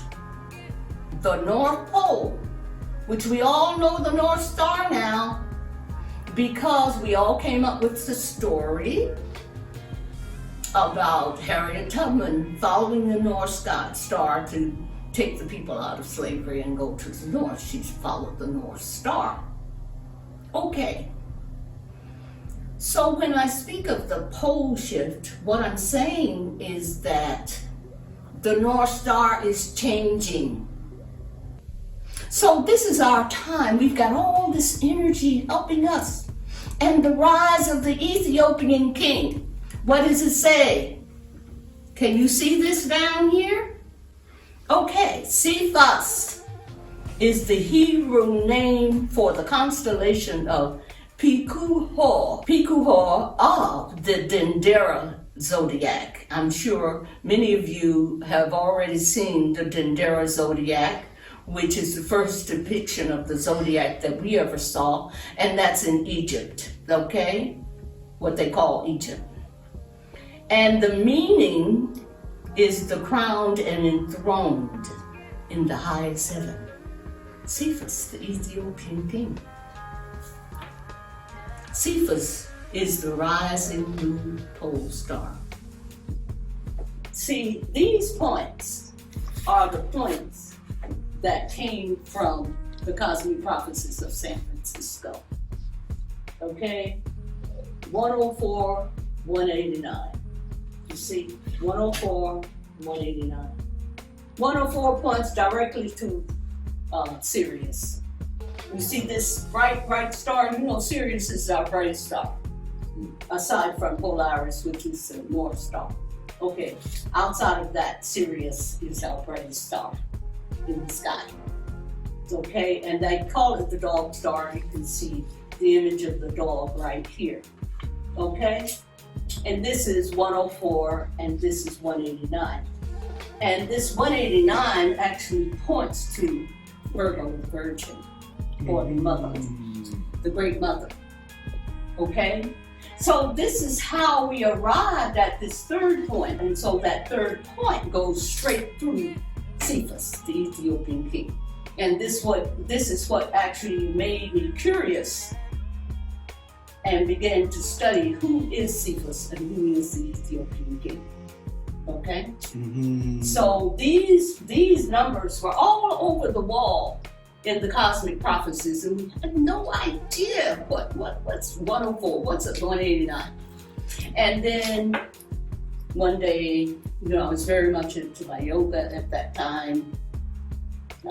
And right at the beach, when we were about to leave, I did one of these numbers.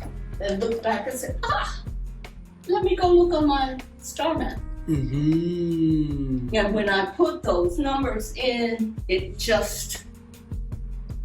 The heavens opened up. There you go. It's right the there. heavens opened up.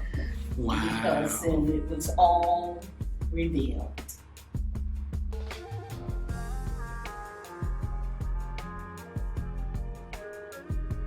So just a few days ago, Marco Rubio actually publicly came out and said that there are UFOs, unknown flying objects. They've come up with another name for it. I can't remember what the new name is. Mm-hmm. But all over the military bases. They don't know who they are. They don't know where they came from, but they know that they can get here and we can't get there, wherever it is. So I really don't know who are the good guys. We do know that the mothership is here. And we also know that the mothership came to get her children. Perhaps that is to lift us up until that final shift.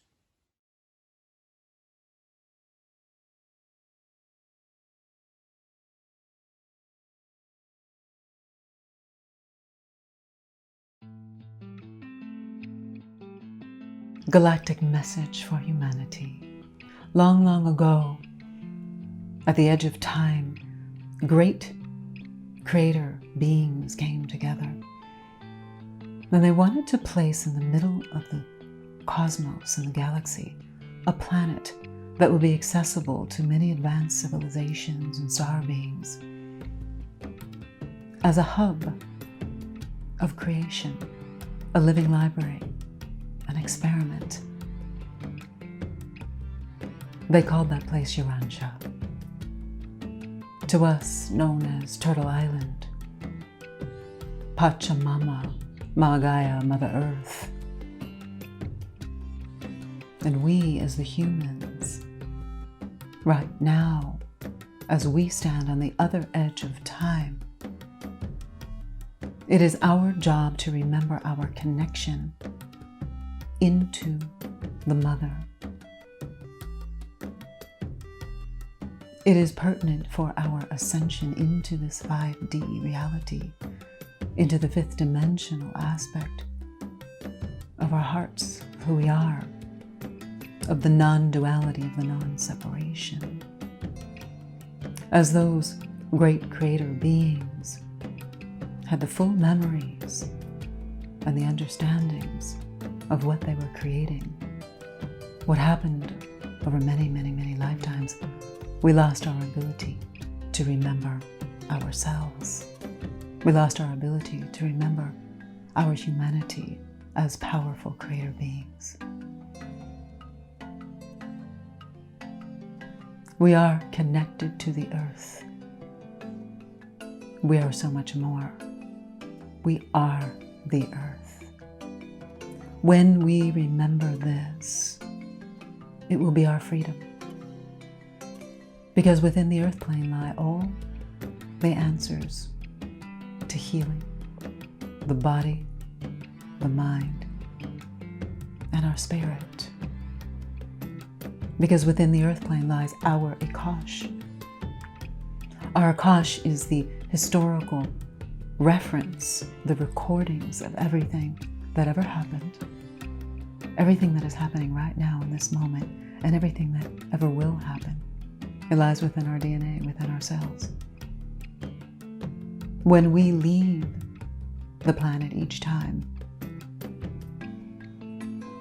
and we go back home, we leave our biology here in the earth plane. It's the soil. It's the deeper dirt. It's the rocks. It is the crystals. It is the roots. It is the core of the mother.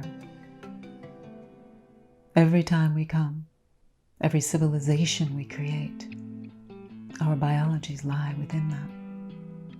And that is the Akash. We have the answers for ourselves. We just need to plug back in and remember.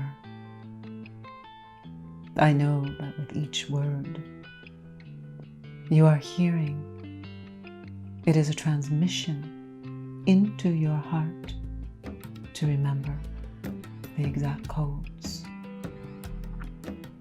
Breathing your eyes closed for the galactic activation of the original light language.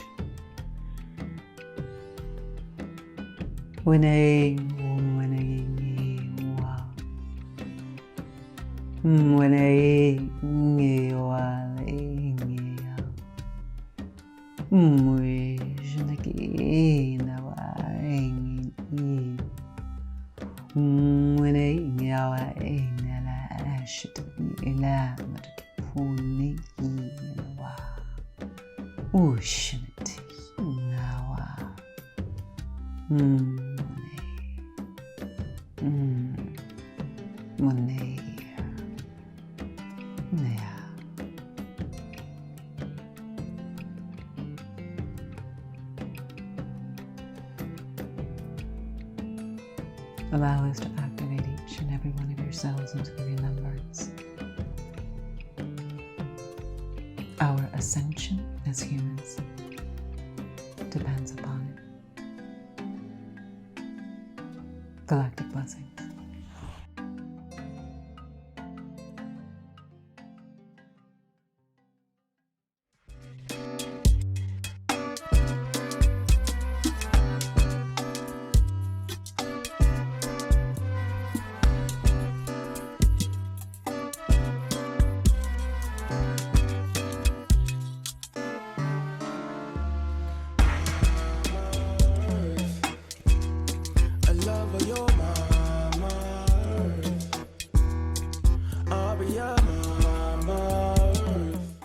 On behalf of Planet Restoration and Earth Day Align event, I'd like to thank you for taking the time to speak with me. So, I'd like to hear a brief reflection of what you think about Earth Day. Oh, wow, Mama. What do I think about Earth Day? Well, the Earth is our Mama, you know. One of the things that I honor, even as I think, and I'll answer your question, I think of our ancestor, George Washington Carver, who was traded for a broken mule as a so-called slave. That's how frail he was. And I was just reading a letter that Booker T. Washington wrote to him to say, Tuskegee Institute is aiming to raise people. Our students are poor. They walk through miles of broken roads and poverty, and it was a very eloquent letter.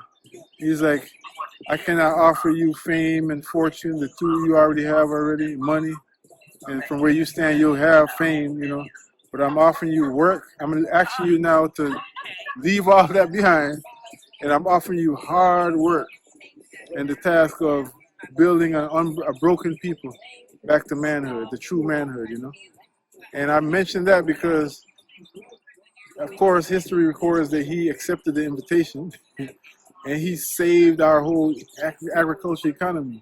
And one of the things he taught us is how to nurture the soil. Because before that, it was this slavery economy, which is based on greed. So it wasn't giving to mama. It's like going to your grandmama's house for Thanksgiving and for Christmas and everything, and she cooking for you, and you leave with your belly full, but you never give grandmama a call or go check on her or take her anything. You understand what I'm saying? Just taking and not giving. So George Washington Carver helped us to remember our natural way, our natural way in terms of first of all, children of the earth, and treating her as our mother instead of some factory, So I don't know if that answers your question. I could go on for days about it. Yes. But thank you so much. That's what I feel about Earth Day. The earth is our mama. What's up? Yes. What's up? What's up? The earth is our mama, straight. So thank you so much.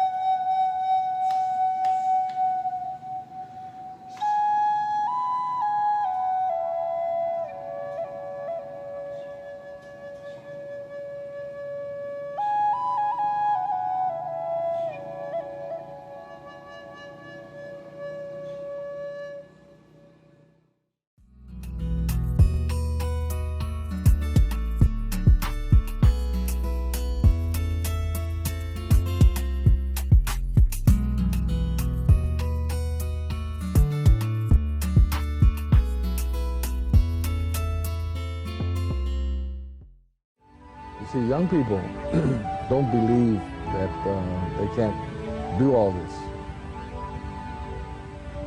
In fact, in my mind, it was no problem to manifest anything. It's when you become intellectual, then you start to think, or doubt, well, can I do that? It's like when I learned how to parachute. I wasn't worried about the first jump. In fact, I was so excited, I wanted to do it. It was the second jump, because now I said, wow, what if all these other things happen? Am I ready to do this? See, I got back in my mind instead of in my heart. In my heart, I knew I could do it. But I got back in my head, and that's where all my elders said, separation lives here. Cooperation lives here. So, this is a place of choice. Choose. Where is it that you want to live? Here or here? Choose. Awareness in love inspires growth. Naturally seeing. Let's align. Let's go. Let's go. Just free up the mind. Shift to natural time. With Mother Earth align. With Mother Earth align. Open up the mind. Nature be our guide. With Mother Earth align. With Mother Earth align. Awareness and love inspires growth naturally. Obvious good, align and get back to me. When you catch the vision, you'll get caught up in a rhapsody. Us tending the land and living life lavishly.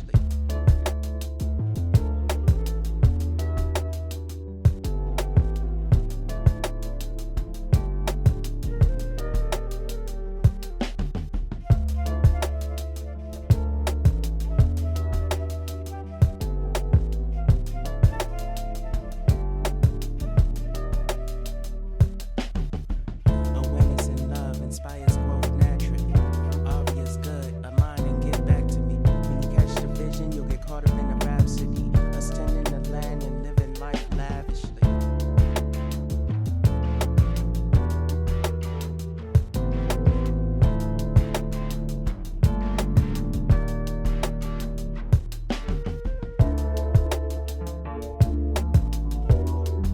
Shift to natural time.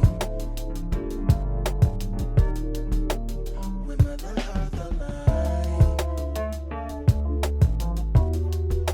Nature be our guide. With Mother Earth align.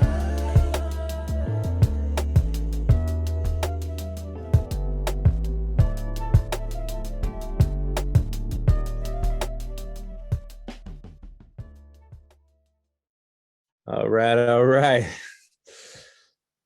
How about that for a vibe? My goodness. So can we just talk about Mama Kali for a second?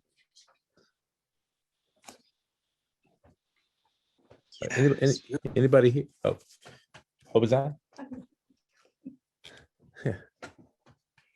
Beautiful. Loving the I mean, flow. Yes, sir. Loving the harmony, you know, loving what's been weaved together here. It's a beautiful knitted blanket, you know? I love it. yeah. Wonderful.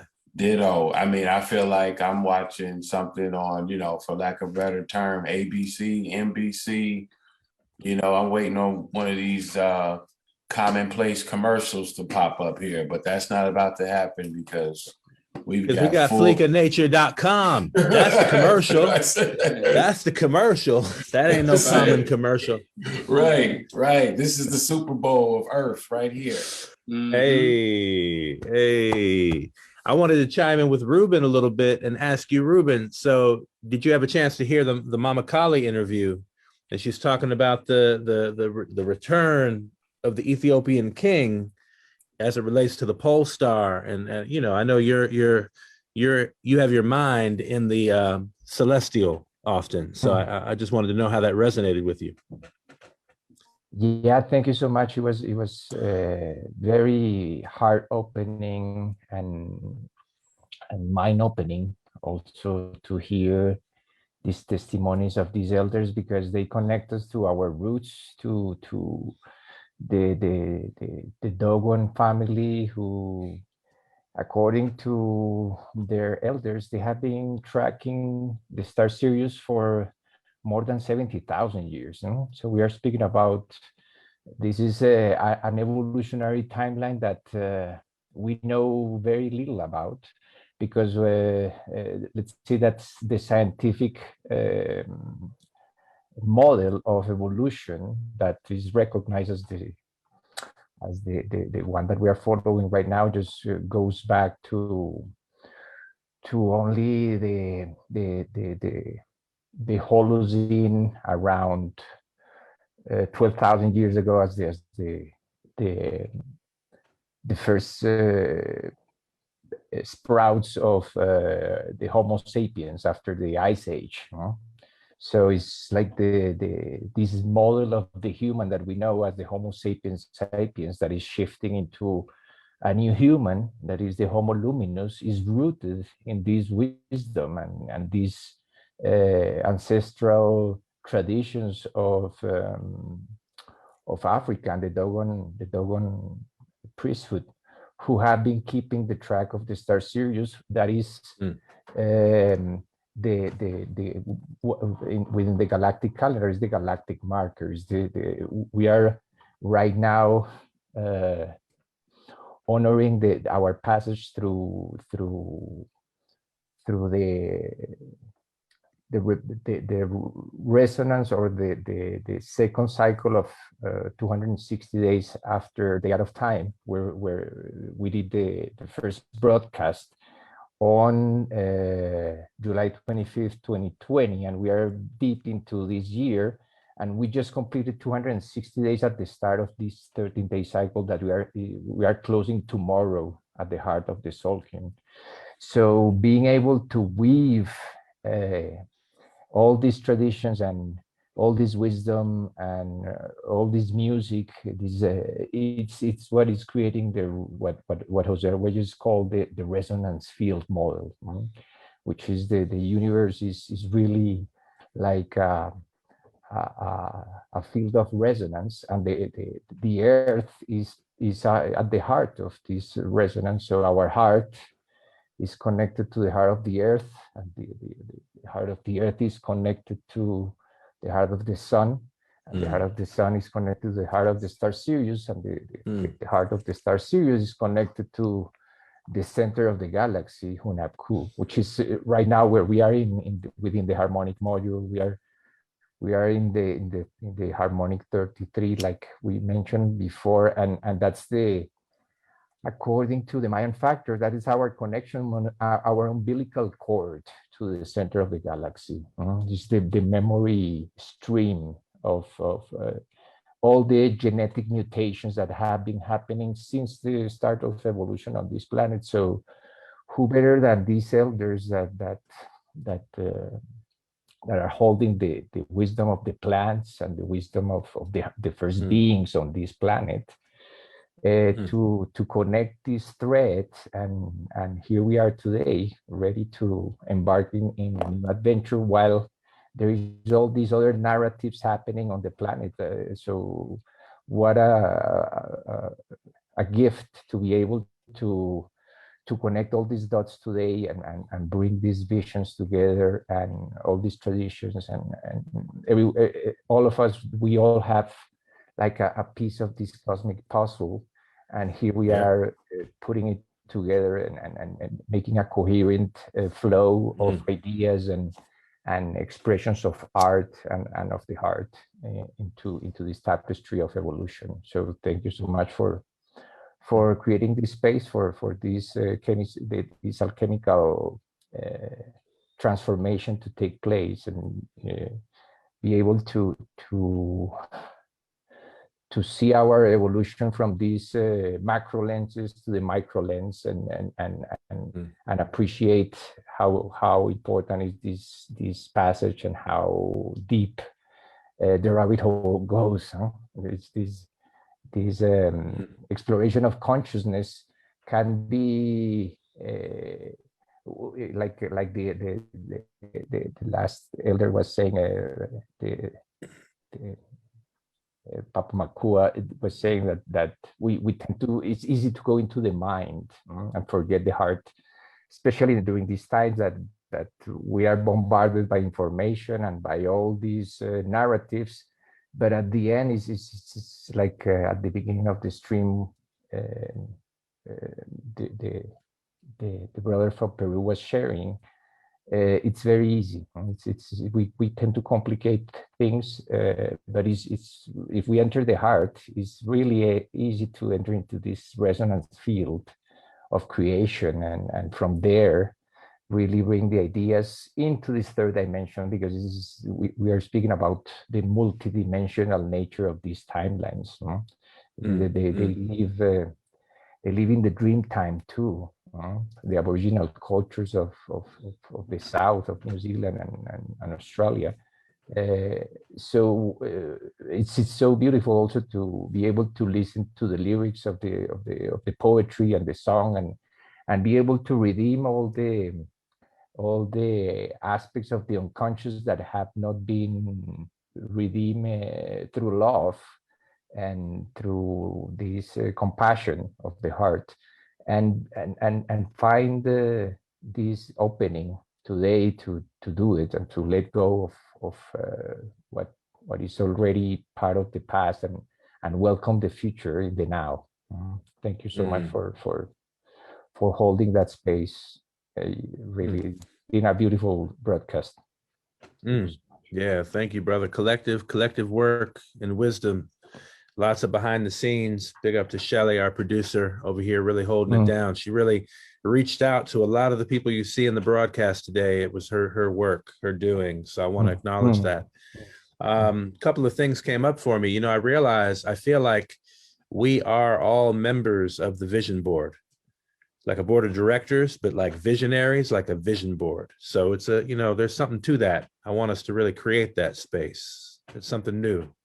And everybody's welcome to the vision board. It's no like unilateral leadership and nothing like that. It's radial, it's equality, it's beautiful. And everybody's vision counts. What's that, Ben? Who? Oh, spotlight. My bad. See, producers all up in my ear. Gotta do what I gotta do. That's why we have a producer. I wanted to chime in really quick as well too, and say that, when we speak about Earth Day, we're not just talking about the history of and shedding focus and light on the planet itself, but also its peoples and cultures. Let's see here. Let me start the video. Okay, here we go. But also its people and its cultures, and realizing that the planet itself and its people are one. Everything that we do is supported by the planet. You guys there? Yeah. Did we lose it again? Let's see here. Can you hear me? Okay. Yeah. Okay. Yeah, we're a little stutter there.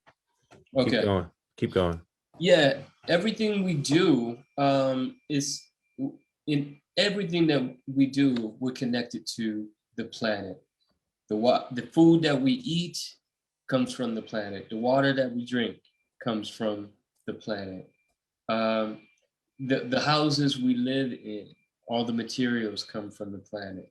The clothes that we wear, everything that we do, we constantly are interacting with nature, with the planet. And so, this integration and the integrating of this awareness is so important, and not just on Earth Day. And really, my thoughts are like, we should have Earth Day maybe like 4 times a year. maybe once every season. It's interesting you would say that, because actually this event is a pillar event with four events total. And so those events are the day at a time, which is essentially an Earth Day. Then you have Indigenous Peoples Day, what people will call Columbus Day, that's now known as Indigenous Peoples Day, as another Earth Day.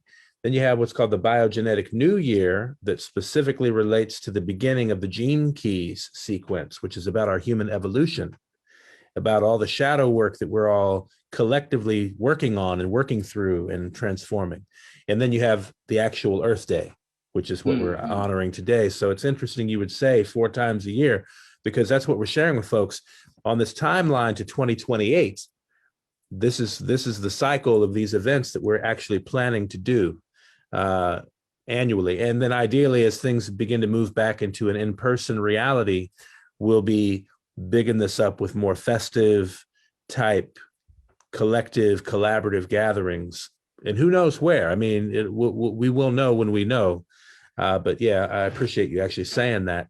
And I also wanted to make a mention of something, because go ahead. No, finish your thought. Go ahead, Tosh. Oh no, just to wrap up, just saying that, when we think of Earth Day, it should be a thought of a celebration of the planet itself and its people and cultures, that the planet supports. That's right. A celebration of regenerative arts and culture. There we go. Like what we got right now. That's amazing. I wanted to make a shout out to some family, some relatives that we have up in Canada. And I'm pretty sure they're on the West Coast, the west side of Canada. And I want to invite people to visit a website called mamasmovement.com. Mamas, M-A-M-A-S, movement.com. And there is an action up there currently underway to protect and save the old growth forests, the ancient forests. As we talked about earlier today on the show, the trees are the oldest standing nation. And as you just articulated, like, we depend upon nature. These trees, our relatives, are essential to our well-being. And there are efforts, obviously, by logging companies to remove entire, forests and groves of trees. And I just wanted to make mention of that, because we couldn't play the material we wanted to play today because of the music license thing. We don't want to run the risk of getting our show pulled off of Facebook. So the best I can do is just give a shout out to the Mamas Movement right now. We will be amplifying them on our social media platforms, but they released a film a couple of weeks ago called Arise for the Ancient Forests, Save Fairy Creek.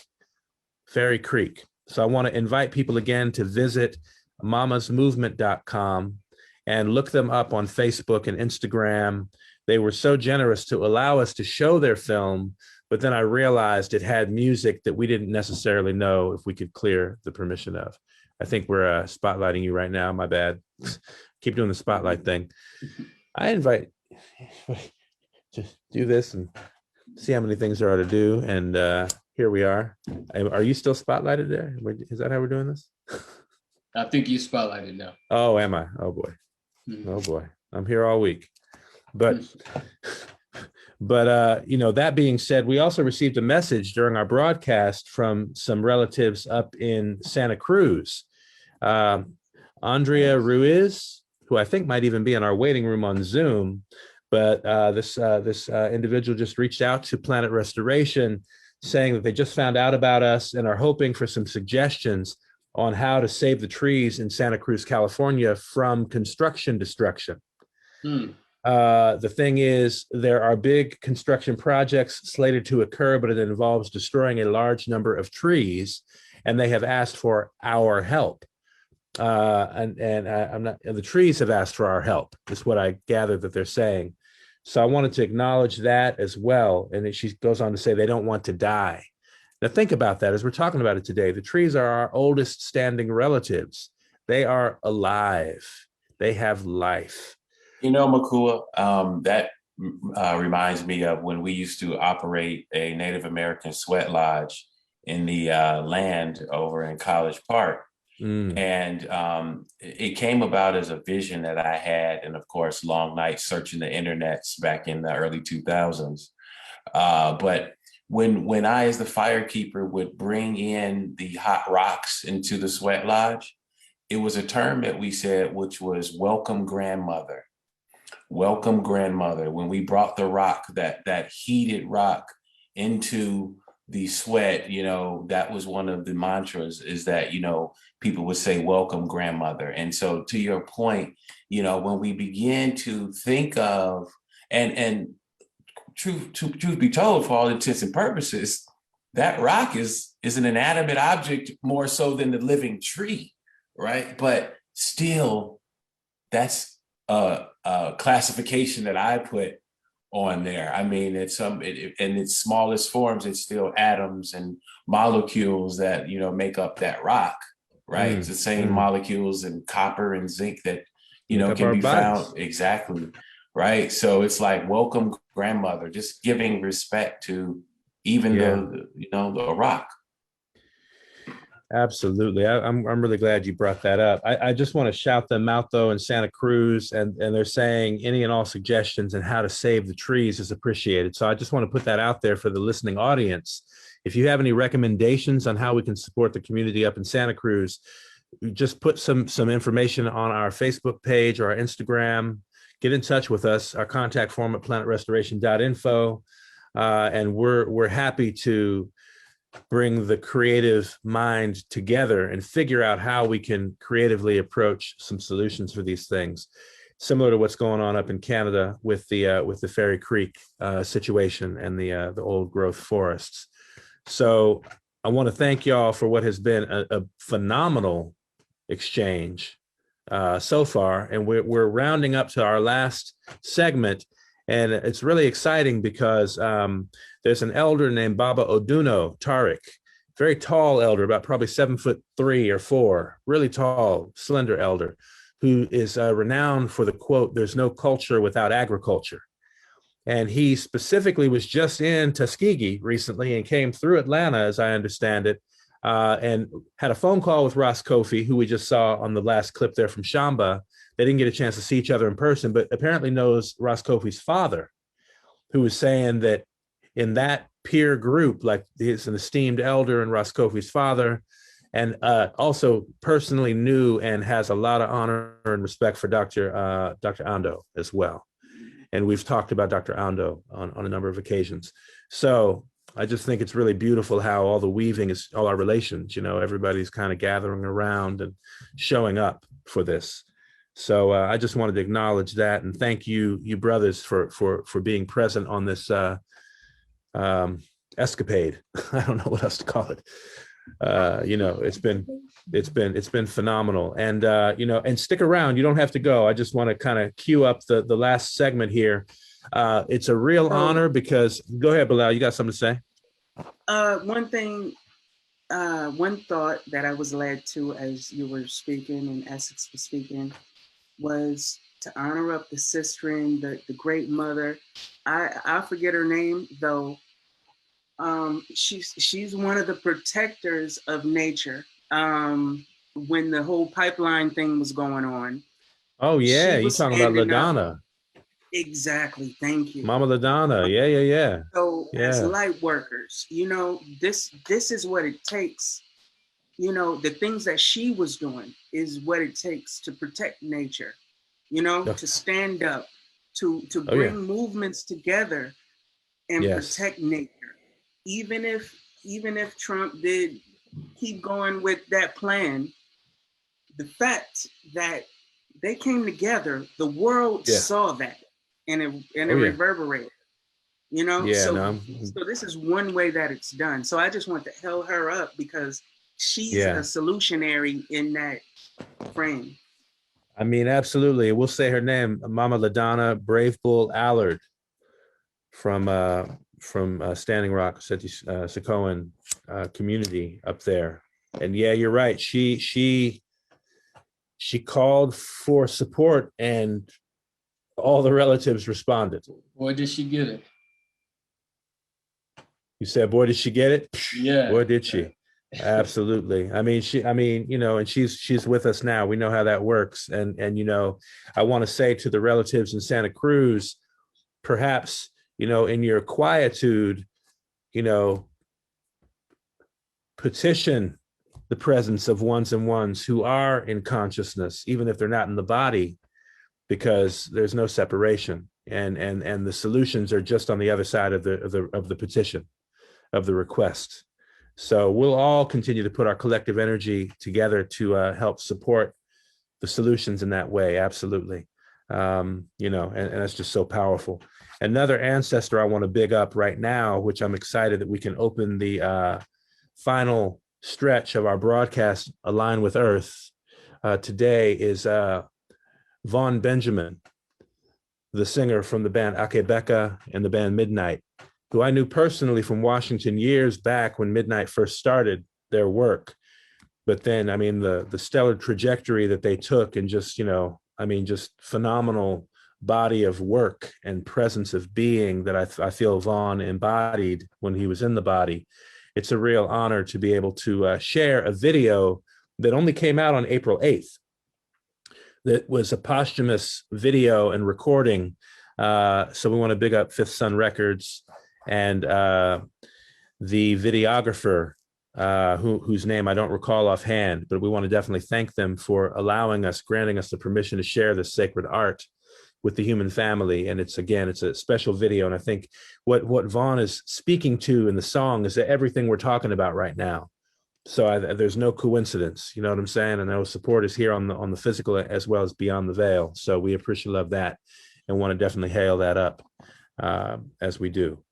So I want to invite everybody to stick close. We have Baba Rasti, prayerfully, if we can get him on the line, to come and pay tribute to to Baba Oduno and to the Earth Day frequency together today. And I also want to point out Bilal's song that we let play at the end of that segment right there. We let that play out a little bit with some visuals. Bruh, that song is phenomenal. That's all I got to say. That song is amazing. All right. With that being said, alhamdulillah, man, no doubt. It was very beautiful. Phenomenal. And Ramadan Mubarak to all the Muslims out there. Have a sacred, absolutely. Ramadan Mubarak. Yeah. Blessed love. Spiritual Ramadan. Ashe. Give thanks, y'all.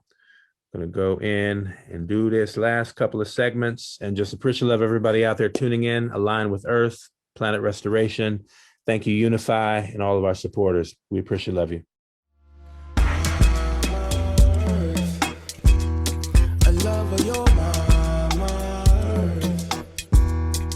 I'll be your mama.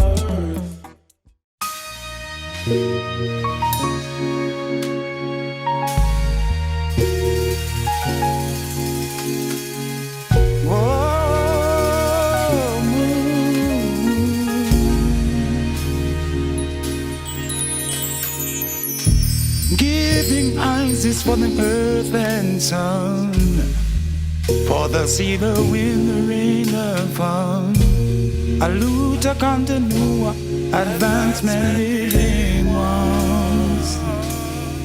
Yeah. Magnify merciful spirit of love. So as below, so as above. You are mighty, we are miniature. While we are made of, yeah.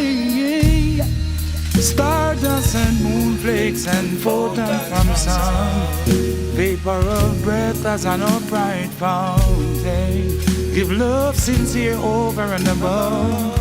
You will find take advantage waiting around. You will find take for granted creasing your brow. For all human emotions, we don't have no, we don't have no. These things we didn't know and we do know now. Forgive us our ignorance talking about. Forgive us our influence if mislead is around. Quietude is better not to make no sound. Yeah, yeah, yeah. Quietude is better not to make no sound. Not to make no sound. Yes. So is eternal, so don't be bound. Xavier and his holy ground, planning new events to keep the world spellbound. To keep the world spellbound. Need food to eat, must put seed in ground. Designation of somewhere of the food in his own. Thousands of ages recorded your moves in stone. In stone. Whoa, whoa, yeah. When unobtrusive decide to use headphones. Yeah. Give eyes is for the earth and sun, for the sea, the wind, the rain, the bird.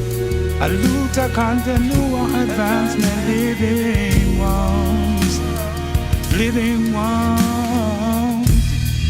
Magnified, merciful spirit of love.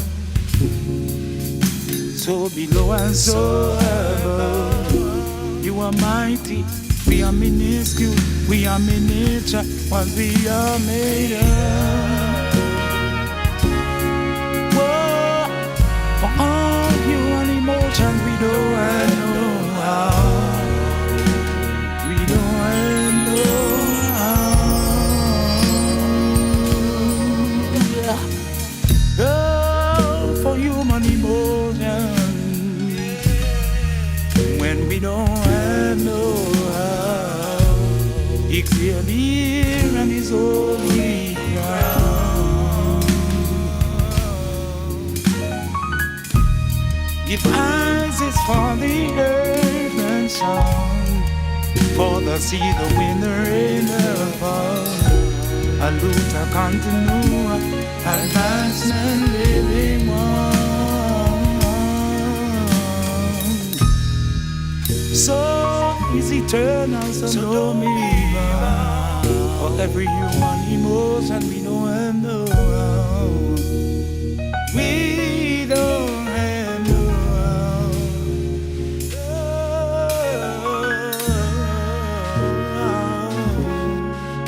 We don't have no round. When we don't have no round. Xavier and his holy ground.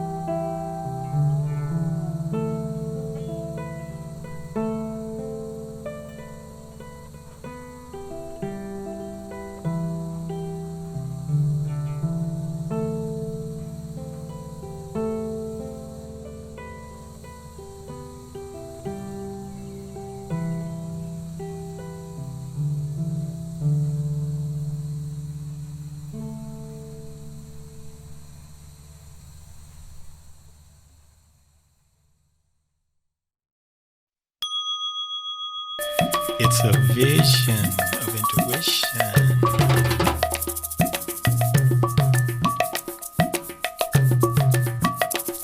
It's a mission of decision when I envision with intuition. It's a mission of decision when I envision with intuition. Listen to the redwood trees, saying if you please, make the earth firm. Listen to our mother, all our sisters and brothers, make the earth firm. Listen to the river rage, speaking of a love age, make the earth firm. Listen to the wind, it's saying it again, make the earth.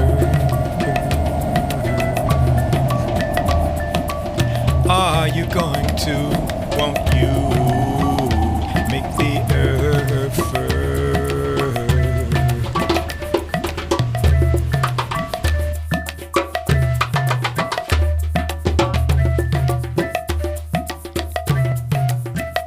Make the earth first.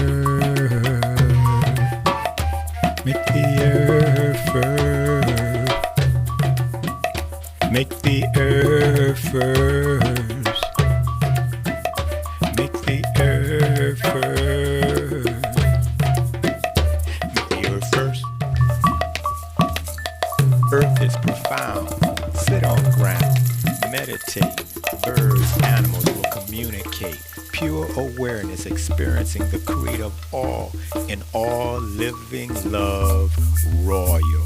There's no greater worth than serving the earth with thankful gratitude and servitude in your moves. Sit, feel, listen to your heart and what it's saying. Hugs, hugs, hugs from your soul through your feelings. Start breathing love for earth's healing. Thoughts building love, assisting earth giving.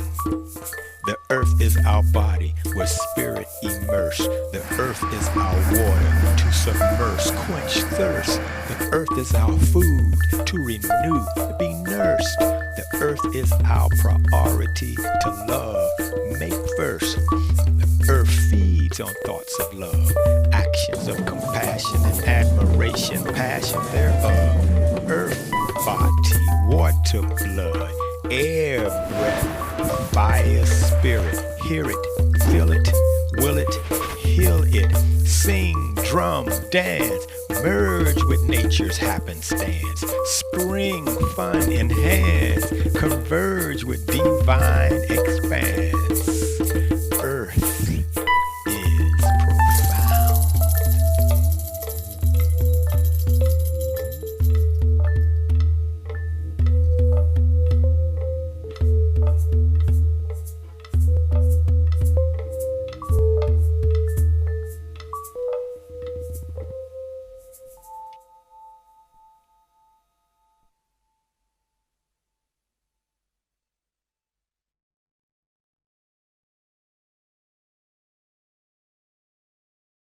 We love you, mama.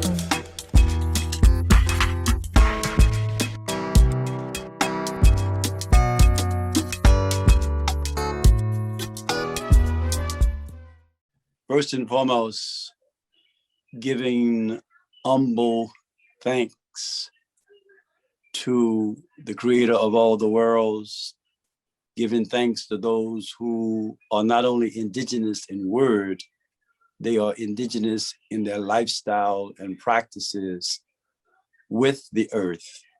And for some of us, the earth is our mother. And just because we say our mother, it doesn't mean that the earth does not have its father. However, we who are in this journey know that the mother is usually 70 or more % the nurturer from before birth. And according to what you're dealing with, and we're not talking about only the human beings, we were talking about the animals, the bees, the ants, and whatsoever. And as some people know of Baba Tariq Oduno, Baba Oduno, there is no culture without agriculture.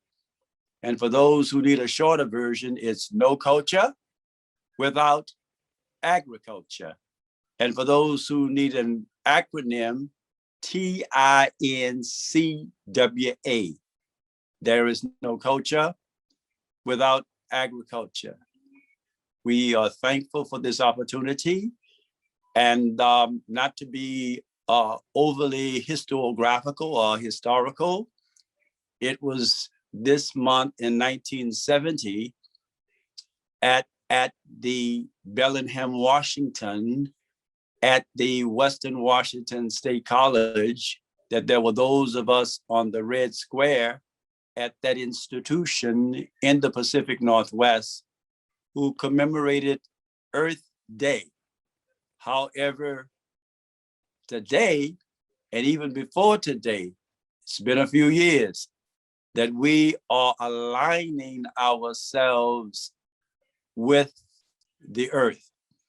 And since I recently returned from the Tuskegee Institute that they, since 1980, called the Tuskegee University, but I'm a Institute cub of Margaret Murray Washington, the third wife of Booker T. Washington and Booker T. Washington, it would be remiss of us, of me especially, when I was standing right next to the bust of George Washington Carver, the forerunner, the prophetic practitioner of align with earth.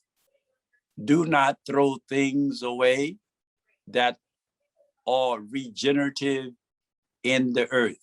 Use them for something else. Now, what does this mean? I think it means movement. Movement in life through water, movement in life through the earth, movement in life through the sun, through the stars, through the galaxies. However, we are on this spaceship, and there are those of us who are and have and shall be aligning ourselves with the earth.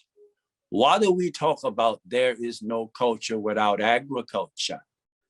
We talk about that because agriculture is the mother of the mother through which what we call hunting and gathering and nurturing. The polar bear doesn't need to have agriculture that way, because the polar bear follows the nature and the natural order of aligning himself with Mother Earth. It is only when men, women, boys, and girls align themselves with the LAND, and it's not by accident that love, no, not just something on a printed page. Love is work made manifest. And when you love and learn to love, you will at the same time incrementally learn not to hate. And hate is a disjoint from your inner being, where you are to love innerly you, and you are to align yourself with you. And there's no way that you can sufficiently align yourself with you without aligning yourself with the love of you. And when you align yourself with the love of you, you align yourself with the earth, with the land. And the agriculture that we speak of has nothing to do with the tearing down of the trees and the damming up of this and the damming up of that, meaning that we destroy the attitude of mother, DAM. And so as I came to you with peace, I will leave you with peace on the land, alignment with the intentional communities, with the developing substantial, sustainable communities that we are moving forward, not so quickly, but expeditionally, to align ourselves with the earth, with life and life abundantly, that we clean up the earth, that we clean up the water of any and everything, and offer the people of the earth, who are those who have trashed their mother, trash their land, trash their love, because they want to accrue untold amount of money at the expense of Mother Earth. This is the end of this type of activity. However, we have to nurture it. We have to cultivate it. And do you have your garden? Do you have your garden in pots? Do you have your garden? Do you have your garden on the rooftop? Do you have your garden? Do you have your garden in your backyard? Do you have your garden? Do you have your garden in your community? Do you have your garden, and does it grow to what we call a mini truck farm in what we call an intentional community, striving to be off the grid of those who love less, and they may not love at all, but grow to the grid of love on the land. And it is in demand that we love ourselves, because there's no way that I can exchange or share that with others on the land. There is no culture without agriculture, as we align ourselves with the earth, as we align ourselves with Earth Day.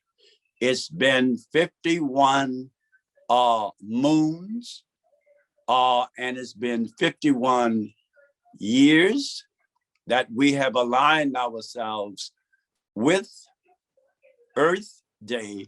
However, today we are aligning ourselves with the earth, from north to south, from east to west. We who align ourselves with the earth, we shall be, we are, and we must be the best in the alignment with the earth. Thank you. Love, love, love. Learn, order, view, earth. Thank you. This has been Brother Tariq Oduno here in the nation's capital, Banneker City, Anacostia. However, I'm hailed from the Southwest. And the West, I believe, is working on this presently the best. Peace, peace, peace, my beloved brother, and whomsoever else is working with this, align ourselves with the earth. Thank you. All right, family. That was the one and only Baba Tariq Oduno. I realized I had his name backwards on the name card. Nevertheless. Beautiful. Yes. Beautiful. It's all laid out. He was, when I went to Howard University, he was the first elder, like I sat with right there. I was talking to him the other day about it. Like he was right there. He would always hold court right there with the brothers and sisters at Delights of the Garden, you know, which was like one of the vegan, you know, haven for those of us, you know, coming to Howard for the first time and getting exposed to the ITIL lifestyle. You know, I mean, you know, he was a legend to this day, you know. So many of us have benefited from Baba Oduno's presence and wisdom all these years. And so we give thanks. I'm waiting to see if Baba Rasdi is available. I'm not sure. I know that the time has run over. I'm so grateful that we did have his presence in there. And I'm also looking to see Ruben if he's back in the queue, but I don't see him back in the waiting room at the moment. I don't see a sign of him in here. So with that said, I think what we'll probably do is just go ahead and forward through the last package, because we do have a little bit going on here. We're in the last stretch. We were hoping for Baba Rasdi, but that's okay. Yeah. Oh, you sent him a message. Yeah, that's okay though. His presence was certainly felt earlier, and we really appreciate him for his time and bandwidth and presence in this exciting moment. With that said, I don't know, Bilal, you have any comments, any feedback on what you just observed in that last set? Was from Midnight, or Vaughn and Akae Beka and the whole thing? Exactly.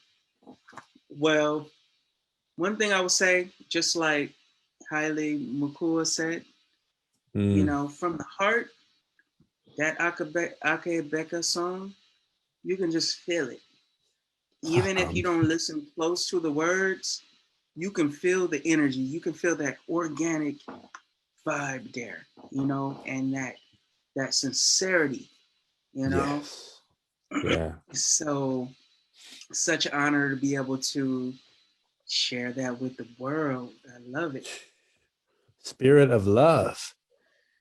That's the song title. Like, what more could you ask for? Spirit of Love. So Hale up, the vid by Bill, the video producer. He included Vaughn's handwritten lyrics from the song across the bottom of the screen. Those are Vaughn's handwritten lyrics to the song as we're hearing it through the video.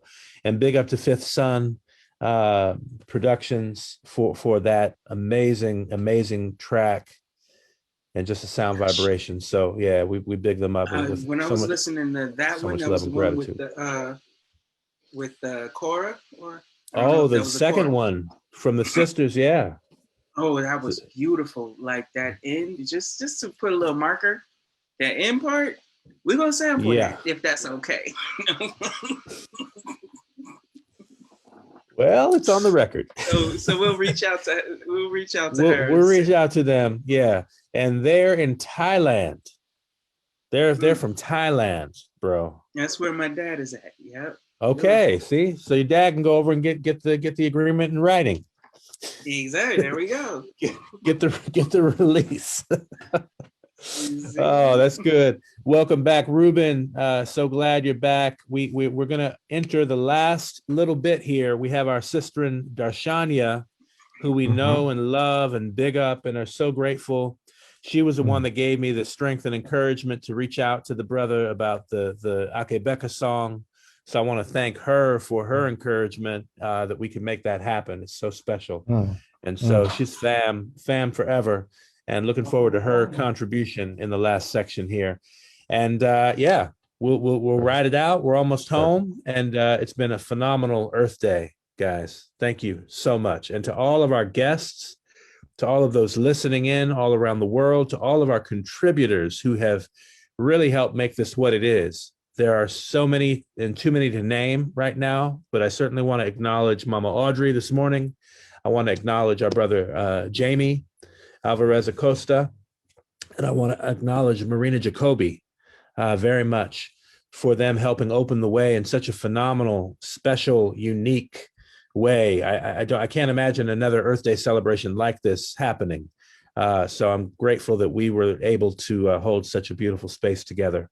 And to all of the contributors who sent videos in and their insights and their expressions and did everything they did. I want to acknowledge my friend Robert Sky, who went to great lengths to give us the track and the amazing video that he did.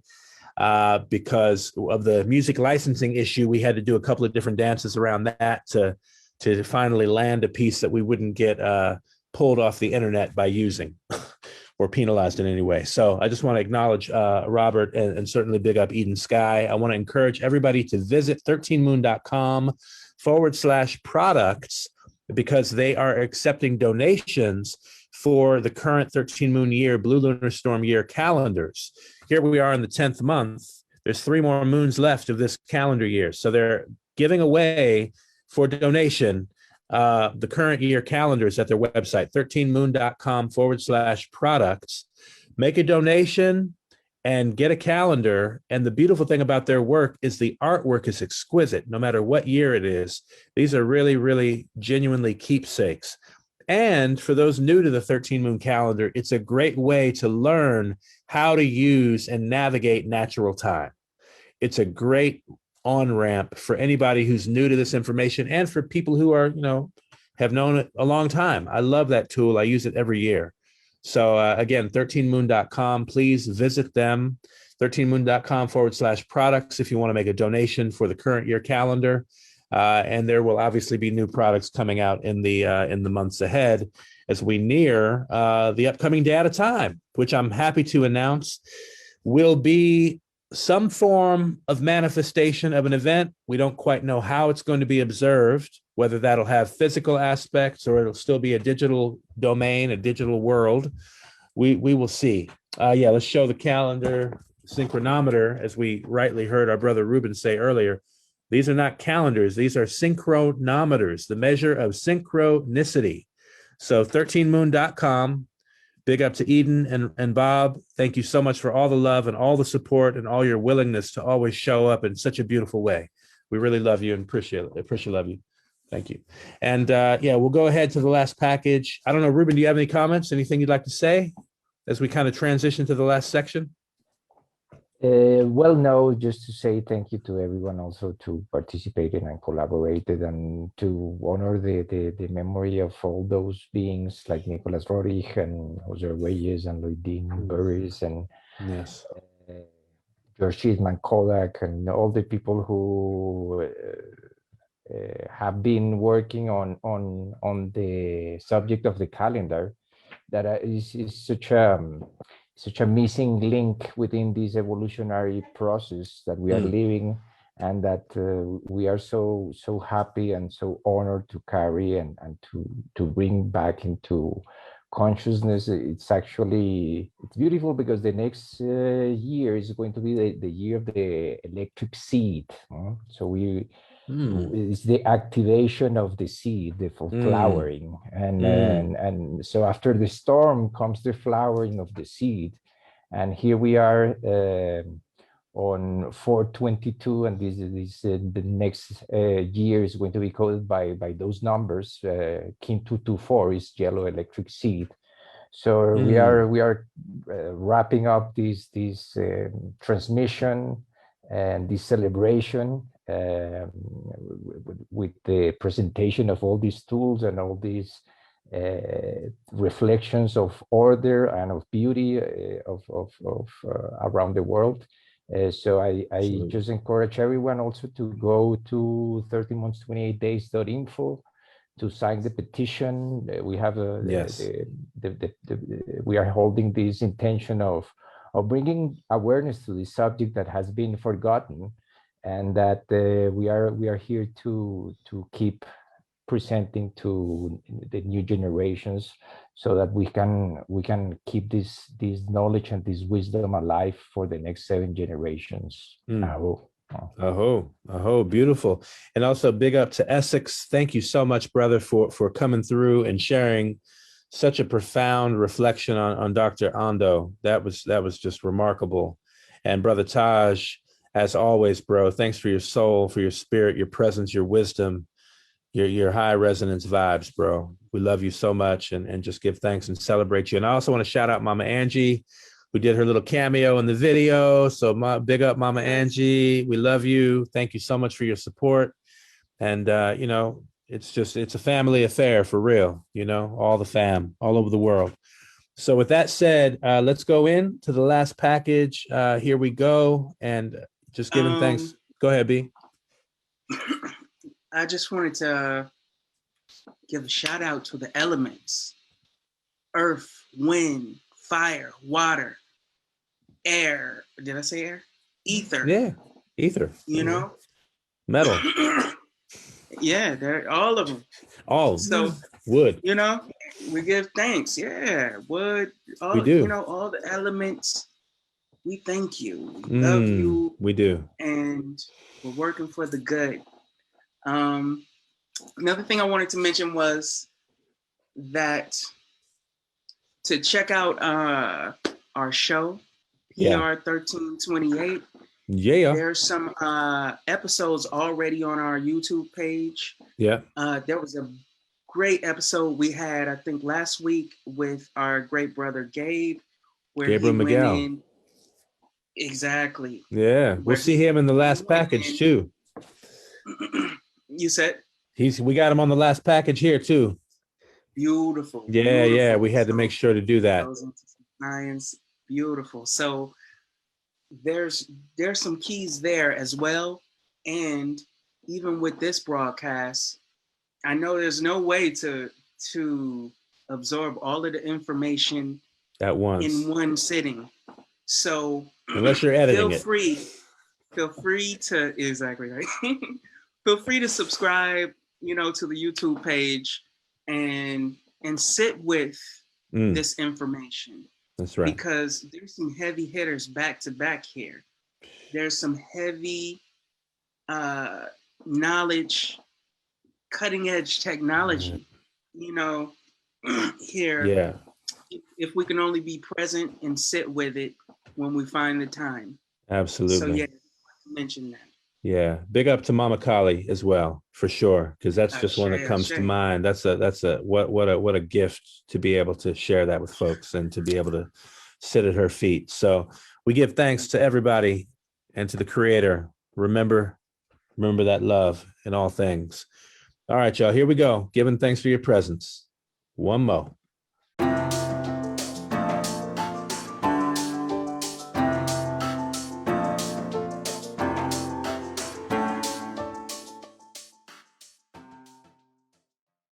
Cause everybody wants to find a way, please give a solution. And everybody wants brighter days, don't be disillusioned. Cause everybody wants to find a way, please give a solution. And everybody wants brighter days. Yo, we strive, we fight for nothing that's really there. We tear apart, we build, we separate when love is there. In these times we've created so trying with every mistake, and she is dying. And we're dying, believing and self-relying. When the structure and peace brings us together like the bass and the drum of the beat, we sleep while others eat, lacking sleep, finding beats to place in space of an emotion that could be so complete. I repeat, complete, but we march and you start to crease. Praying the killings will cease. Torn pieces and particles, losing your soul in mind articles. Recollections of a past, an idea so vast that you mask. When I question the moves and actions that you take, mirrors my own need to self-improve. And it's serious time. There's no more cash on the line. The bigger stock is your mind. And if you can control, who could control? 10% of millionaires who implant what's there on your remote control, triggering memories and emotion in the soul. And what's left next? My wish that you choose to exist for more than mere bliss of your own individual world, penetrating through the speaker analog symbols of digital vortex, Venetian cosmic girl. Praying you will realize our future resides on the actions of our mind, heart, spirit, and soul. So my people, take control, free, ego, take control right now, y'all. We've got to find the way. Please give the solution. We've got to build the brighter day. Don't be disillusioned. Cause everybody wants to find the way. Please give a solution. And everybody wants brighter days. Don't be disillusioned. You are the solution. Don't be disillusioned. Cause you are the solution. We are the solution.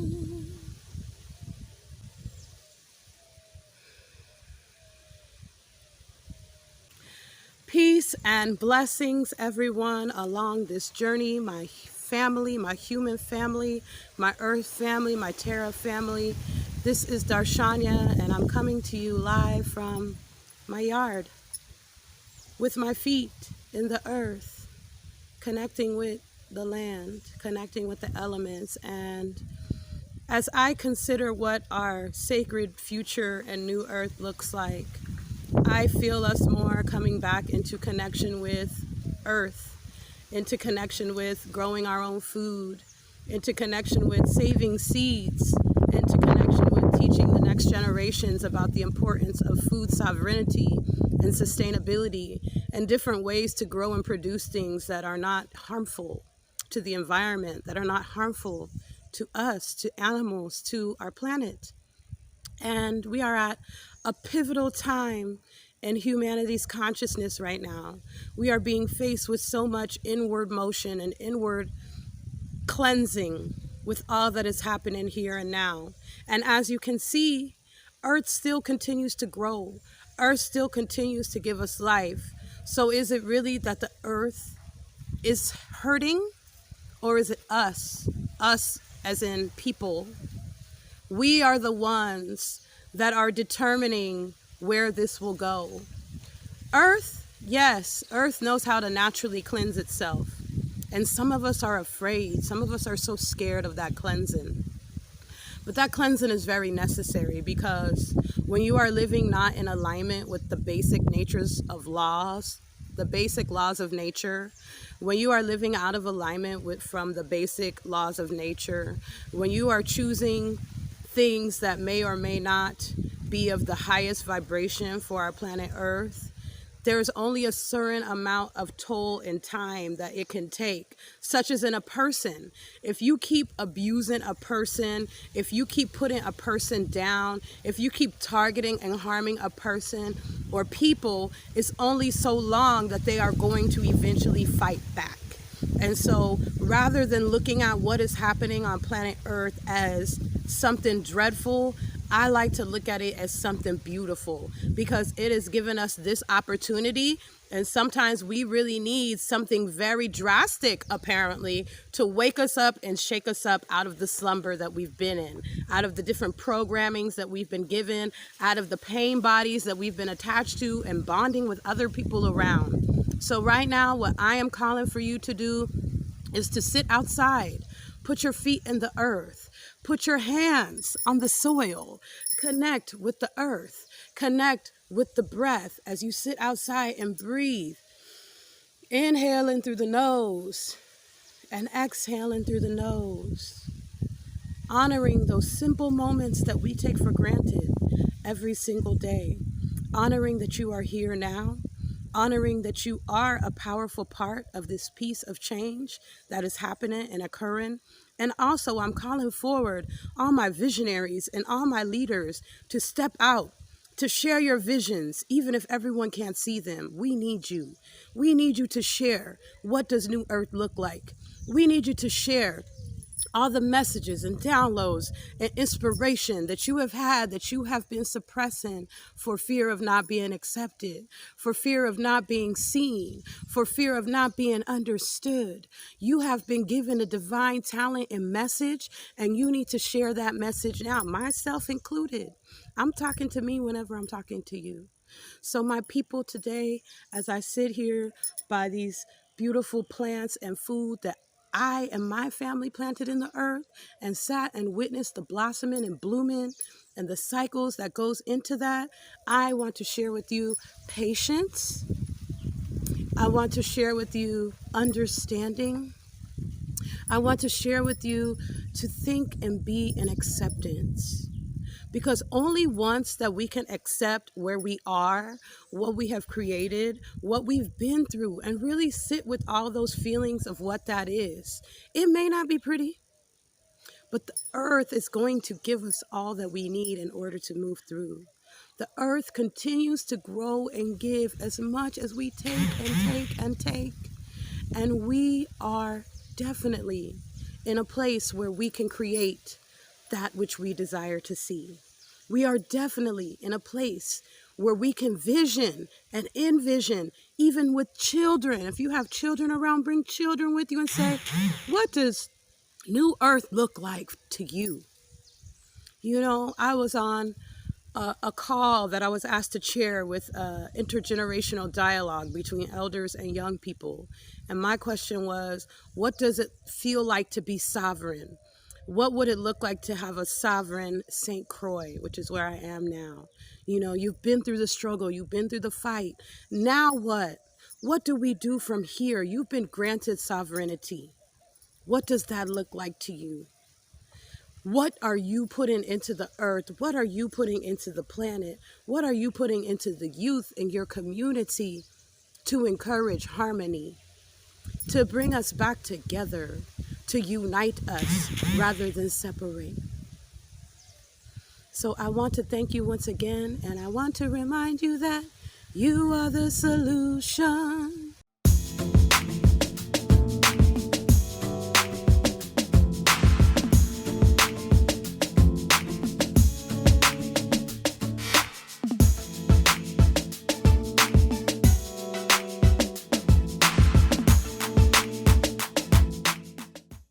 Hi everybody, my name is Gabriel Miguel.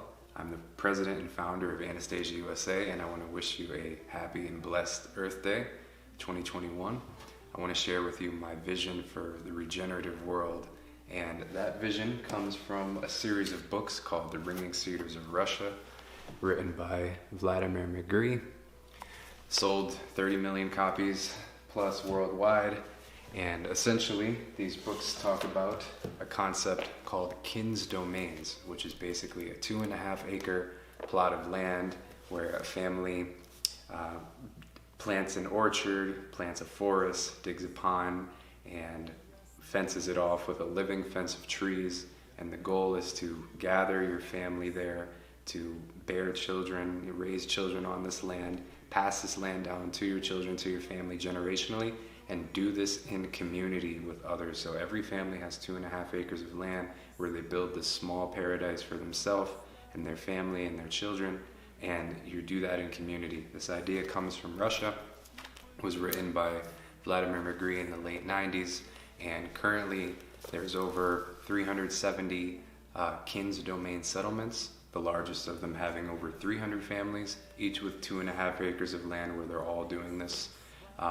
It's a huge movement that's spreading across the world, started by these books here, the Ringing Cedars of Russia books. And if you have read these books, please find us on Facebook. Please visit our website, anastasiausa.land, or join our Facebook group, Ringing Cedars North America.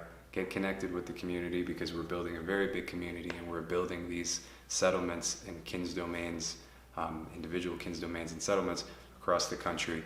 And imagine every family comes together and they plant hundreds of trees on their land. They plant fruit trees. Everything is organic. It's all with the intention of stewarding the world and stewarding the earth and passing this on to their children generationally, doing this in community. And to give you a little bit of a vision here, I want to share a quote from the author, Vladimir Megri. "Let each one of us take a small plot of his land, 1 hectare, pull his whole mind and whole spirituality together, and create a very small but concrete paradise. He will transform his little piece of land on our large planet into a flourishing garden, giving a material embodiment to his spirituality, following God's example. If millions of people do this in a whole lot of countries, then the whole earth will become a flourishing garden."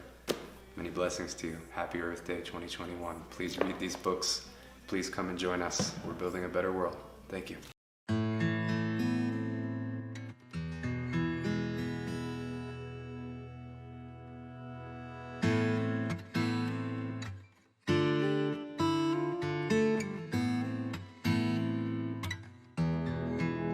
Oh, Mother Gaia, hey Pachamama, I hear you calling inside my soul. Embrace the Aina, origin of all nations. I hear the call, awaken us all. I hear the call, I hear the cries. The beating of the drums got me open wide. I see my brothers coming, we are unified. The women are the leaders of this mighty tribe. And we won't be defeated by these corporate lies. We'll find a way to adapt. It's time to turn the tides. Break through it, my people will make music. No evil can take away from the truth. Let fate prove it. And we don't gotta just wait. Let's make a movement. Unify the tribes. Elevate the vibes. Love stronger than hate. Peace starts inside. Overcome the fear. Great spirit will guide. Jah lead the way. Let the children play. Love your mother earth. Together we all pray. Stand up and fight. No time to be afraid. Warriors of the light. Let's cleanse and burn sage. Everything is sacred. Everything is sacred. Everyone is holy. Everyone is holy. There are no temples to house my soul. My soul. Everything is sacred. Everything is sacred. Everyone is holy. Everyone is holy. There are no temples to house my soul. Great spirit, tell me, do you feel it? There's a voice calling out deep inside, can you hear it? Reminded to still remember that everything is one. There's a beating in my chest from the sound of the drum. We are warriors, peacekeepers of the land, stewards of the earth, here to carry out a plan. If everyone's connected, then reach out and take my hand. The time is coming now, we got to choose and make a stand. There's nowhere left to go, we travel down the road. The oracle is spoken and we've seen it all before. Atrocities are happening all around the globe. Mother God needs our help for the healing of his soul. I reach into the soul, I feel the connection. Burn a little sage and pray to the four directions. Look up to the sky, I see the reflection. The light coming down is a blessing. Everything is sacred. Everything is sacred. Everyone is holy. Everyone is holy. There are no temples to house my soul. My soul. Everything is sacred. Everything is sacred. Everyone is holy. Everyone is holy. There are no temples to house my soul.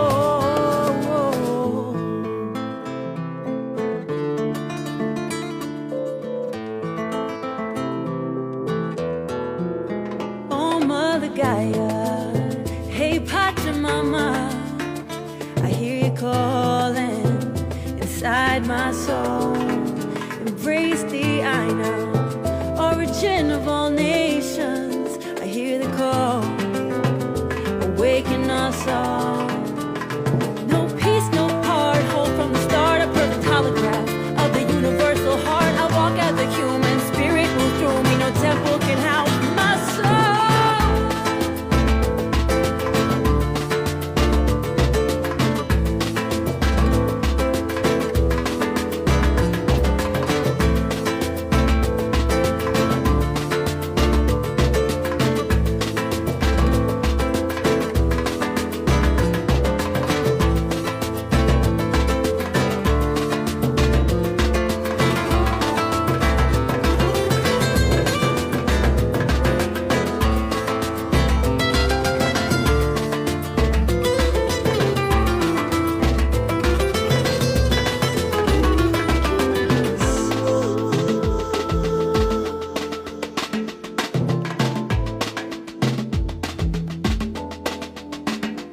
No more profit over people and money over nature. Despite our disagreements, I was taught to never hate you. But you make it really extra hard for me, brother. Time and time again, you disrespecting our mother. It's like you only care about the paper in your pocket.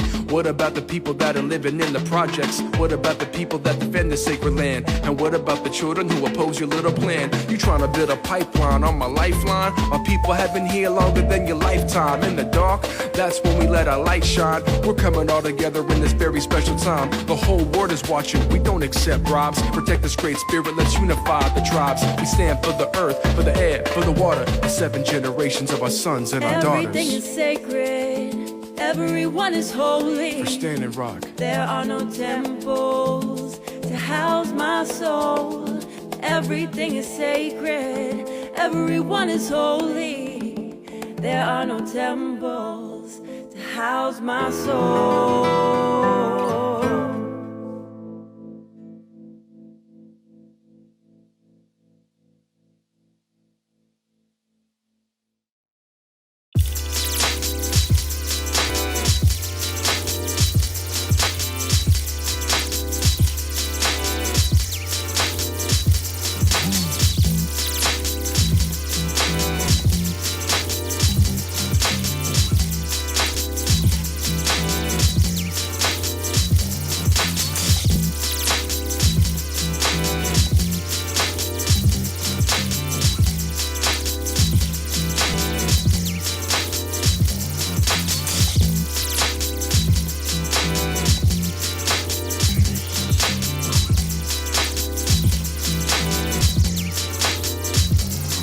Put yourself to the furnace. Did they know? Yes. Did they care? You got nothing left to lose but your mind and the will you had to begin with. Strung you out by your own thumbs with a click and attention. Now the string is a knot around your neck and bulging eyes. Didn't notice, didn't care, kept on scrolling. Useless, itching at the screen. The bottomless exactly what you think are beyond your reach. Useless, itching at the screen.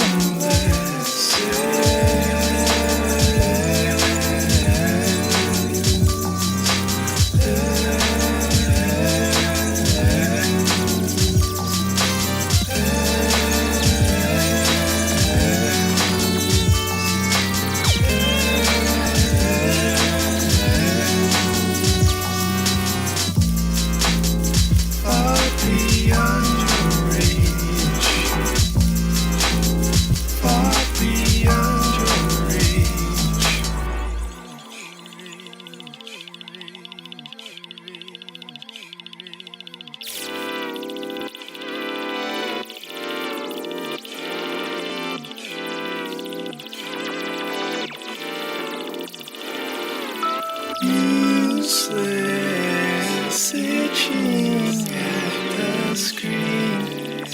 The bottomless is exactly what you think are beyond your reach.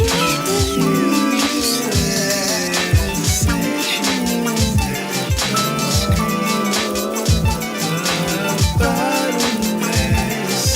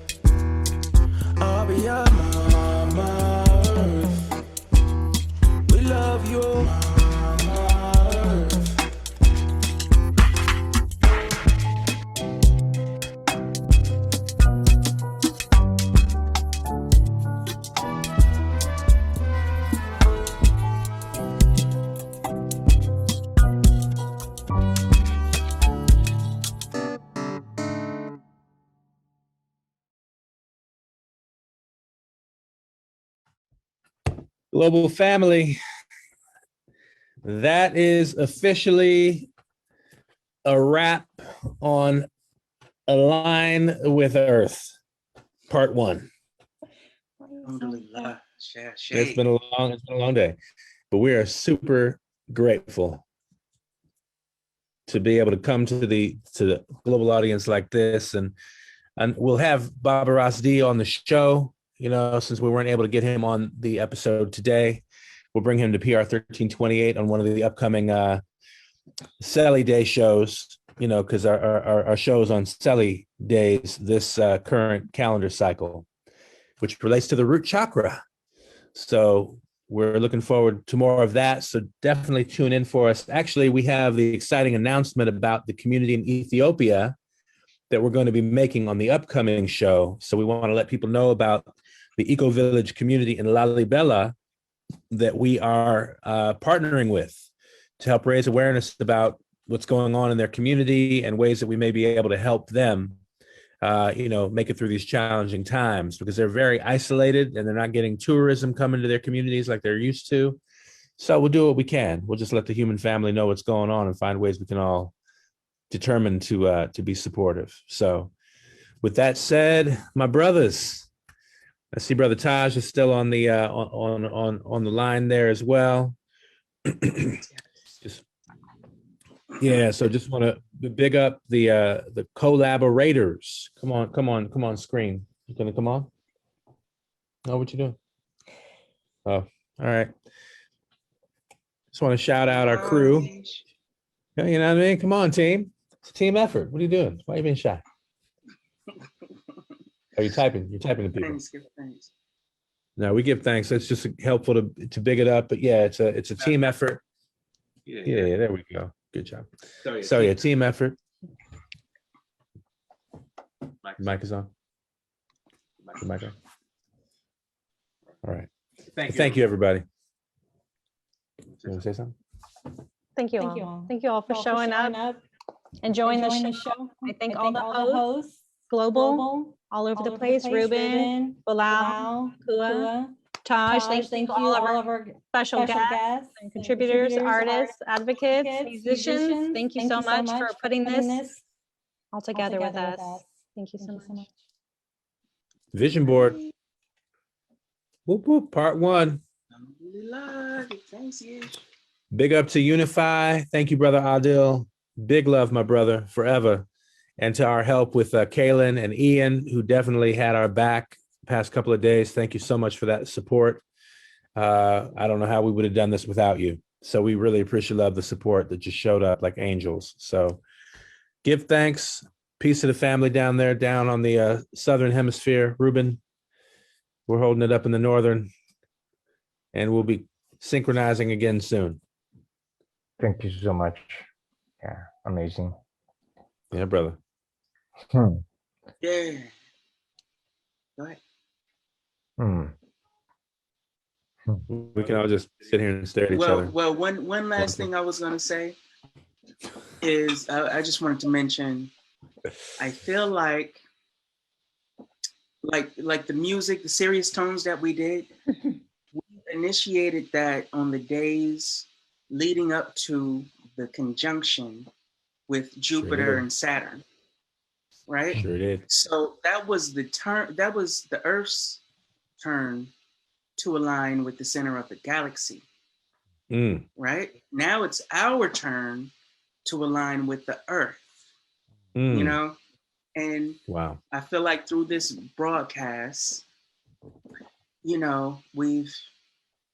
we've facilitated some alignment, for those who are open to the energy, to the vibes, to the sharing, to the wisdom, the art, the culture,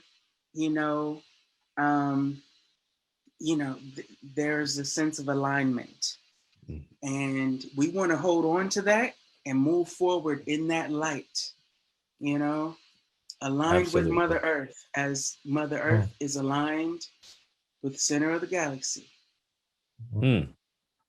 Yeah. So the umbilical cord is connected. We want to connect with the umbilical cord.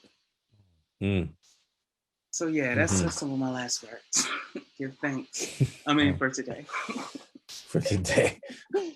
Well, yeah, for today, for the next hour here. So you have more. They'll be coming. That's facts. Stay connected. That's the key. So thank you out there to all tuning in. We love you. Visit us at planetrestoration.info. Visit us on Facebook, facebook.com/Planet Restoration. Visit us on IG, which is at planet_restoration. Like and subscribe to our YouTube channel. Check out our videos. Check out the music and the playlist. You got the good serious codes, great conjunction EP, 7 bangers. You all only heard the instrumentals today. But when you tune in with the lyrics and the harmonies and the melodies on top of that, it's a whole transport system. So, and if I may mention, I know I wasn't gonna say that, but no. If I may mention that last track that you just let ride out, yeah, right, was also aligning us to some serious codes. On Earth Day, today's tones. Those codes are in there. Yep, we put them in there. Decoding and recoding. Facts. Yep. So that just shows, you know, entertainment can be something, can be a facilitation of some next level things, you know, as well. So absolutely. Give thanks and praise. Give thanks and praise. Yeah. For sure. Tomorrow we are entering the last day of this cycle, which is the cosmic dog, and we were speaking about the Dogon and the star Sirius, which is the dog star. So we are entering into resonance with a whole system of stars and ancient knowledge, ancient wisdom, and with cosmic civilizations. This is the baby steps of the noosphere is making this presence to these otherworldly beings that are also tuning in to this broadcast. Yes, absolutely. Yeah. Give thanks, brothers. Give thanks. And sister. Love and gratitude. Love and gratitude. Love and gratitude. Love and gratitude. Yeah. That's our next song. Yeah, man. Let's do it. Yeah, man. Let's do it. Exactly. All right, y'all. Thank you, everybody. Be good to yourself. Be good to each other. We love you. Peace. Peace.